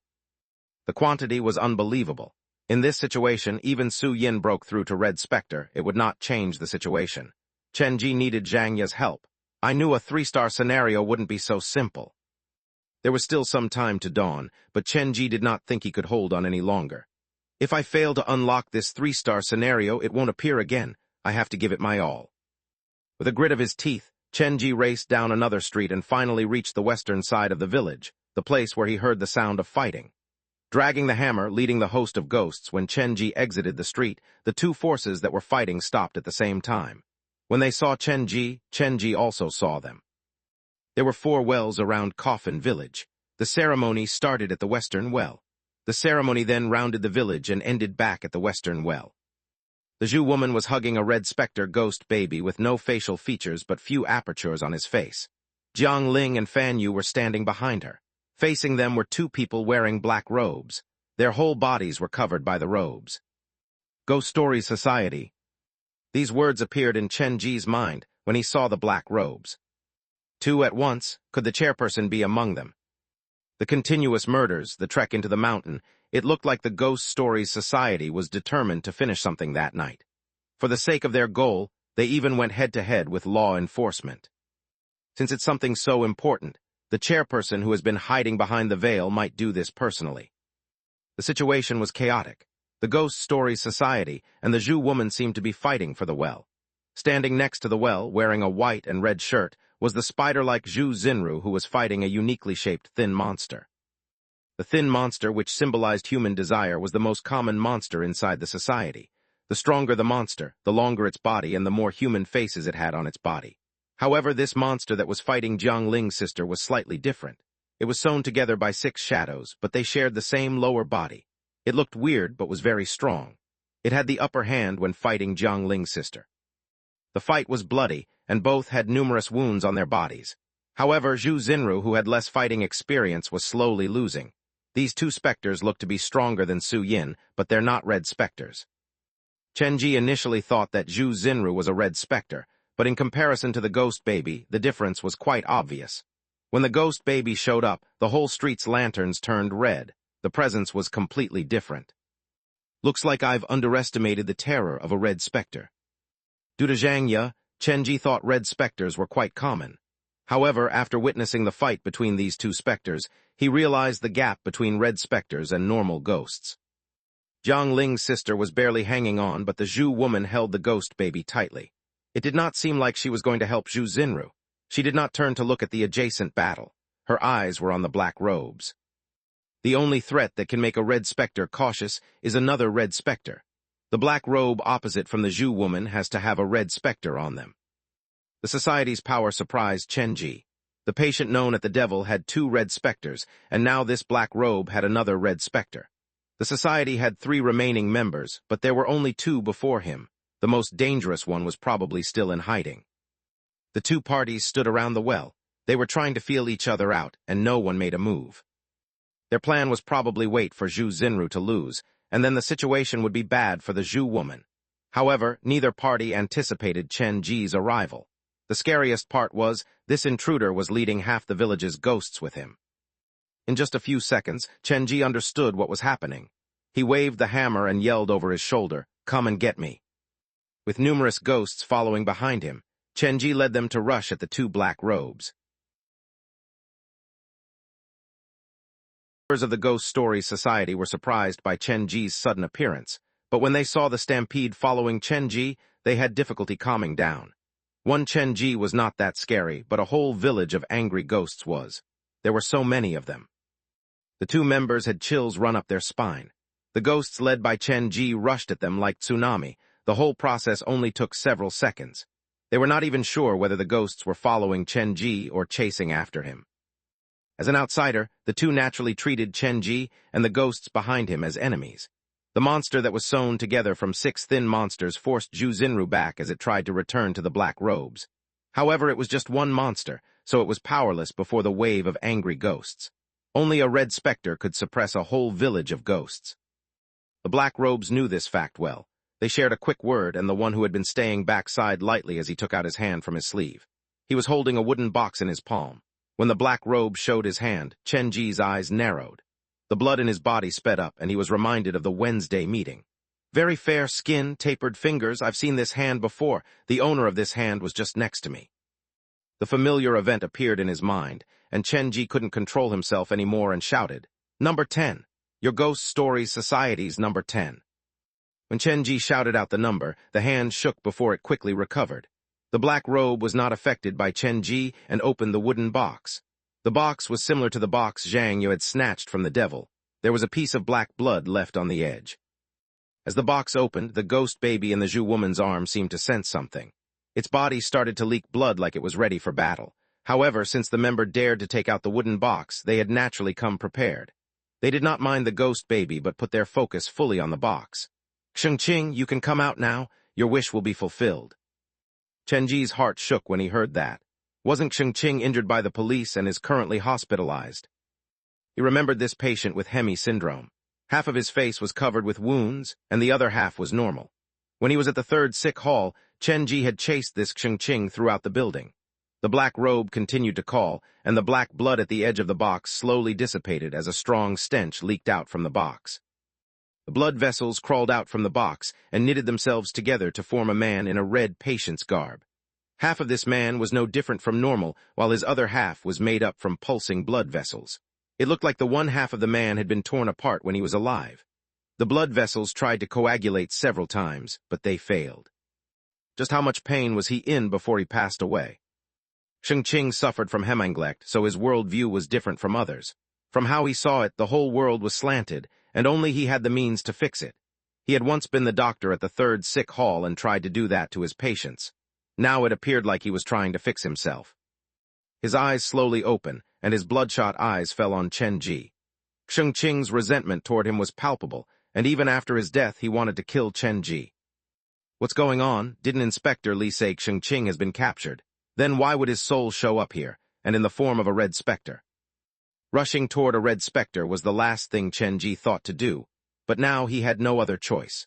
If he ran in any other direction, the ghosts behind him would follow him, and the members of the society would discern the problem. The chance was slipping. For Chen Ji, his only chance of survival was to make the Ghost Stories Society and the ghosts at the village fight one another. He yelled Su Yin and Yan Danian's names as he rushed at the black robes. Leading the innumerable ghosts, Chen Ji charged at Shengqing with a hammer. Shengqing was completely different from when he was alive. When he smiled, half of his lips raised slightly, but the other half broke to his ears. This was probably the most correct image in his mind. Many blood vessels curled out from the left side of Shengqing's body. It seemed like he was going to bind Chen Ji and slowly pull him into his body. The blood vessels blocked his way like a carnivorous flower, waiting for Chen Ji to jump into it. Shielding himself with the hammer, Chen Ji aimed for the spaces between the vessels. He tried to jump through them, but Shengqing expected that, and the blood vessels knitted themselves together. Chen Ji was charging right into a beast's mouth and tried to squeeze through the gap between the teeth. He had 0.something seconds to do this, but Shengqing did not give him the chance. The smile on his face was filled with malice. Shengqing started to pull the vessels back. He was trying to pull Chen Ji into his body. The vessels closed, and the road ahead narrowed. Chen Ji only managed to reach one of his arms out when the blood vessels almost consumed him. However, at this time, the comic in his pocket moved on its own, and a heavy sigh escaped from it. The uncle hiding in the corner raised his pen and took up the comic. He flipped to an empty page and sketched Shengqing's face. When he was finished, Shengqing, who was now a red specter, stopped for a second like he was knocked in the head. A force tried to pull him away, but it only took Shengqing 1 second to undo the force. However, with this 1 second, Chen Ji managed to squeeze through the blood vessels. He held the hammer and rushed ahead without turning back to look. He did not have any intention of fighting the black robes, so he picked up his pace. When they saw this, the 2 black robes understood something. Chen Ji was not there to fight them, but used them as the scapegoat. Chen Ji had survived certain death and charged ahead. He only dared to stop after putting some distance between them. Behind him, Shengqing, who had been stumped by Yan Danian, was angered, and he got into a battle with the ghosts from Coffin Village. The Zhu woman also realized this was a great chance. She had the ghost baby and Zhu Xinru ambush the black robes. The 3-sided battle was complete chaos, and there were screams everywhere. Yet the instigator of this battle hid in the corner and watched the battle like a spectator. Hugging the hammer, Chen Ji's shirt was drenched. That was too close. The red specter suddenly paused. This is Yan Danian's power. Chen Ji flipped the comic open to thank Uncle in person, but he was in a low mood. Tonight's experience had completely shattered the hope toward life that Yan Danian had just regained. The uncle seemed to lose all hope and pick up his pen to draw circles in the corner. Chen Ji looked at Yan Danian in the comic seriously. "Uncle, please cheer up. I promise you tonight is really an accident. Your choice to follow me is really the correct one." After a long day of consolation, Yan Danian finally found the courage to face the world again. He told Chenji it was his power that paused the red specter earlier, spirit drawing. There was a chance for him to drag the ghost that was seen into the comic, but for a red specter, he could only delay them for less than a second. Temporarily, Chenji did not know what kind of limitation this power had, but he realized there were not many empty pages in the comic, so the number of ghosts that could be stored was limited, and the success rate of the power was low. This power was not enough for Yan Danian to become a lesser red specter. That hidden power was the most exciting for Chenji. However, no matter how hard Chenji tried to convince Yan Danian, he did not reveal any information. It felt like he himself did not know he had that power. Su Yin and Zhang Ye were asleep, so he still needed the uncle's help today. Therefore, Chenji did not press any further. After comforting the uncle, he put the comic away. Uncle Yan is not bad, just a little withdrawn. When Chenji was trying to console Uncle Yan, he felt like he was speaking the truth. The things that happened tonight caught you by surprise, but after experiencing this several times, you should be able to get used to it. Looking at the rampaging ghosts and red specter around the well, Chenji nodded slightly. This kind of scenery is only visible if you stay with me. Perhaps in the future you will understand my intention.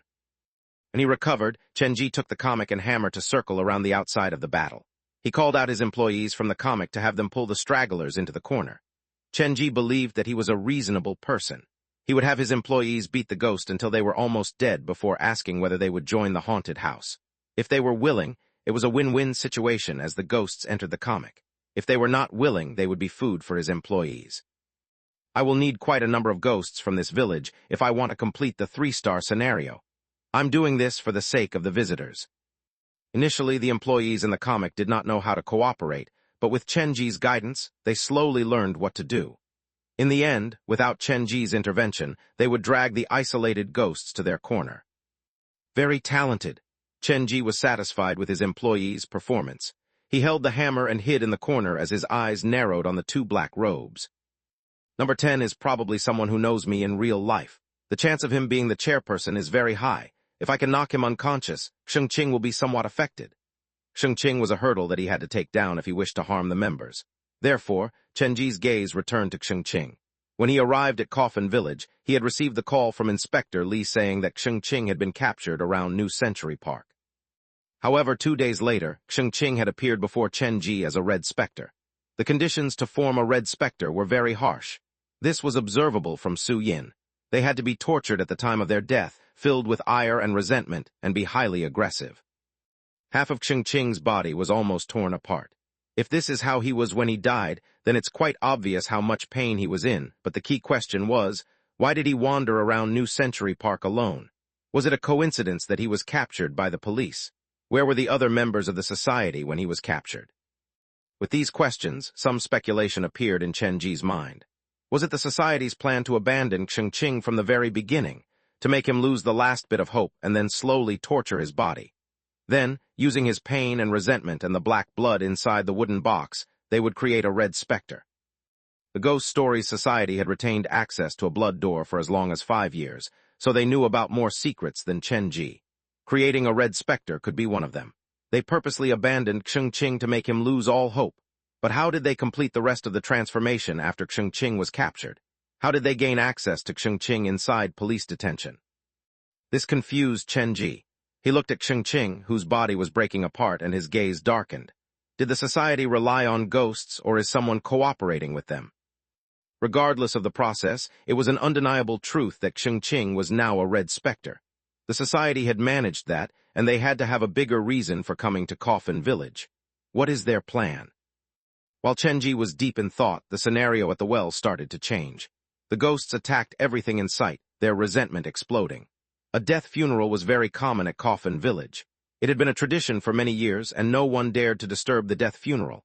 However, that day, not only did someone interrupt the ceremony, he even smashed their coffin. This was an offense that they could not stomach. All the ghosts were in a frenzy. The 2 members of the Ghost Stories Society who were trapped by Chenji were angry as well. They felt seriously wronged.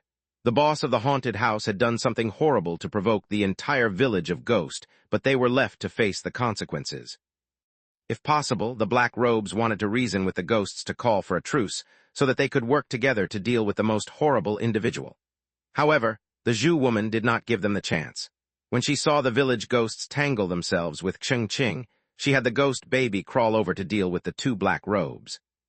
The members of the society were familiar with human psychology, at least better than the people trapped in this isolated village. When Chen Ji led the group of ghosts, they already anticipated this, so they called the special thin monster back to block the rampaging ghosts and had Ching deal with the ghost baby.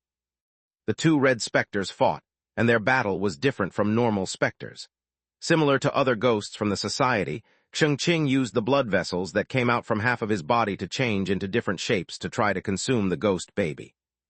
The ghost baby's tactic was weirder. His baby started to leak blood which formed tadpoles that swam toward Ching. They tried to crawl into his body. Both of them were fast, but they purposely avoided the well during their fight. The situation was worsening for the society. The thin monster was slightly stronger than Jiang Ling's sister, but it was ultimately not a red specter. Facing the village of ghosts, it was slowly losing. Ever since we ran into that guy, everything started to derail. This cannot be a coincidence. Number 10 was looking at the corner that Chen Ji had disappeared to. His face was hidden inside the robe, so no one could tell his expression. Who can tell for sure? The black robe standing beside number 10 laughed. I have something I forgot to tell you, but I suppose now is as good a time as any. If it's bad news, then you can spare it. I've heard enough recently. Number 10 squeezed on the wooden box until it had a noise. Several days ago, when I used my scapegoat to escape Fang HWA apartments, I was spotted by the man. I've already warned you to not do unnecessary things. Number 10 turned around. His voice was raspy and throaty. Even with his accomplice, he was using a fake voice. That's where you're wrong. That scapegoat had a worthwhile death because I got some valuable information from his mind. The black robe's voice was laced with laughter. Even though the situation was looking bad, he did not seem worried. What information? That door at his haunted house is currently unoccupied. This means that the door pusher has already left. The door pusher left. He's not the one who opened the door. There was a discernible change to number 10's voice, but it returned to normal seconds later. Why did you wait until now to tell me such an important thing? The red specter in his shadow is not weaker than the female ghost haunting this village. The difficulty is almost the same. That's why I didn't tell you anything. The mention of the specter in Chen Ji's shadow ended the cheeriness in the black robe's voice. He turned to look in the direction Chen Ji escaped. However, he has just revealed several details, and this, I feel, is a chance. The black robe's voice turned chilly. The people that we sent to kill him haven't returned. All the specters should have been consumed by the red specter in his shadow already. He took in a deep breath and turned to look at number 10, including the devil's two red specter children. Number 10 understood immediately. Overconsumption of specters will lead to hibernation. However, no specter dares to consume so many things at once. Have you considered the possibility that Devil's two children have been made into puppets and the red specter in his shadow isn't asleep? This could just be a trap for us to walk into. You have a point. He does feel like someone who would do something like that. The black robe made a fluttering laughter. Actually, I admire the man. He's wicked, cruel, and cunning, but manages to disguise himself so perfectly and live a harmless life under the sun. Regarding Chen Ji, the black robe gave a very good comment. Number 10 nodded and agreed. The enemy is too cunning, so we have to be careful. Actually, I also wanted to take him down, but you saw it yourself. Earlier, when Ching wanted to kill him, he suddenly stopped. Only a red specter can affect a red specter. No matter whether the red specter in his shadow is asleep or not, the man is hiding yet another red specter. So, are you willing to give up? If we can control all of them, then we can get 2 doors. The black robe was very persuasive. This is not a question of whether we're willing or not. Number 10 glanced at the black robe coldly. Several days ago, the society still had 12 people, but how many of us remain today? An answer appeared in the black robe's mind. He was silent and did not answer. Only 3 of us remain, and he only taken 5 days to do that. Therefore, we cannot afford to be too careful when dealing with this man. Number 10's heart was bleeding. Each of the numbers was a living person, a valuable patient that they had handpicked from the society. Then we shall proceed according to plan. Let's move on before things change again. Okay, the black robe moved his neck. Ignoring the ghost baby and Ching as well as the rampaging ghosts, he walked toward the well. Jiang Ling, have your sister stop him, the Zhu woman said. Jiang Ling, who stood behind him, called for her sister, and after a while the wounded Zhu Xinru rushed at the black robe. Do you think I'm afraid of you? The laughter in the black robe's voice increased. He pulled off the robe, and a blood-red monster made from faces appeared. I don't think I'm that clever, but people around me are too dumb. He pointed at Zhu Xinru, and the face's monster blocked her way. Chenji saw this, and his heart shook. The society has another red specter. When he heard what the black robe said earlier, he had a good guess as to this man's identity. This black robe was most likely Wu Fei from the third sick hall. Jiang Ling's sister was already wounded, and she was facing a red specter, so the battle was concluded before it even started. Wu Fei and the devil were the most dangerous patients of the third sick hall, and both of them carried red specter. No one dared stop him as he walked toward the well. He looked in and took out another wooden box from his chest. He opened it to reveal the black blood stain. Several minutes later, the water in the well did not change. The man smiled. No red specter can resist this black blood. They cannot remain calm like this. It is as I suspected. The female ghost has already left the well. He closed the wooden box and turned to look at the Zhu woman. If she's not inside the well, where can she be? The man's eyes were cold and icy. They felt like the eyes of a scorpion. He slowly walked toward the ceremony procession. The red specter that was covered with faces had completely apprehended Zhu Xinru. They were not on the same level. We've been investigating this village for half a year. The ghost has already left the well. You've been lying to the villagers. The black robe glared at the Zhu woman, his gaze sharp as knife that stuck into one's heart. There was no chance of lying before him. Hearing that the ghost had left the well, the first to speak were the deformed villagers. They were stunned before they got angry for being lied to. One of them wanted to demand an explanation from the Zhu woman, but before he could say anything, the red specter with faces dragged him away. I don't like to be interrupted. The black robe's voice lowered dangerously. He walked up to the Zhu woman. You have to know where the ghost in the well has escaped to, right? She's inside the well. She just hasn't awakened yet. The Zhu woman did not get scared off, but stood firmly, shielding the two children. In that case, I'll go look for her myself. The black robe waved at the red specter beside him. The ghost that was just faces crawled into the villager's body. In less than 1 second, the villager collapsed to the floor, dead. Looks like it's not him. The black robe raised his head. She was forced to her death by the villagers, so even if her ghost form might disperse, she would not possess a villager, then who could it be? Instead of contemplation, it sounded more like the black robe was trying to see the Zhu woman's reaction. Before entering Coffin Village, the Ghost Stories Society had gathered a lot of information, but it was vague and needed confirmation. Hearing what the black robe had to say, the Zhu woman was anxious. She hates the villagers, but there is one lady by the surname Zhu who is the sole exception. The black robe called the red specter to return. His finger stroked the creature's hair gently like he was treating his lover. If I were that woman, I would leave my spirit with the person I trusted the most. He patted the red specter's forehead lightly, and his tone changed as he pointed at the Zhu woman. Kill her. The crazy man was still talking about something else the last moment, but the next second he turned aggressive. The Zhu lady did not expect this turn of events. During the crucial moment, the jewelry that she took out from the red coffin changed. Each of the jewels was hiding a half-red specter. This was the woman's last trump card. She whispered something to Jiang Liang before turning to focus on controlling the ghosts to deal with the man's red specter. Jiang Ling and Fan Yu heard what the woman had to say and slowly retreated. The red specter with faces elicited a creepy laugh. This red specter was different from others. It was more like a coagulation of people's resentment, and it had most likely come from behind the door. The ghosts that came out of the jewelry were torn apart, and all the faces on the monster made the same small action. They opened their mouth to bite at the Zhu woman. The black robe seemed to have been waiting for this moment for a long time already. His voice was shaking. We're going to consume a top red specter. This was unimaginable in the past. The man finally said the real reason the society came to Coffin Village. They had managed to find out there was an injured, powerful red specter in Coffin Village through some means, and their plan was surrounding this red specter. After consuming a powerful red specter, the society would have their own powerful red specter. The mouth spit on the woman's body. After 2 to 3 seconds, the face monster stopped. She's not on here? The black robe was surprised as he moved his gaze to Jiang Ling and Fan Yu. This is rather troublesome. In that case, we'll just need to slaughter everyone. The face monster charged at Jiang Ling while the black robe stood where he was. He seemed to already know the result, so he did not care about the rest and started to do his own stuff. He reached into his robe to search for something. He took out a handful of paper dolls, and each of them had a pained expression on their face. All 34 villagers of Lin Guan Village are here. According to their answers, all the villagers that escaped from Coffin Village decade ago had some connection to the Zhu woman.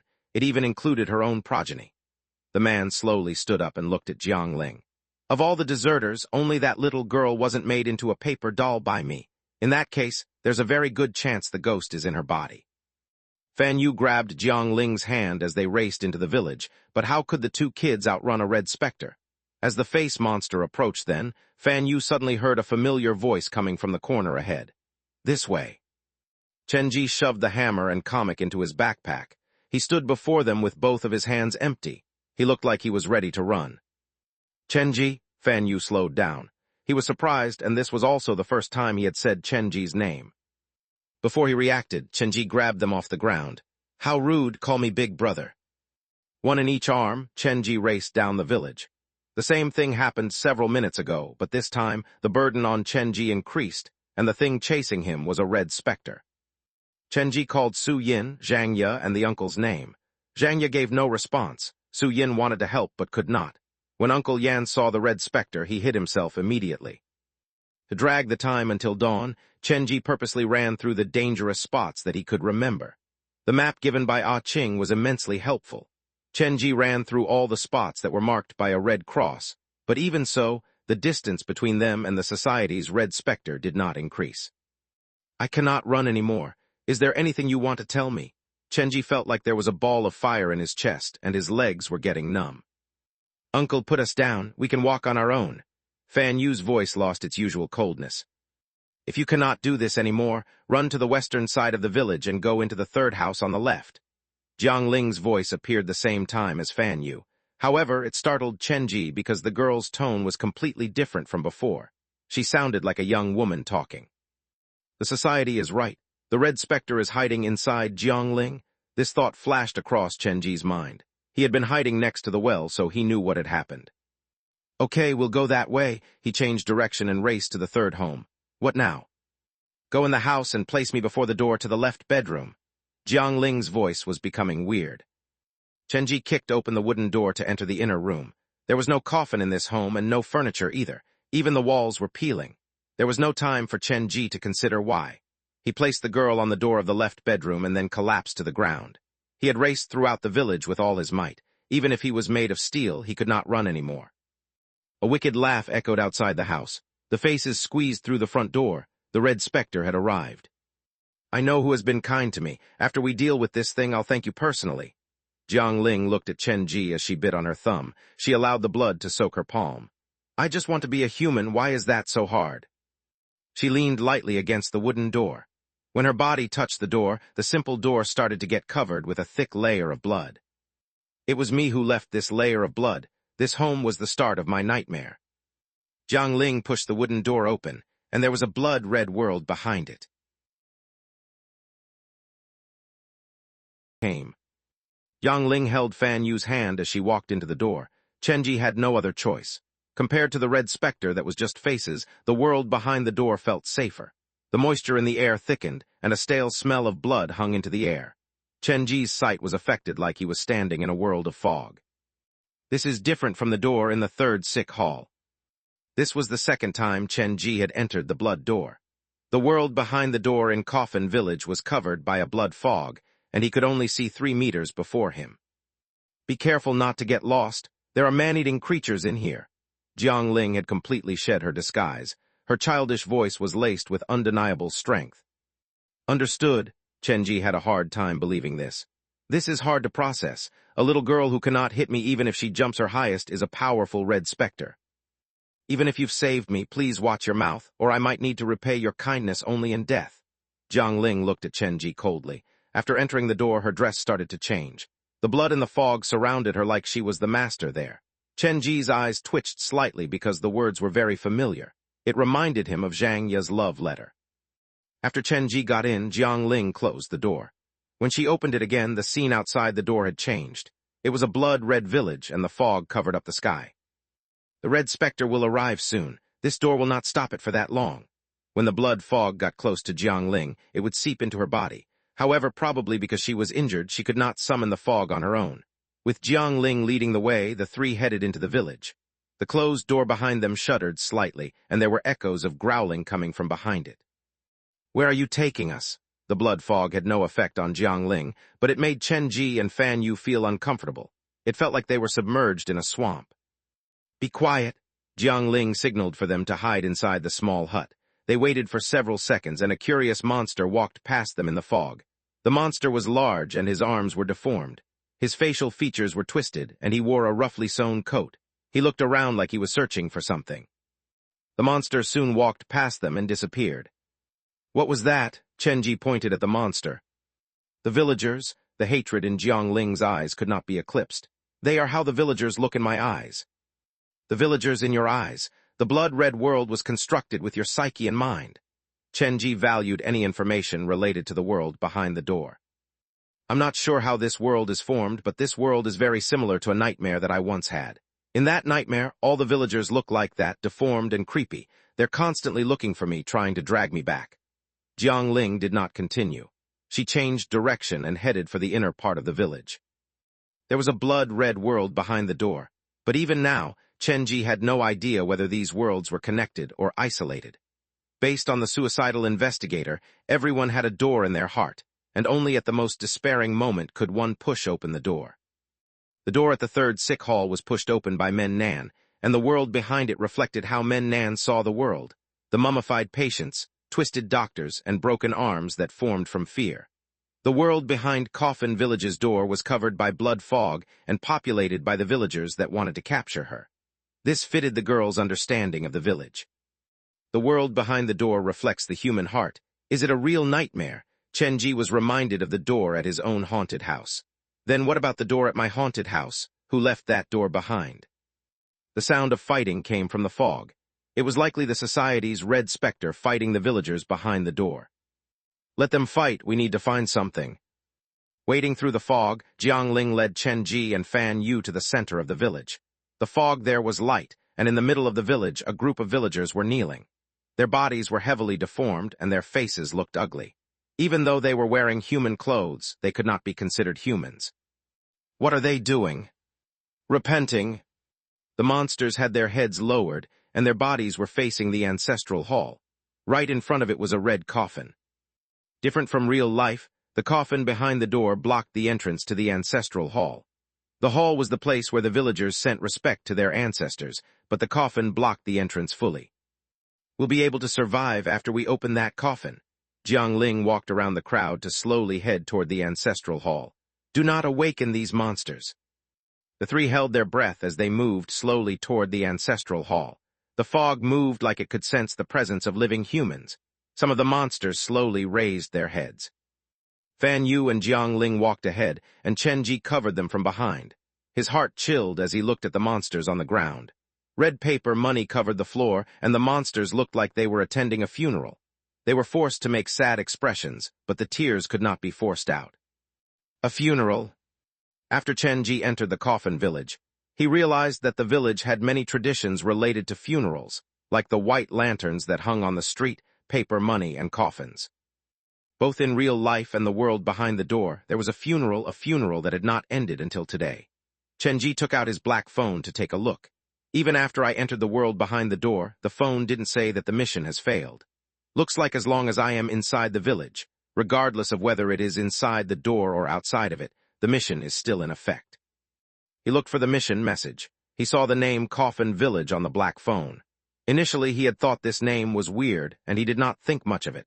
However, after concluding the stuff that he saw at the village, he had some ideas. The screen moved, and Chen Ji looked at the details provided by the mission. That day, other than myself, they all came. The mission hint was short. Chen Ji slowly narrowed his eyes. He finally understood what it meant. These people came to my funeral to cry on my behalf. That is why there's a myself. The hint is telling me that the key is the funerals. Chen Ji turned to look at the ancestral hall, and Jiang Ling had already reached the red coffin. The small, fair hand pressed on the cold, antique coffin lid. When Jiang Ling touched the red coffin, all the kneeling monsters stopped mourning, and the twisted, scary faces started to rise. "Come help me," Jiang Ling screamed shrilly. Her face had lost the usual cuteness and her expression looked scary. Bang! The solid coffin lid fell to the ground, and everyone turned to look inside the coffin. A woman was lying inside the large red coffin. Wet dark hair stuck to her slim body. Her skin was pale and her face was handsome. Chenji would not describe her as pretty, but there was definitely something unique about her. "Help me buy some time." Jiangling walked into the red coffin and stared at the woman in the coffin. The villagers all stood up. They were conversing in a local language and they looked so happy. "How do you expect me to buy time?" Chenji turned to look at Jiangling and he got another surprise. Jiangling lifted her hair back and there was a bone missing from the back of her skull. Her head curved inwards. This is the only deformity on Jiangling's body. Walking forward, Jiangling rubbed her own blood on the woman's hand and then placed the hand on the back of her head. The blood vessels reached out from the woman's palm and crawled into Jiangling's head through the depression. What is she doing now? Has she reincarnated into Jiangling, or is she just possessing her body? When the villagers saw the woman sleeping in the coffin, they charged at her like a bunch of crazed animals. "This is why I hate children." Chenji took out the hammer from his backpack and shielded himself before the red coffin. He felt himself being the target of a mob. Seeing the group of monsters charging at him, Chenji was flustered. The only thing he could do then was give it his best and call for Zhang Ye to appear. When the crazed monsters had almost reached Chenji and the red coffin, laughter came from the blood fog. If the female ghost doesn't come out to save you at a time like this, she must really be in a slumber. A red wave made from faces blasted through the fog, knocking Chenji and the villagers away. The society's red specter. Chenji was just brushed by the monster, but his face felt frozen. He looked at his chilled left hand. In the urgency of the moment, he raised both of his hands to shield his head, and his elbow brushed up against the red specter. "I've been tailing you for this particular moment." The faces coagulated to form the monster again. A black robe walked out from behind him. The man stopped beside the red coffin and turned to look at Chenji. "Surprised to meet again so soon." The black robe said the last sentence in a different voice. He was mimicking the voice of the investigator. "So it's you." Chenji still had a trump card on him, Yan Danian's power, but he could not use it willy-nilly because his opponent had seen this power before, and they might have prepared for it already. "Two birds, one stone. You're one of our targets. You're too dangerous. We cannot let you leave this place alive." The black robe took out a small vial from his sleeve. It was half filled with blood. He swirled it lightly, and the liquid parted to form individual vessels. "Enjoy your last few moments of freedom. In a bit, it'll be your turn." The face monster had stopped the crazed villagers, so the black robe did not waste time and opened the cap, pouring the vial over Jiangling's head. "These blood vessels were found behind the door. They're extremely precious and extremely useful. They also hide the biggest secret with regards to Red Spectre." The situation was in the black robe's full control. He stared at the vessels that crawled out of the vial with extreme focus. As long as they're touched by these blood vessels, even Red Spectre won't be able to escape. Chenji stared at the vial as the vessel slid down its wall and touched Jiangling's hair. "If the ceremony between Jiangling and the woman is interrupted, it's over for me." Chenji patted his backpack and surreptitiously tapped the white cat's head. "It's your time to shine. Snatch that vial away. Remember, it's that glass thing in the man's hand." Chenji pointed at the black robe's palm. He did not know whether the white cat understood him or not. The blood vessels might affect the Red Spectre's psyche. If the female ghost was controlled by the black robe, then there was definitely no chance for Chenji to survive the night. This was his last bet. He was going to use everything he had to protect Jiangling and the woman in the coffin. Chenji did not have much time left. He was not one to hesitate. Just as the vessels were about to crawl into Jiangling's head, he grabbed the hammer and charged at the black robe. Such incompetence! The black robe did not move and maintained his posture. When Chenji was 2 meters away, the face monster burst through the village and blocked Chenji with a weird laugh. "Yan Danian?" The uncle in the comic knew if he did not do anything now, he would also be affected, so he picked up his pen to draw the face monster in his comic. When he finished, the Red Spectre stopped, and Chenji charged at the black robe. This was the chance he was looking for. "We will not fall for the same trick twice." The black robe used his empty hand to send a bunch of paper dolls flying at Chenji's face. The paper dolls screamed and cried as they tried to climb on Chenji. Chenji's movement was affected, and the Red Spectre had already recovered.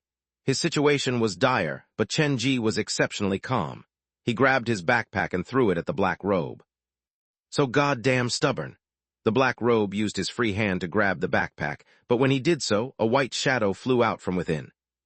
Even though he had created many ghost stories, he was stunned. What was that? The distressed white cat did not really understand what Chenji told it. It just thought there was something special about the vial. It opened its jaw and bit the vial. It then bounded away from the black robe and climbed onto the roof of one of the buildings. A cat, the crazed villagers, the black robe, and Chenji were all looking at the white cat. Its pure white coat was a great contrast to the blood-red world. Well done, Chenji cheered, but what happened next stunned him. The white cat looked at the people underneath it as the vial dangled from its lips. Its little head swung left and right, and the blood vessels that were at the mouth of the bottle slid down its throat. The white cat did not seem to realize the vial was empty. It blinked several times like it was trying to find Chenji among the crowd. According to the black robe, the blood in the vial was the most precious thing they had found behind the door. It carried the Red Spectre's secret, and seemed to be the main method the Ghost Stories Society used to control Red Spectres. However, to everyone's surprise, it was swallowed by a cat. It ate it. The black robe was so angry that his fingers were shaking. He really did not expect that someone would bring a cat to a place like this. Get it to vomit it out. The black robe's voice turned shrill. This appeared like it was his real voice. The white cat's ears were pressed against its skull. It sensed the aggression from the black robe and prepared to escape. Go and catch it. I want to split its stomach open and squeeze every drop of blood from its body. The face monster beside him heard the order and rushed to the roof. The arrival of the Red Spectre made the cat run immediately. It jumped over the rooftop before disappearing among the group of deformed villagers. The village was a mess. The black robe gritted his teeth. He was a careful person, but even he did not expect a turn like this. I need to catch it. That was the last bottle. The black robe saw the Red Spectre that was led away by the white cat, and the distance between them grew bigger. After the Red Spectre was 10 meters away from him, the black robe had a black feeling starting in his heart. He turned over his shoulders and saw Chenji charging at him with a hammer. Enjoy your last minute of freedom. That was what you said earlier. Chenji found the opening he needed. I hate people like you who need to rely on others the most. Humans have to rely on themselves. Chenji roared with the hammer flailing. If you dare, let's hash this out among ourselves. The black robe looked at the hammer in Chenji's arms, and he sucked in a cold breath. This madman. He turned to run, and Chenji followed close behind. The Red Spectre had been lured away. This was the perfect opportunity, and Chenji definitely would not let it pass so easily. The black robe no longer had the ease to maintain the sense of mystery. He kept his hands on the hood as he called for the Red Spectre to return. This situation was similar to how it had been at Fang HWA Apartments. After the Red Spectre was lured away, those who were possessed opened themselves up to being attacked. Looks like the Red Spectres aren't omnipotent. Chenji, having experienced this twice, realized the problem. That's right, a single Red Spectre is not enough. Looks like I need to befriend a few more of them. They were both parties protected by ghosts, but the black robe's physical condition was much worse than Chenji's. This was probably because the way they interacted with ghosts was completely different. Chenji used tricks and goodwill to make the ghost accept him, while the relationship between the society and their ghosts was more like a contract. The black robe slowed down after some running. When Chenji noticed this, he picked up the pace. Today I shall avenge the dead investigator. Those who did not respect life would not be respected by life. The Red Spectre heard the black robe's call for aid, and it quickly hurried back. However, when it passed the red coffin, the expression on all its faces changed like it had seen something very dangerous. The black robe was in grave danger, but the Red Spectre did not go over to help him. It stopped beside the red coffin on high alert. The blood fog in the village thickened. The deformed villagers seemed to feel something. They all turned to look at the red coffin, and their bodies shook. Another failure. The voice came from inside the red coffin, and the woman inside slowly opened her eyes. Her eyes were different from a normal person's, reflecting the shadow of the little girl, Jiang Ling. In the end, I cannot sever my relationship with you. The blood vessels crawled into her palm, and the woman touched the back of the girl's head lovingly. I owe you a piece of your skull, so I owe you a favor.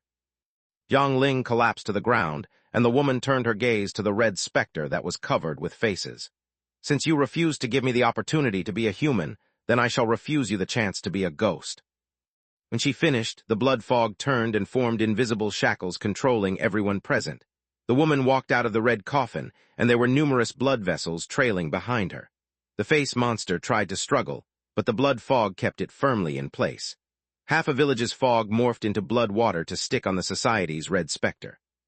"Still want to fight me in the world behind my door?" The woman reached out to touch the thing's faces. When her fingers reached into its body, all the faces started to scream, but it was pointless. What happened next was gory and bloody. The woman peeled the faces off one by one and threw them right into the red coffin. "Now it's your turn." The woman controlled the blood fog to lift up the kneeling villagers. The louder they begged, the happier she was. With the woman's laughter ringing beside his ears, Chen Ji, whose movement was also impaired, shivered involuntarily. He looked at those villagers in pain and shook his head. "Those who you've injured would eventually turn into your nightmare." The blood fog seeped into the woman's body. After she finished tormenting the villagers, she carried Jiang Ling off the floor and walked to Chen Ji. "You said I cannot hit you even if I jump." The woman looked at Chen Ji with a faded smile. "Did I say something like that? I don't remember anything like that." The hair on Chen Ji's body stood on end.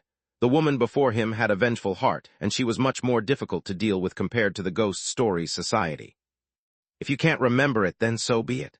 To Chen Ji's surprise, this vengeful and scary woman did not trouble him. She moved several steps to the left and squatted down before Fan Yu. "You discovered me a long time ago, didn't you?" Fan Yu nodded. He was just a child, so he did not think about lying at all. "Then why did you choose to stay by my side?" The woman leaned her face close to Fan Yu like she was trying to see his expression closely. "It was you who accompanied me. I don't have that many friends." Fan Yu pointed at Chen Ji. "Unless you count him." The woman smiled and took out a jade bangle from her sleeve. "You can see them. Wear this and they won't harm you anymore." Standing up, the woman placed Jiang Ling beside Chen Ji. "Take her and leave. This village is going to be buried forever."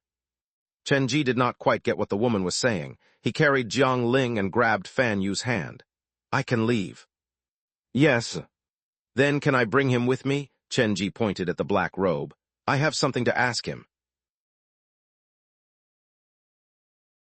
Lifted up the hood, which was hiding a ruined face. "Who is your chairperson?" "It's not me." The black robe's face was filled with a smile. "Have fun guessing. You'll definitely see him before you die." Then blood vessels crawled out of the man's lips. The blood seemed to have a life of its own. Veins popped up on the man's skin. He seemed to be experiencing some kind of extremely painful torture. His lips fell open, and his throat and mouth were filled with blood vessels. The blood in his body seems to be consuming him. Chen Ji gripped the hammer and wanted to give him a whack, but was stopped by the woman beside him. After the blood crawled out from his mouth, it wrapped the man up fully, and only his general shape remained. "The chairperson is just next to you. He has been watching you and is the most interesting person among all the people you've met," the black robe croaked. Chen Ji and the woman watched as the black robe was slowly consumed from within. He gradually became a pool of blood and seeped into the blood-soaked ground. "What are those blood vessels?" "You can understand them as part of a red specter." The woman picked up the black robe and seemed to discover something interesting within. "Take the children and leave. If you stay too long inside the door, you'll be trapped here forever." The woman held the black robe and disappeared amid the blood fog. Chen Ji looked in the direction she had disappeared, and his heart was filled with confusion. What was inside that black robe? How come I heard traces of joy in her voice? Chen Ji found the white cat on the rooftop of the ancestral hall. It still did not understand what had happened. It held the vial in its lips, and its white fur was standing on end. Obviously, it was spooked. "Come down here, it's safe now." The white cat eventually jumped down from the beam. When Chen Ji caught it, he realized that the cat had gotten heavier. "Why do you have to eat everything?" Chen Ji pried the cat's mouth open to take a look, but he could not see anything off about it. "That thing was prepared by the Ghost Story Society. Is it harmful to a cat if consumed?"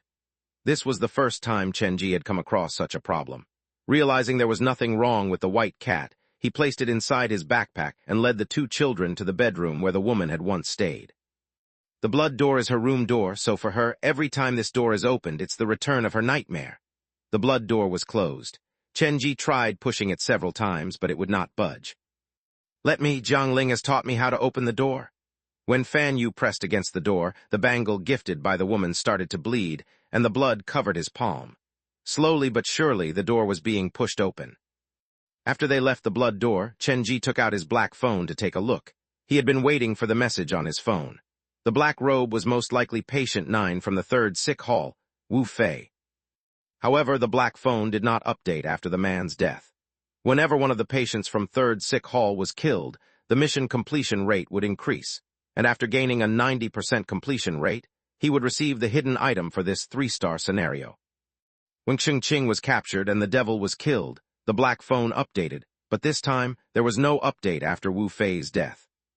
What's wrong? Chenji thought back to the events with the black robe and felt like he had overlooked something important. The black robe has been tailing us and only made his move after he made sure Zhangya was asleep. When he saw me, the second sentence out of his mouth was uttered in the voice of the investigator. Chenji frowned. There was not anything particularly suspicious about the black robe. Is he still alive? The blood vessels carried his soul and escaped. Or did he hide his real consciousness somewhere else, like how it was with that dead investigator? Chenji thought back to the woman's reaction when she picked up the black robe and realized the key might have been that robe. This is such a waste. Zhangya was asleep, and he had no power to demand the robe from that woman. The one who pushed open the door seemed to be more powerful than a normal red specter inside the door. Chenji gave it some thought after leaving the old home. He decided not to return to the well but find a place to hide until dawn. Chenji led the 2 children to the middle of the village. He crawled through the secret tunnel to reach the 2-story building. "Granny, are you asleep?" Chenji carried the 2 children into the room, and when he went upstairs, the old lady was not in the small room. "Where is she?" Chenji put down Jiangling and grabbed the hammer. "The old lady's legs are seriously atrophied, so she couldn't move on her own. Someone got here before me." All the furniture in the room looked tidy and untouched. If the old lady had been forcefully taken away, the place would not have been so clean. Chenji tapped Fan Yu's shoulder. "Can you see anyone inside this room?" "No," Fan Yu shook his head. "Then where can she disappear to?" A baby's crying filled up the room. The place was not big. Chenji ransacked the place, but he could not find the old woman. "This is weird." Chenji placed the unconscious Jiang Ling on the bed. He sat on the ground. He was about to take a breather when a gunshot was heard from the western end of the village. "A gunshot, is that all way?" Chenji climbed up from the ground. "They've returned, or have some accidents befallen them, or has backup arrived?" There was only one gunshot before the world became quiet again. Chenji was worried about Master Bai and Alway's safety, so he led Fan Yu and Jiang Ling out of the house and headed for the western part of the village. By then, the sun was coming up. When Chenji arrived at the western part of the village, number 10 had left. Shengqing and the ghost baby had disappeared. Only the fainted villagers remained. "What happened here after I left?" Chenji grabbed a villager to ask, but the man was too traumatized to say anything other than the repeating, "It split, it split." Chenji was not sure whether that was local slang or something really did split. He looked around and saw the Zhu woman collapsed next to the well. Her hair was a mess, and she looked horrible. "Can you hear me?" Due to his work, Chenji was very good at treating fainting spells. With his aid, the woman slowly awakened. "Don't worry, the black robe has already left." Chenji held the weakened woman in his arms. "Can you tell me what happened here? Where is the black robe carrying the wooden box?" The woman blinked several times before she fully regained consciousness. She gripped Chenji's sleeves, and the first sentence out of her lips was, "It split open. The person's body split open." Slow down. There's no need to rush." Chenji patted the woman on her back and slowly helped her to sit upright. "After you left with the 2 children, the 6-headed monster was torn apart by the village's ghosts, and throughout the process the black robe didn't move a finger." The Zhu woman's body was weak, and her words came slow and stunted. "After the village's spirits shared the monster, they turned their attention to the black robe, but the moment they got near, they screamed and ran away. The ghosts were afraid of him. Yes, red blood started to seep from his body, and after the robe was peeled off, I saw that he was carrying a dead woman on his back." The woman's description made Chenji think of himself, but Zhangya had been hiding in his shadow. "When he pulled off the black robe, did you see his face?" "No, actually, it felt like it was the female body that yanked the robe off." "Are you sure it's a female body? Not a female ghost in a red outfit?" In Chenji's mind, the difference between a female body and a female ghost was still big. "I can still tell the difference between something like that. However, there's something unique about that body that is different from all the dead bodies that I've seen before." The Zhu woman tried her best to explain the situation, but since she had spent her whole life cooped up in Coffin Village, the words just could not come to her as easily. The body looked like it had been dolled up. It looked more like a display than a body. The society is indeed filled with mad people. Chen Ji was suddenly reminded of something, and he asked, was the body beautiful? So far, other than Wu Fei and Wang Xinglong, only Han Bayar was still unknown. The comment of the third sick hall's doctor about this female patient had been, just how harsh must God be to make a woman as beautiful as this? Chen Ji paid attention when he saw this message. Sheng Qing was made into a red specter, so Han Bayar might have been made into something else. It's hard to understand the world of the crazies. I don't think you can call the body pretty. The woman also did not understand why she was being asked to judge a body's beauty, but she suddenly stopped. I almost forgot, the body didn't show any sign of decay, but the skin looked weird, radiating an aura of death. The more she described, the stranger it became. The thing number 10 was carrying seemed to be different from everything he had seen so far. What happened next? Why did all of you say the person split open? Chen Ji was curious about this.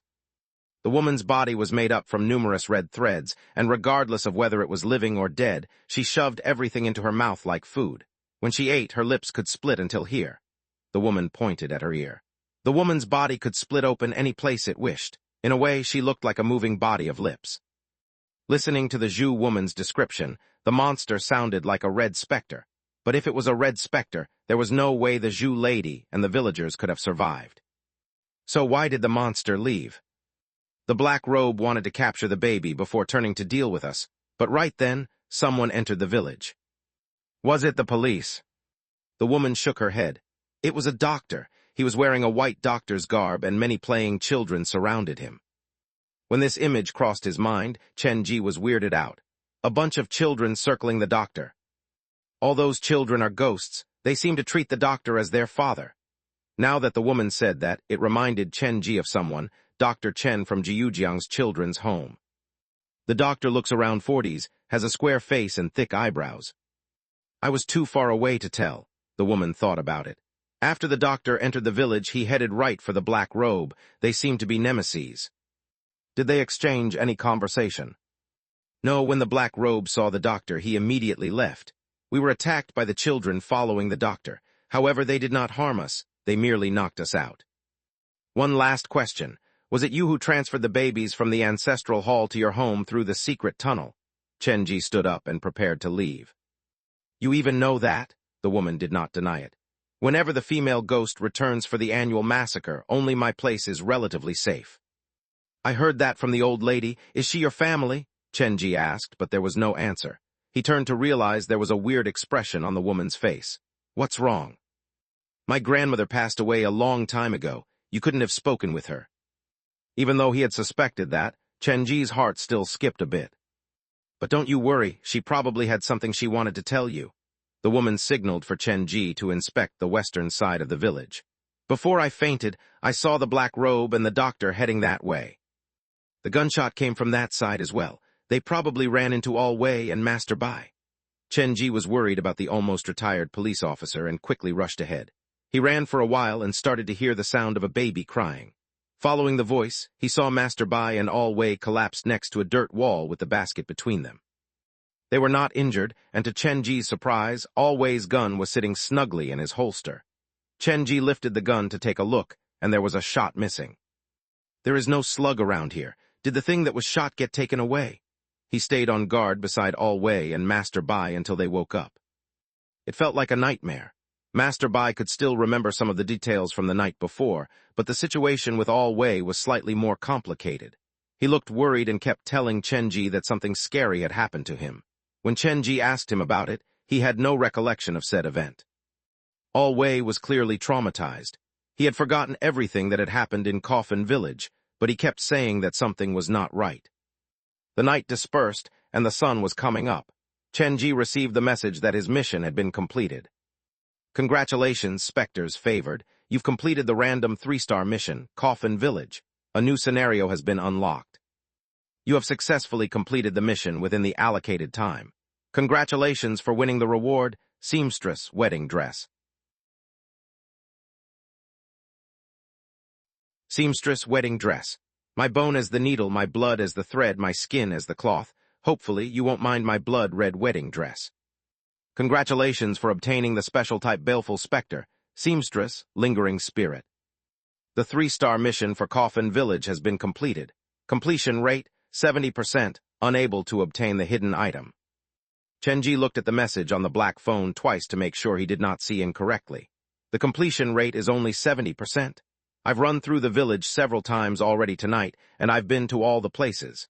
How come the completion rate is only 70%? The black phone would never make a mistake, so he started to think.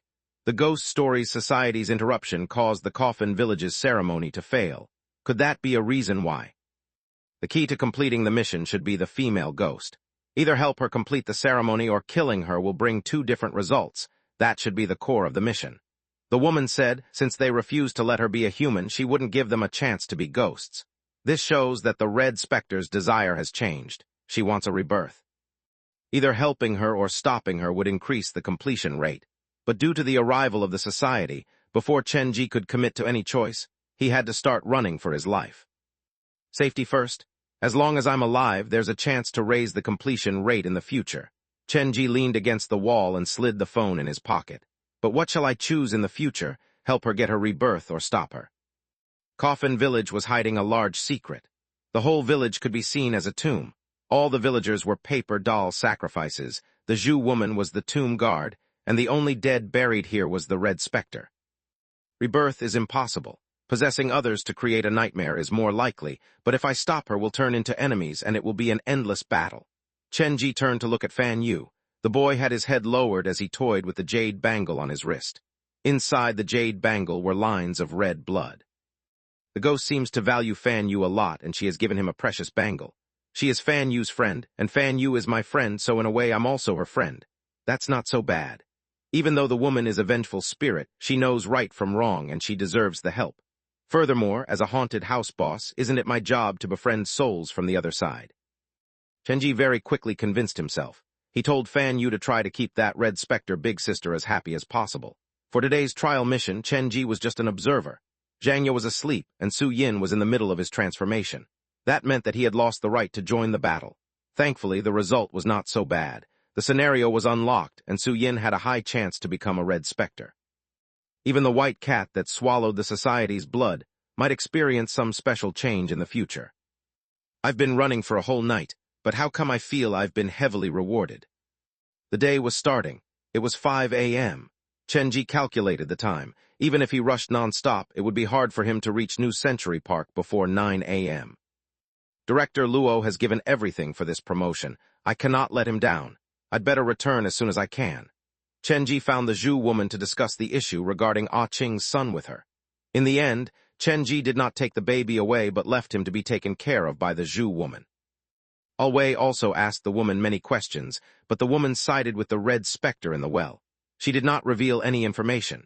She said that this was just a normal village with a unique ceremony during that time of year. Alwei felt like he had forgotten something. It was as if he had drunk too much the night before and could not remember what had happened. Chenji was afraid that Alwei was affected by the society, so he led him to a room and had his employees check on him. They discovered that he was just fine. The gunfire from the night before should have come from Alwei's gun. He must have seen something and fired. It was probably that thing that stole his memory. Only Alwei had seen the thing that stole his memory, but he could not remember what that thing was. Chenji told Alwei to be careful and advised him from going out alone. He was worried that the death of the investigator might repeat itself. The villagers hated the outsiders, probably because they were afraid that others would see their abnormalities, so they stayed far away from Chenji's group.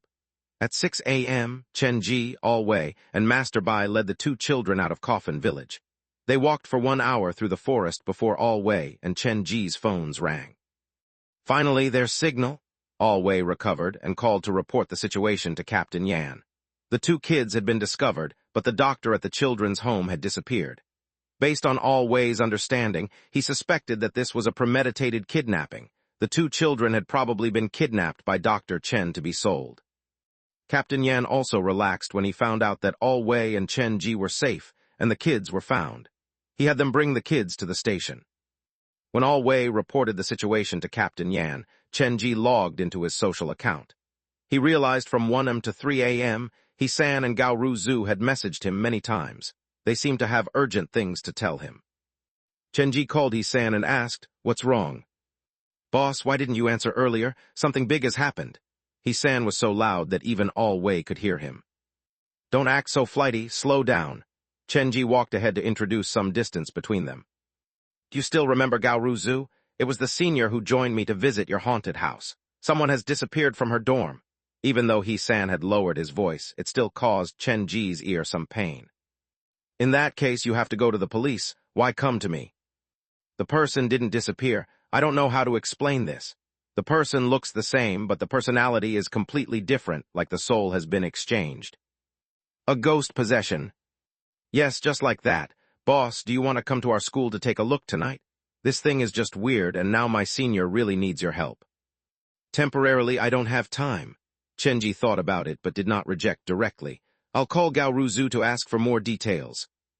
After hanging up, Chenji took out the black phone. The last side mission for the 4-star scenario school of the afterlife was at Jiujiang's Medical University. I should give myself some time to rest. At least I have to wait until Su Yin wakes up first. When Chenji ended the call, Gao Ruzu's call came in. He-san had probably contacted her. Is it that urgent? Chenji answered the call, but before he could say anything, Gao Ruzu's purposely suppressed voice came through. I'm not wearing earphones, and my roommate is just outside the corridor, so don't raise your voice. Gao Ruzu did not sound like she was in a good state. Chenji could hear uncertainty and anxiety in her voice. I just heard from He-san that your roommate is possessed. It's scarier than that. I feel like she has changed into a completely different person. Is it because of change in habit? She acts like normal, but I can feel that it's not her. Gao Ruzu sounded confident. Listen to me. This is related to legend at our school. There's a stone statue underneath the old education block whose eyes can bleed. According to legend, as long as you can find it before midnight, you can ask it a question. I have 2 roommates. One of them is Ma Xin and the other is Liu Xiangxian. That night they went out together. Why did they want to go look for that statue? Just out of curiosity. Chenji interjected with a question. Liu Xiangxian has fallen in love with a man that she shouldn't. She has been wondering whether she should get together with him or not. She comes from a single-parent family, so she lacks security. She would fall for anyone who treats her slightly better. We've tried to advise her, but she refused to listen. She stubbornly thought the man also loves her deeply, but cannot be together with her due to multiple reasons. She wanted to have a clear answer, but she was afraid to ask the man, so she thought to ask the statue to see whether the man's love for her is sincere or not. Chenji was inexperienced in the field of relationships, so he did not comment. Then, what about the other girl? Ma Xin has a big sister, and she managed to get into Jiujiang's Medical University 5 years ago. However, during her 2nd year, she disappeared while she was on the way home and has remained unfounded to this day. She wants to find out about her sister's location. Her whole family do. When she heard about this rumor, she yearned to give it a try. Gao Ruzu was halfway through when another female voice came from the corridor. It sounded like it was rushing her. After she answered, Gao Ruzu spoke faster into the phone. The 2 wanted to find the statue, but they're both scared, so they dragged me with them. We departed last week and entered the old education block's underground rooms at 11 p.m. The place was filled with so many abandoned materials, so it was hard to find a statue. We searched the majority area on the first night, but didn't find anything. On the second night, I thought they would give up, but they dragged me with them again. Since we've been roommates for so long already, I didn't have the heart to reject them, so I followed them underground a second time. However, this time, things were different. We didn't walk too far into the place before I heard something laughing. I asked them about it, but both of them said they didn't hear anything. I had a feeling something was wrong, so I forcibly dragged them out with me. I thought it would end then, but on the 3rd night, they told me they still wanted to go. That was the first time I realized something off about them. I warned them if they insisted on doing this, I would report them to the school and dormitory security. Realizing I was serious, they unwillingly went back to bed. The real event that sent a chill down my spine happened on the morning of the 4th day. When I opened my eyes, both of my roommates were already awake. They lay in their beds, looking at me with smiles on their faces. On the 4th night, they didn't show any signs of going out, but I just felt something was not right. I lay in bed and pretended to fall asleep. At 2 a.m., they sat up simultaneously and sneaked out of the room like this was something planned. I didn't dare chase after them. They returned at 3:30 a.m. They went back to bed like nothing had ever happened. The same thing happened on the 5th and 6th nights, but last night things changed. They also left at 2 a.m. and returned at 3:30 a.m., but when they returned, 3 of them returned, not 2. The light in the bedroom was off, so I could not see clearly, but it felt like all 3 of them were dressed similarly. They walked to the 3 beds and lay down, and the strangest thing happened. There were only 3 beds in the room, so this meant that one of them crawled into my bed. I didn't dare move throughout the whole night. I used my hands that were hidden inside my bed to call and send messages. You might not believe me, but this is the truth. All the replies, no matter who it was, look behind you. Only when I messaged you did the system reply normally. The additional person should have been lying behind me, and at the time, I could only message and call you, but you were unreachable.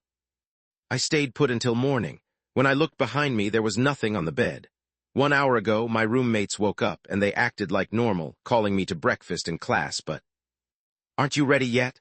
There was another female voice on the phone, and it sounded like a door had been opened. Coming, just talking with a friend on the phone. Gao Ruzu's voice changed. She sounded calm. You rarely talk so much even to us. This isn't like you. You sure it's just a friend? The other girl commented with a laugh. In any case, don't just chat on the phone. Today's autopsy class is quite important. Okay, then Gao Ruzu spoke into the phone. If you have time, why don't you come over for dinner tonight? This is the first time I'm inviting someone over, so you'd better think about it. Hurry on to your class. I'll be over tonight. Chenji sounded magnetic on the phone like a confident, mature man. After hanging up, Chenji's expression changed. Gao Ruzu asked me to meet her in person tonight. Looks like this thing has really spooked her. Then again, why could only my contact be reached normally? He placed both of his phones in his palm, but he could not figure it out. Statue the additional person, phone message. Actually, Chenji wanted to ask Gao Ruzu if that underground room had anything to do with a morgue or not. Number 10 was carrying a body on his back. Could that body be related to the underground morgue at Jiujiang's Medical University? Chenji examined all the clues in his mind, and the dots started to line up. When I see Gao Ruzu tonight, I'll warn her that it might be time to move out of that bedroom. There was something scary buried underneath Jiujiang's Medical University that Gao Ruzu did not know about. After pocketing the phone, Chenji ran out of the mountain. Chenji reached Linguan village at 9 a.m., and Su Wan's phone call came, asking him why he was not at the haunted house and if something happened to him. Chenji brushed her off with some random excuses, and Su Wan told him some good news. Gu Feiyu had gotten out of the hospital already. This young security had been assaulted by the Ghost Stories Society at Fang HWA apartments and only recovered recently. He had already reported for duty at New Century Park early in the morning. Xiao Gu is quite a responsible worker, and the haunted house does need the manpower. Chenji told Su Wan that he would arrive at the park within 3 hours. He hoped that she would be able to calm the visitors down. Bringing the 2 kids into the police car, Alwei planned to drive them to the station, but with Chenji begging him, he finally agreed to drop Chenji at New Century Park first. Chenji caught a quick 40 winks inside the police car and arrived at the park at around 11 a.m. He had been rushing throughout the night, and his clothes had been torn open by branches and trees. There was a dirty cat on his shoulders. He looked rather worse for wear. So sorry I'm late. The resting tent beside the haunted house was already full, as were the steps. Many visitors came purposely for the haunted house. The visitors were filled with complaints since they had been waiting for so long, but when they saw Chenji, the complaints were stuck in their throat. Xiao Chen, you're so late, don't you know the time? Uncle Su had the park workers hand out some free gifts and water, and then he asked the question that was on everyone's mind. Where have you been all night? Many visitors came closer to listen. After all, they were intrigued by Chenji's appearance. Last night, 2 kids went missing from Jiujiang's children's home, and I went to help them look for the missing kids. We followed the trail into the deep mountain and discovered a village filled with deformed people. The whole village is just like a tomb where joyful occasions are shunned, and funerals are welcomed. There are white lanterns and paper money everywhere. When I arrived, they were in the middle of a ceremony with babies in bamboo baskets and a red coffin standing upright. The woman at the village held a pair of scissors in her hand as she carried the babies into the ancestral hall. When she exited, her clothes are drenched in fresh blood. Okay, you can stop now. Uncle Su quickly grabbed Chenji's arm. There was already a group of visitors around them. They were originally filled with displeasure, but the story was quite interesting. Why did you tell him to stop? What happened next? What kind of ceremony is this bloody? Is this village real? Let us leave, the boss has gone insane. Uncle Sue tried to calm the crowd, but Chenji spoke louder. That's not even the scariest thing. He grabbed the loudspeaker that the worker used to maintain order and stepped on the railing to climb onto the midnight ticket counter. He was dressed normally, but he grabbed everyone's attention. After some deeper investigation, I realized the village is a ghost village. A place for the living in the day, but for the dead at night. After midnight, the whole village is filled with ghosts. You definitely have not seen things like that before. Dead people holding a funeral for dead people, the funeral procession moving through the village. If you think that's all, then you'd be mistaken. The most dangerous thing about this village was the houses. The courtyards were planted with locust trees, and they had weird-looking monsters buried underneath them. If you're lucky enough to escape into the inner room, don't be happy so soon. Every room in the village is placed with a coffin, and a set of red grave clothes is placed inside each one. Regardless of whether you touch them or not, the clothes will crawl out of the coffin to follow you. You have to be careful with your every breath because, at any given moment, someone will call your name. If you answer the call, you'll enter the wedding night, and your partner will be a bride wearing a wedding dress made from human skin. Death Funeral Ghost Village Skull Lantern. All sorts of monsters reside in this village. A unique setting, scary design. You only need to pay 30 to experience such an interesting scenario. That's the reason I'm late today. I've been busy building this new scenario. This latest 3-star scenario will be opened for a limited period. Believe me, this is definitely the scariest village-themed scenario on the market. When Chenji finished, his voice still echoed through the park. It was just a sales pitch, but why do I feel so excited? What was I trying to say earlier? Since you have a new scenario and a special offer, I'm willing to forget that you're late. Losing memory. I want to try it out, but I'm afraid this is so hard. The update speed of Chenji's haunted house would scare his competition out of the market. Chenji nodded in satisfaction, looking at the visitors in deliberation. The new scenario and limited time offer would save him from being late. He jumped down from the ticket counter and returned the loudspeaker to the worker. He opened the haunted house's doors. We're open for business. Chenji had Gu Feiyu change into the doctor's outfit and handed him the upgraded hammer. He was tasked with acting as the serial killer in Murder by Midnight. Su Wan was tasked with handling the Minghun scenario. The 2 1-star scenarios above ground had someone looking over them, and the underground Mu Yang High School had the 24 students. Uncle Su was selling ticket, and Chenji was left with nothing to do. I should find more spirits like Uncle Yan and the students. They aren't malicious. If this continues, I can rest myself at the counter daily with the sole responsibility of counting my income. Chenji rested at the door after sending the visitors in. He wanted to ask Gao Ruzu for an update when he saw someone looking for him on WhatsApp. Yi Xiaoxin? That was the professional critic who entered Chenji's haunted house with the people from Tian Teng Medical School. She had been scared until she almost vomited. Then, she gave Chenji's haunted house a very high remark online and asked for his contact, saying she planned to help him do the promotion online. What's wrong? How can I help? Lately, there have been many comments trying to give your haunted house a bad review online. I searched high and low and finally found the culprit. Yi Xiaoxin sent Chenji several pictures. One of them is also a haunted house reviewer. We share quite a rocky relationship. As long as it's a haunted house recommended by me, she will critic it heavily. They might be visiting your haunted house soon, so be careful. Among the pictures that I've sent to you, there's the reviewer's selfie that she posted on the platform.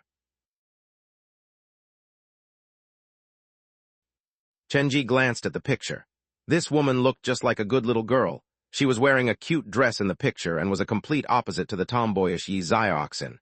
He moved the picture, and when Chenji saw the second screenshot, he started to get unsettled. The unassuming girl kept creating chaos online. One could find her on all the reviews Yi Xiaoxin had ever released. This was particularly obvious with Chenji's haunted house review. Initially, it was 9.7, but after a wave of negative reviews, it was pushed down to 8.9. Thankfully, Chenji's haunted house had its own fans and many good reviews, or the point would have been lower. The other screenshots showed the woman going around to bring down the reviews for other haunted houses and raise the ratings for the ones she reviewed. The main point was that many online users were tricked by her looks and supported her no matter what. The comparison was quite obvious.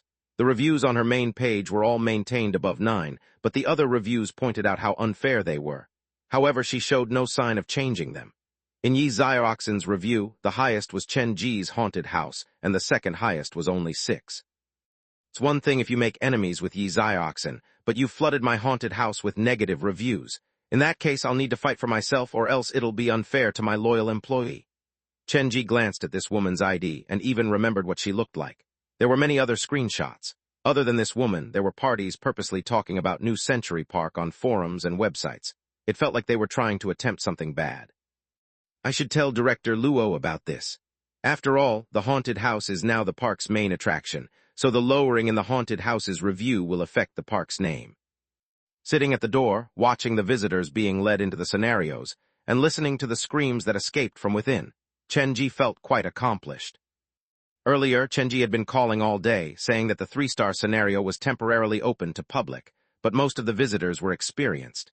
They would Google the review before they entered the haunted house. For most, a 3-star scenario was like a taboo for living humans. Chen Ji sat at the door until noon. He almost fell asleep when he was shaken awake by Uncle Su. "What's wrong, Uncle Su?"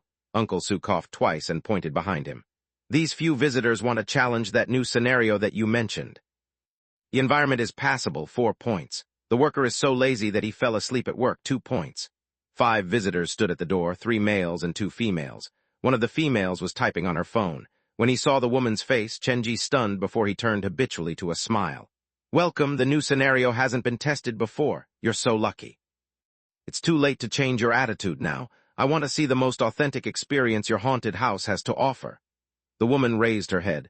She had a baby face, but her voice was coarse, revealing her actual age. "Aren't you here to visit the haunted house?" Chen Ji pretended like he did not know what she was talking about. "You can call me Cassie. I'm a professional haunted house reviewer, and I have several 100,000 fans online. If I feel like your haunted house is not bad and I place it on my recommendation page, your visitor number will increase by 33%. The woman was prideful. "Of course, you have to make me believe your haunted house is worth it, but so far, it is not living up to its name." Chen Ji was too lazy to listen to the woman's boasting. "Do you have a Chinese name, like Tai Zhu or Gudan 1, something easier to remember?" The woman's face fell immediately, but she did not get into an argument with Chen Ji. This girl would maintain her persona around her friends. She did not speak, but the 2 men saw how hurt she was and walked forward to defend her. One of them had a head of hair dyed yellow with an earring and nose ring. He looked like a hippie. The other was more normal, but he was around 1.9 meters tall. "Fine, since you're here, you're my visitors. Let's not waste time, sign these disclaimers." Chen Ji did not want to get into an altercation with them. He gave them the contract to sign, and the excitement in his voice made the hair on Uncle Su's body stand upright. "Zio Chen, they just want to give an objective review. Don't act recklessly. Haunted house has been open for long already, don't you know me? When have I been reckless before?" Chen Ji pushed Uncle Su out the door. "Don't worry. You say that every time." Uncle Su did not voice his real opinion since there were outsiders around, but there was obvious worry in his eyes. The 5 visitors noticed the look in his eyes, and for some reason they felt creeped out. Is this uncle also employed at the haunted house? He's such a good actor. Just a look can express so many complicated feelings. After sending Uncle Su away, Chen Ji's smile grew brighter. "Come, sign the disclaimer. Coffin Village is open for the first time for visitation, so you have to be careful of safety. If you come into any danger, do scream and the worker will come save you." Chen Ji's attitude was flawless, but the more he acted like this, the more worried the 5 visitors became. "The new scenario is just a gimmick. There's nothing to be afraid of. Actually, this is just a trial. A uniquely Eastern haunted house experience I made using local folklore. It's completely different from the Western and Japanese horror houses." Chen Ji explained theme of Coffin Village briefly. When the visitors heard it was not the Western and Japanese horror theme that were common on the market, they sighed in relief. Actually, there were few Eastern-themed haunted houses in the country, but probably due to budget and inexperience, the effect was lacking. "An Eastern-themed scenario? Earlier you also mentioned it was a haunted village, right? That's very rare." The one who spoke was the other woman. She had pigtails and looked quite young. Chen Ji glanced at the woman's name on the disclaimer. It was rather common, Zhang Lan. "That's why I'm interested to give it a try." Chen Ji collected all the disclaimers carefully. It felt like he knew they would come into use eventually. "Come with me. The new scenario is underground." "Wait a minute." The woman suddenly spoke. She was a cunning one, Before she arrived, she had looked over all the information on Chen Ji's haunted house. Furthermore, they were challenging a 3-star scenario, so she had to be careful. I hear for scenarios above 2 stars, you accept teams of 10. There's only 5 of us now. Why don't we wait for other visitors to join us? Chen Ji thought about it and agreed. Then let me go see if there are any other visitors who wish to join. Thank you, the woman smiled sweetly. It's nothing. Our haunted house always put our visitors' request first. Chen Ji turned and walked out. After Chen Ji left, the few visitors started to talk among themselves. Sister Mao, what are you afraid of? The 5 of us have cleared how many haunted houses already? Other visitors will only drag us down. The yellow hair grumbled with dissatisfaction. This guy is friends with Yi Zioxin. I'm afraid he might trap us inside the haunted house. If there are other visitors, he won't do something like that. The woman took out her phone and added, the worker has attitude, 3 points. 5 minutes later, Chen Ji pushed open the door. He slid the comic into his pocket and 3 people followed behind him. 2 guys and 1 girl. The woman was very pretty, but her body was unsteady. One of the guys had his left hand stuck in his pocket, and the other was wearing a black shirt, grumbling about his recent bad luck. You're so lucky. These 3 visitors also want to visit the new scenario, so the 8 of you can experience it together. A smile hung on Chen Ji's face like serving the visitors was a very happy thing for him. I've already introduced the scenario. 3-star scenario, there's no path to follow and it's completely open. All you need to do is find a blood-red wedding dress and bring it out. Chen Ji came up with the rules on the spot. After all, this was his haunted house. His words were the rules. That's simple. The young hare turned back to ask Chen Ji, are there any hidden conditions? Some haunted houses will design multiple side missions to make the experience more enjoyable. They allow the visitors to explore the place on their own to increase playability. There are many hidden plots inside my haunted house. You can explore it to your heart's content. Chen Ji's smile was like the sun. It made people feel warmed.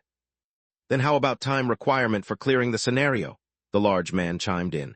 It was quite obvious that they were experienced players. They knew the ins and outs of haunted houses. Since this is the first time the place has been open to the public, I'll give you more time. As long as you can find the wedding dress in 40 minutes, I'll consider it a success. Chen Ji was kind. He wanted the visitors to experience Coffin Village fully, so he purposely extended the time limit. We won't need 40 minutes.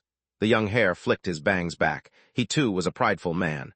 We've reviewed many haunted houses, and the longest we've taken was 30 minutes. 40 minutes is indeed too long, but this way we can look around. The leading woman still held her phone, having no intention of putting it away. When Yi Zioxin entered the haunted house, she had used her paper and pen for her notes. Based on this alone, one could see they were not on the same level. Actually, Chen Ji knew what the woman was up to. The haunted house review was just a gimmick. She wanted to use the scary atmosphere to create a contrast to her cute demeanor. She was a lesser reviewer compared to Yi Zioxin, who knew and respected the rules of haunted houses. Yes, go look around, you might find more hidden joys. Chen Ji was so kind that even the 3 visitors following him could not stand it.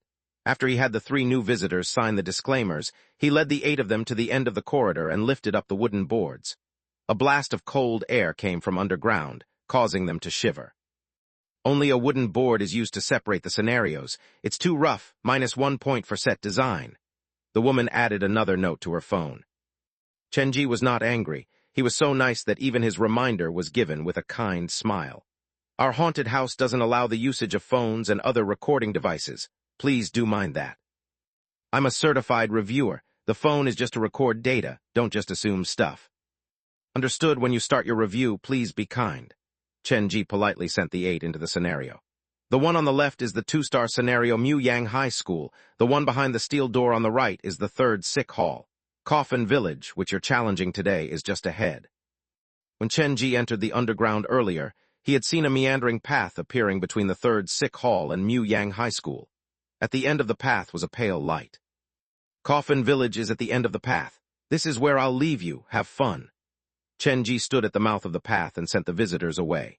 It's nice that the 3 scenarios are separated, but after the expansion turns the haunted house into a maze, all the underground scenarios might join together to create a large, scary scenario. After 3 expansions, the haunted house would morph into a maze of terror. It had been expanded twice already, and the 3rd time was not that far away. Chen Ji looked down the other 2 scenarios. Inside the Mu Yang High School, the sealed classroom's door was pushed open. A mannequin head peeked out as if to see whether Chenji had already left or not. When it saw Chenji, it rolled back into the classroom and closed the door. Those students sure are naughty. I'll need to have them memorize the workers' rules later. Chenji returned to the surface and headed to the props room. He ransacked the place and finally found the reward at the corner, seamstress wedding dress. The tattered wedding dress was red as blood. It was possessed by a hatred-filled spirit. If one leaned close enough, one might even hear the weeping of a woman. If the visitors saw this, they would be so angry. Chenji had not even placed the thing that they were supposed to look for into the scenario. The happiness in finding it after looking for a long time is the real fun of the game. He wrapped the wedding dress inside a black cloth. Chenji entered the changing room. This was the unique construct that he had obtained after the haunted house's second expansion. None of the visitors had tried it before. Chenji selected one of the less conspicuous outfits and put on some makeup. This is not bad. I look normal from afar, but upon closer inspection, it's quite scary. Chenji entered Coffin Village again. He used the black phone to inspect the hidden tunnels and pathways inside the village and took out the comic. When the Ghost Stories Society was battling the Zhu woman, Chenji had made use of the opportunity to collect a few ghosts into the comic. After a whole night of education, the lingering spirits had been reformed. I've told you it's a good decision to follow me. This is the new home I've arranged for all of you. The whole village is yours. You can feed on the visitors' fear and screams, but remember one thing, you cannot harm the visitors and no physical contact, understood? Chenji walked through Coffin Village and tossed out the ghosts as he went. The completion rate for the mission is only 7%, which means the scariest thing at this scenario hasn't arrived. Thankfully, I remembered to carry some ghosts from the village itself. Looking at the village that came back to life, Chenji flashed a satisfied smile. Even though it is quite harsh and demanding, all the sacrifice is worth it to give the visitors the best experience. Chenji felt like he was the kind that worked in the background. If he revealed all the effort he had done, the visitors would be so touched. Mid creepy music and a heavy atmosphere, when the 8 visitors reached the end of the path, what they saw stunned them. Rows of old houses, intertwining streets, fluttering paper money, and the white paper lanterns giving off pale light hanging at the door. This is Coffin Village. The leading woman shrunk back and silently hid behind her companions.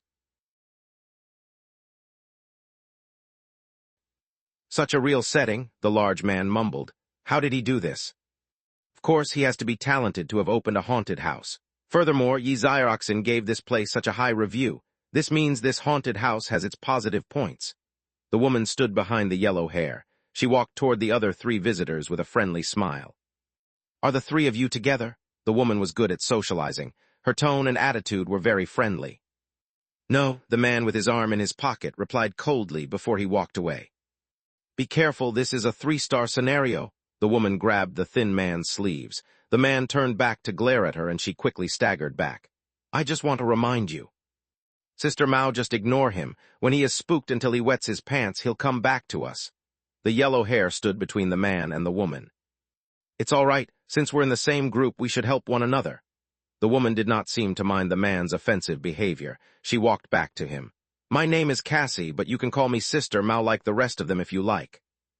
The thin man thought about it and accepted her kindness. The name's Bai Keolin. My mood has been very awful lately, so I came to this haunted house for stress release. Understood, a haunted house is a place like that, right? To scream and release stress.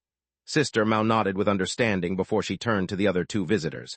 Then how about the 2 of you? The man in black shirt looked smart and he was very friendly. My name is Joe. I'm a real estate agent. I came with my girlfriend today. Who's your girlfriend? The woman beside him smacked his arm. She did not have any makeup on, but she looked pretty.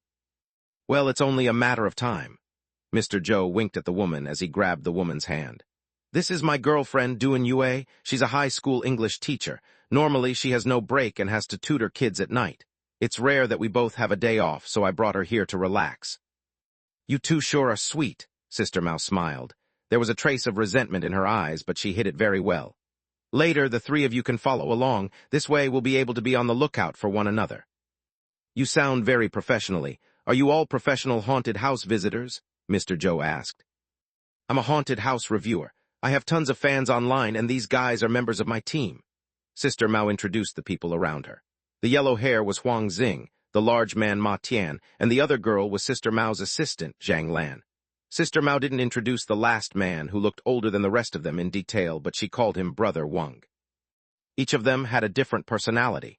The only reason they could work together was because they had Sister Mao as the mediator.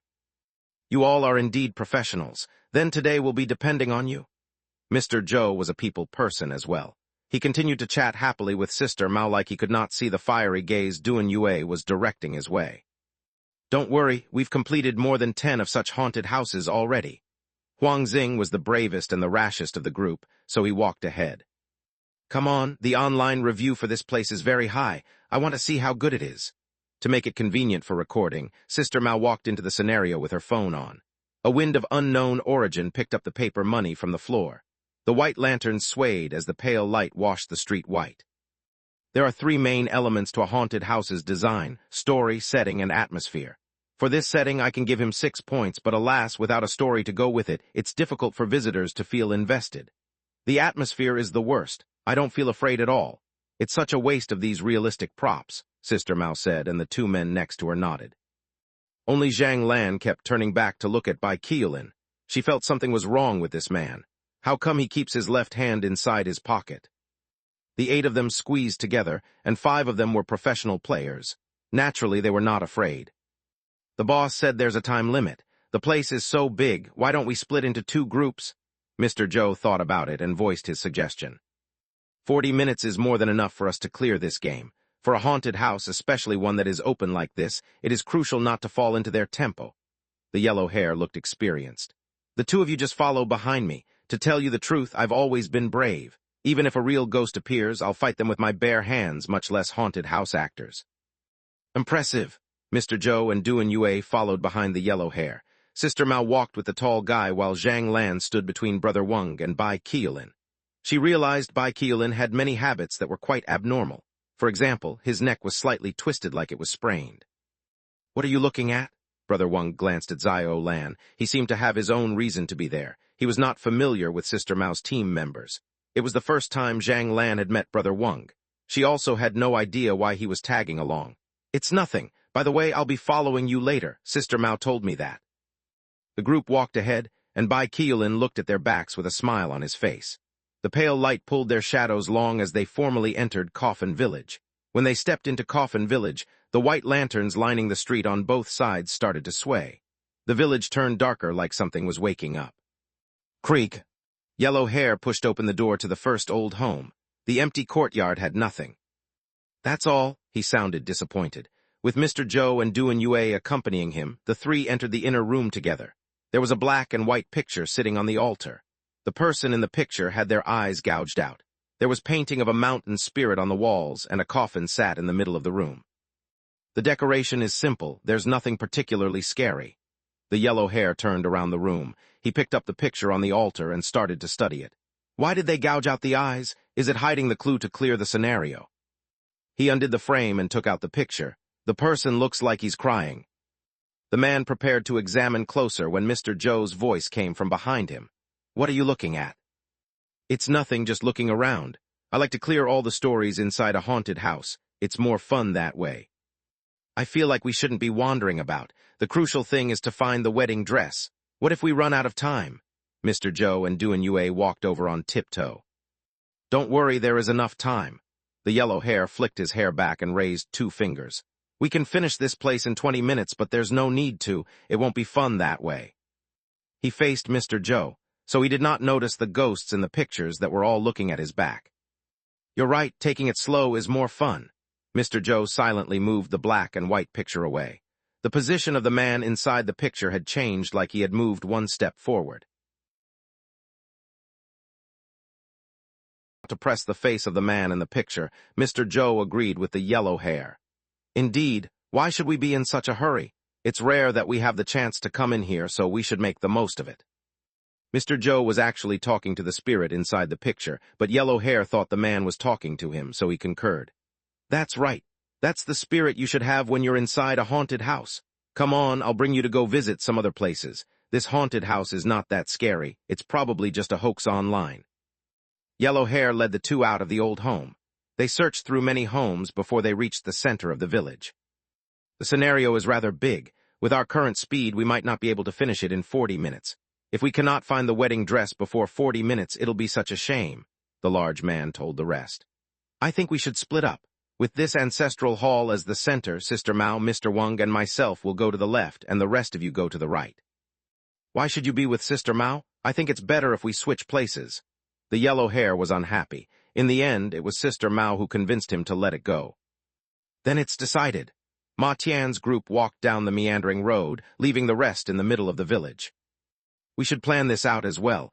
Zio Lan, you go with the couple, and I'll stick with the other guest. This way we can save time and hopefully find the wedding dress before them. Yellow hair took up the leadership role naturally. I don't think that's a good idea. We're already split. What if we run into danger? Zhang Lan walked to stand beside the yellow hair, hoping he would change his mind. Listen to me, this haunted house's atmosphere is not bad, but the scares are horrible. The insouciance in yellow hair's tone made Zhang Lan anxious. She wanted to tell yellow hair, the visitor that you're pairing yourself with is quite abnormal. However, she did not want to say that before Bai Qiulin. It'll be fine, let's go. Yellow hair extended his hand toward Bai Qiulin, wanting to shake his hand, but Bai Qiulin did not show any intention of pulling his hand out of his pocket. He just nodded. You sure are something else. Later, don't come to me with tears begging me to help you out. Yellow hair was quite angered. He took back his hand and walked ahead on his own. Bai Qiulin trailed behind him and still kept his hand inside his pocket. Zhang Lan saw this clearly, and her painted brows creased. Something is just not right. What is not right? The friendly Mr. Zhou came to stand beside her. By the way, I have some questions to ask you. Zhang Lan pointed at Bai Qiulin, who walked away. That man came together with you. When you were in the lines outside, did he do anything weird or something out of the ordinary? When we were in the lines? Mr. Zhou scratched his chin in thought. When Boss Chen shouted that there was a special discount for visitation of this 3-star scenario, we were closest to the entrance, so we were selected. I don't have any special impression of the man. He's probably just a normal visitor. I hope so. Zhang Lan was still worried. Let me tell you something. There was one time when I accompanied Sister Mao to review a haunted house, and a mental patient sneaked into it. He looked just like a normal person, but he acted up inside the haunted house. You have no idea how scary it was. Why don't you tell me? Mr. Zhou and Duan Yue were curious. He slathered himself with the fake blood inside the haunted house and then grabbed the prop to assault the other visitors. The worst thing was initially the visitors thought he was an employee at the haunted house. They were afraid, but they did not resist. This caused many injuries. Zhang Lan still had nightmares of that experience. How could something like that even happen? Mr. Zhou's hand went to his lips. His action was quite exaggerated. That's why I'm worried about Huang Xing. He might be hard to deal with, but he's my companion. By then, Yellow Hair and Bai Qiulin had already disappeared from their view. If I were you, I would be worried too. Mr. Zhou very naturally took up Duan Yue's hand and turned to look at her with love. If you went missing, I would look all over the world for you. Duan Yue's reaction was cold. She only said one word, lies. You two sure are a loving couple. Zhang Lan laughed. She had just come to visit a haunted house. She did not expect to be fed dog food. Let's start moving as well. The earlier we find the wedding dress, the sooner we have the upper hand. The mention of the mission made Zhang Lan turn serious. I'm Sister Mao's assistant. I investigated this haunted house before we arrived. The information I've found is quite scary. The reviews from actual visitors are all above 8. Minus the trolls, all the reviews said this place is scary. We've reviewed many haunted houses before, and this is the first time we've seen something like this. Meaning this haunted house is very scary. Mr. Zhou looked around him. I don't think it's that scary so far, just a bit cold. Don't let your guard down. I suspect the boss is just biding his time. Zhang Lan took out her phone to click open a page. Look at the online review for the boss. Mr. Zhou and Duan Yue glanced at Zhang Lan's phone and saw about 10 anonymous reviews. The boss is insane. Like a serial killer, he discovered me but didn't say anything, trailing behind me silently. The man followed me for 10 minutes. If not for my friend who screamed, I really didn't know there's something behind me. Don't ask me why I'm an anon. I still want to see tomorrow's sunrise. The boss is too scary. My friend asked why I brought extra underwear with me to a haunted house. I say, if you want to prepare diapers, it's also fine. Reading all the anonymous reviews, Mr. Zhou and Duan Yue's expressions changed. They had a new understanding of Chen Ji. Scary, right? Zhang Lan pocketed her phone. So I say we better find the wedding dress as fast as we can and leave this place. Okay, Mr. Zhou arranged his emotions. Then what shall we do next? I'm a little worried about Huang Xing. Let's go meet up with him first. Zhang Lan pointed toward the road that Yellow Hair had headed down earlier. Mr. Zhou and Duan Yue followed behind her. By then, Yellow Hair and Bai Qiulin had reached the end of the street. They found a sedan at the corner. A bridal sedan? Yellow Hair was excited.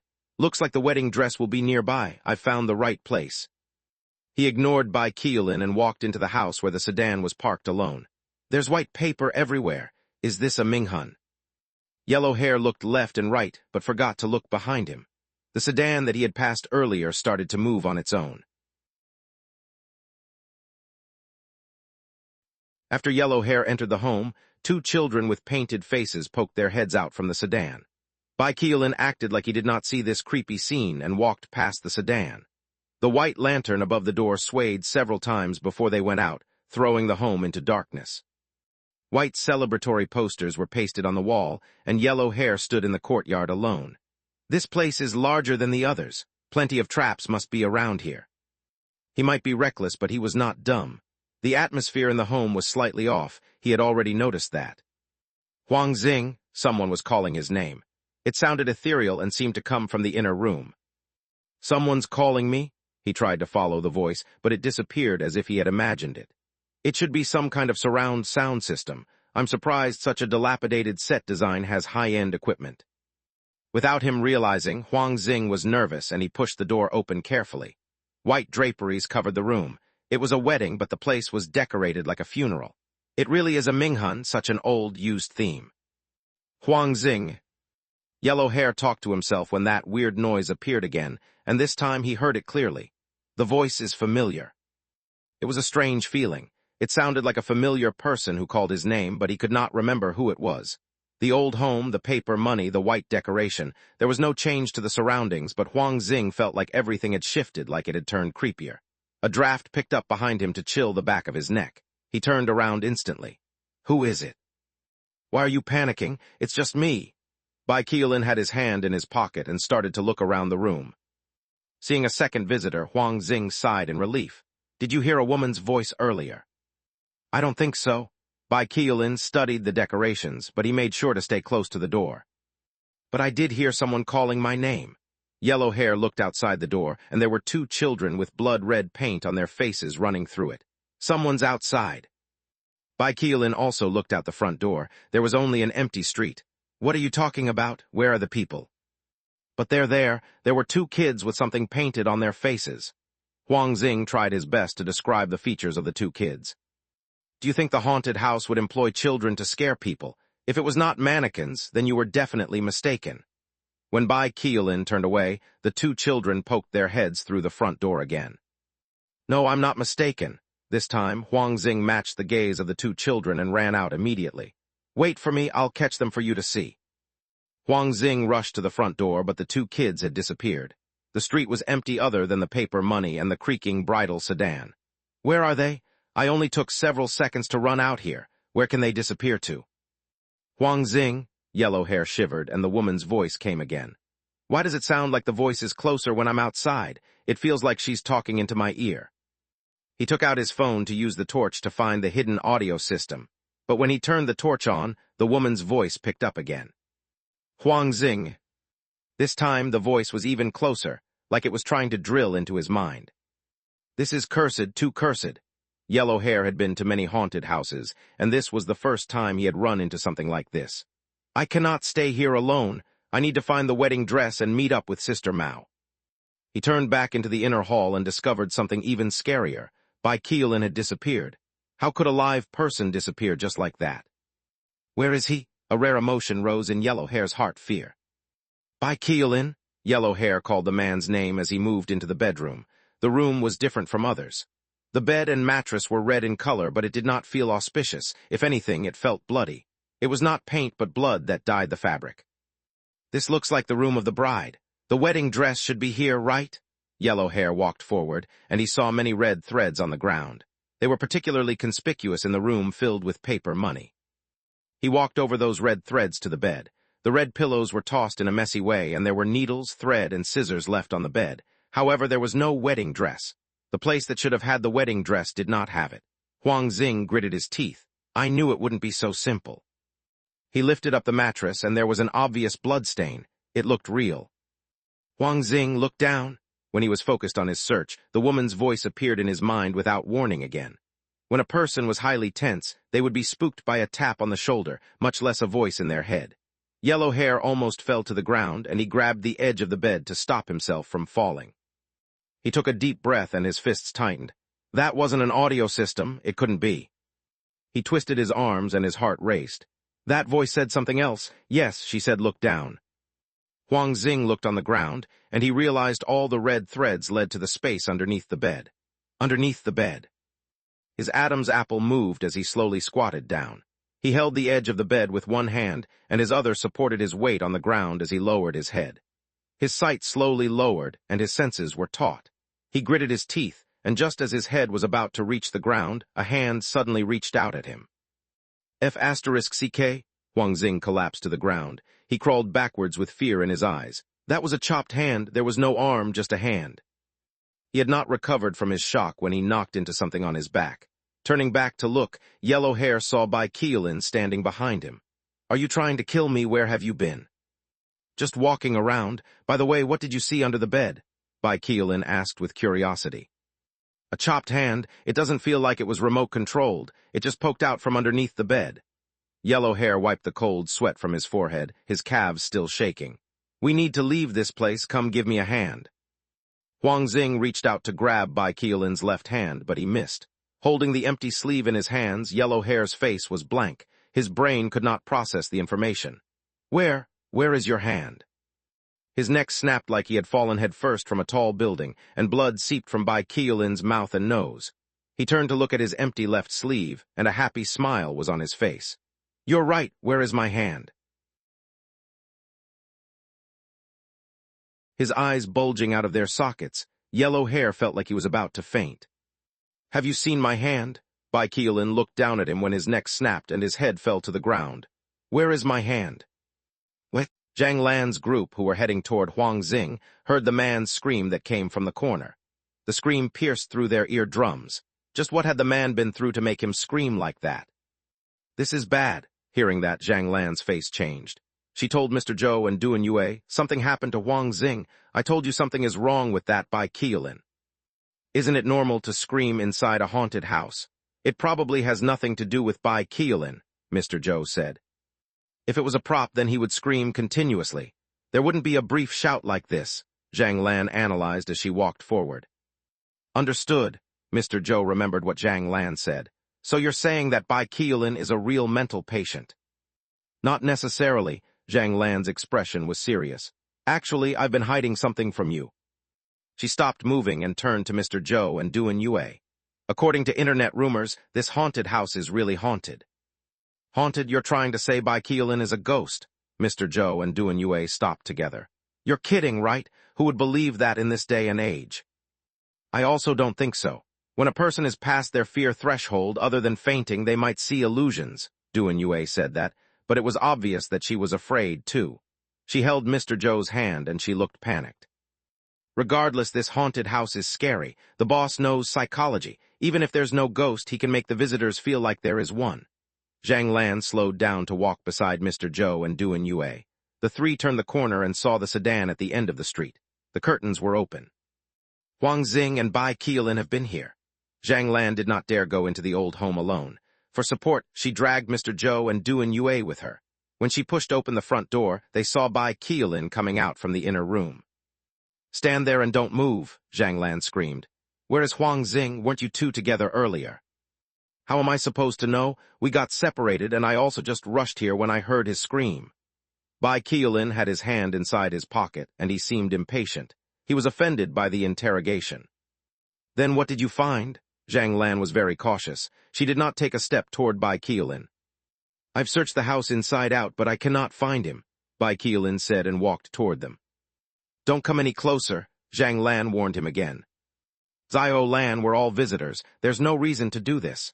Mr. Zhou tried to ease the tension. You don't understand. I've seen the review that said the boss once had his worker join the visitors to play with them. The man's insane. Zhang Lan pointed at Bai Qiulin. Something must be wrong with this man. You have to believe me. The most dangerous threat is often just standing next to you. You suspect I'm a haunted house employee? Bai Keelan chuckled. Have you lost your mind? If not, why do you keep your left hand inside your pocket? Is it because it's painted, or is it holding some remote control? Zhang Lan had the support of the two visitors, so she was not afraid. If you dare take out your hand and there's nothing wrong with it, then I'll take back everything I've said. Bai Keelan narrowed his eyes. You sure? Yes, I'm sure you're definitely not a normal visitor. Zhang Lan sounded confident. Fine, as you wish. Bai Keelan pulled out his left arm. It was only an empty sleeve. Can't a disabled person visit the haunted house? Must you tear open my wound again? Now are you satisfied? Zhang Lan was stunned. She really did not expect Bai Keelan's left sleeve to have nothing. Zio Lin, you've crossed the line this time. Mr. Zhou came forward to try to calm everyone down. He smiled apologetically at Bai Keelan. This girl doesn't mean anything bad. I understand what you're feeling. I've been through something similar. This is just a misunderstanding. Duan Yue tried to persuade Zhang Lan. Stop being so suspicious. Isn't it the biggest taboo to scare yourself inside a haunted house? No, I still think something is wrong with him. The two of you follow me. We'll investigate the house together. I suspect he's lying to us. With Zhang Lan leading the way, Mr. Zhou and Duan Yue walked into the inner room. The paper money flew into the air. Not in this room. Zhang Lan walked into the bedroom. The mattress has been moved. Someone has been in here before. That Bai Keelan was indeed lying. Mr. Zhou, you go and keep an eye on him outside. Don't let him out of your sight. Okay, Mr. Zhou promised. He left the room with Duan Yue. I'll need to inform Sister Mao about this.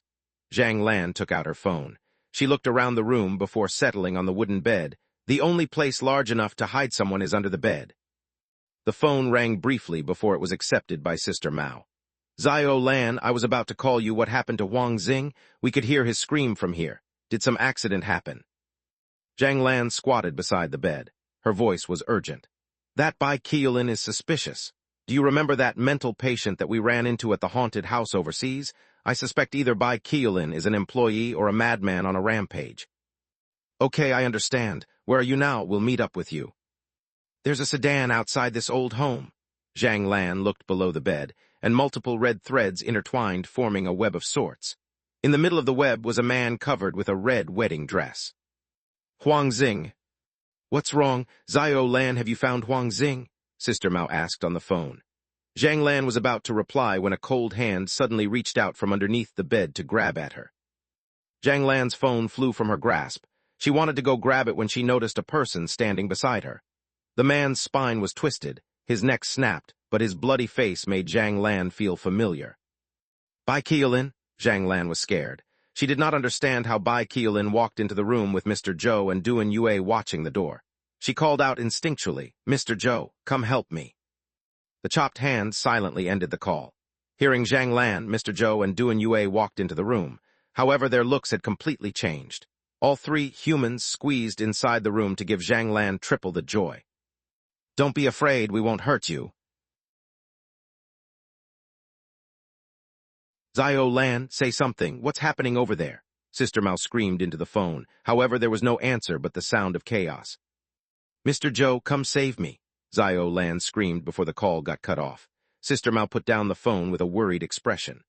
Zio Lan said Bai Keelan is a crazy person. The five of them are together. Huang Xing has already been taken down, and now we've lost contact with Zio Lan as well. What is happening over there? Didn't Zio Lan call for Mr. Zhou to come save her at the last minute? Looks like Mr. Zhou and his wife are also victims. We should go find the couple, and then we'll know for sure, Ma Tian suggested. But we need to hurry before Bai Keelan harms them. I don't care about that Mr. Zhou and his wife, nor do I care about your teammates. I've paid my money, so you have to help me finish my mission. The one who spoke was Brother Wang. He held his phone and kept recording everything, ignoring the rules of the haunted house. Ma Tian was about to say something when Sister Mao stopped him. Brother Wang, the situation has changed. There appear to be employees from the haunted house mixed in with the visitors. We need to clarify this first. What kind of danger can happen in a haunted house? Brother Wang used his phone to record everything inside the haunted house. Sister Mao knew that she would not be able to persuade Brother Wang, so she said, In that case, why don't you wait here? We'll be back in a bit. Before coming here, your group kept gloating, saying that going to a haunted house is like returning home. Now we're just halfway through and you're this panicked already? Looks like my money was spent at the wrong place. Brother Weng's identity was rather unique. Sister Mao did not dare counter, so she nodded and said, "That is our fault. Brother Weng, just give us 3 minutes. If we cannot find Huang Xing and Xiao Lan, we'll come back to get you." "Never mind, I'll go with you." Brother Weng turned and inspected the video he had just recorded. "Thank you, Brother Weng." Sister Mao dragged Ma Tian out of the old home and said, "We'll wait for you outside." Once they were out the door, Ma Tian could not help but grumble. This all Weng really think we're his bodyguards. "Just focus on our work." Sister Mao patted Ma Tian's hand lightly. "Calm down." "Sister Mao, actually, I'm curious. What is this man's identity? It's true that we did take his money, but that doesn't mean we need to be so servile toward him. We don't owe him anything. He is one of the top brass at the futuristic theme park. He's well connected in the business, so there's no reason for us to offend him." Sister Mao turned to look back into the house. "In that case, why did he come to New Century Park personally? Why didn't he just send a lackey?" Ma Tian was confused. He thought that the man's actions were unreasonable. "This is a matter between the two large theme parks. It's none of our business." When Brother Weng came out, he had already pocketed his phone. "Let's go." The three returned to the center of the village, where they had separated from Huang Xing's group. "There are so many houses. Where should we start looking?" On the phone, Xiao Lan said that she was inside a house with a sedan. "We should follow the route that they used when they left." The three were about to head down that way when footsteps echoed down the streets. A man and woman ran their way with fear on their faces. "Mr. Zhou," Ma Tian realized something and immediately went to meet up with them. Before he could say anything, he heard Mr. Zhou's urgent calls. "You have to go save Xiao Lan. That Bai Qiulin is a monster." Even from afar, Sister Mao and Ma Tian could hear the panic in Mr. Zhou's voice. "Monster." Mr. Zhou gasped for air as he held Duan Yue's hand. His eyes were filled with terror, and his hair was shaking from fear. "Huang Xing suggested that we split up so we could find the wedding dress faster. He went alone with Bai Qiulin, and the two of us stayed with Zhang Lan. It didn't take long for us to hear Huang Xing scream." Mr. Zhou's voice was shaking like he had just been through a traumatic event. "We also heard Huang Xing scream. What happened next?" Sister Mao urged him to continue. "Zhang Lan had a suspicion that something was off about Bai Qiulin. She said there are internet rumors that this place is really haunted. This Bai Qiulin is either an employee, a madman, or an actual ghost." Mr. Zhou took a deep breath. "Initially, we didn't believe Zhang Lan, but what happened next was too weird." "Tell us what happened." "When the three of us arrived, we saw Bai Qiulin come out from one of the old houses. Xiao Lan got into an argument with him then." Mr. Zhou took out his left hand. "All of you still remember Bai Qiulin kept his left hand inside his pocket, right? Xiao Lan thought he was an employee and believed his left hand that was hidden must be controlling the mechanism inside the haunted house. However, when Bai Qiulin took out his left hand, all three of us were shocked." Mr. Zhou's voice was agitated. He shook his hand a bit dramatically. "That Bai Qiulin has no left hand. The wound was clean like it had been chopped off by a knife."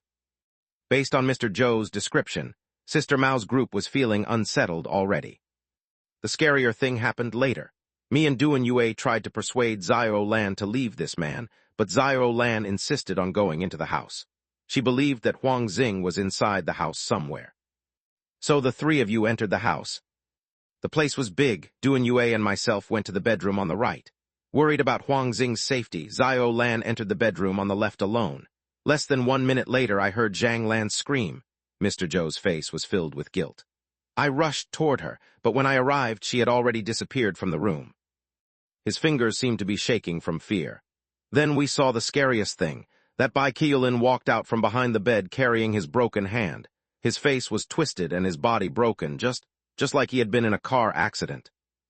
Mr. Zhou was babbling. It was obvious that the man was traumatized. "Don't panic, calm down, we're here with you." Ma Tian tried to console Mr. Zhou. "It was too scary." Mr. Zhou seemed to be caught in the fear. How he looked made Sister Mao and Ma Tian worried as well. "Then the 5 of us should stick together and go back to the house." Ma Tian was the first one to calm down. "Mr. Zhou, you lead the way." After some hesitation, Mr. Zhou nodded. "It's my fault for not looking after Zhang Lan. All right, come with me."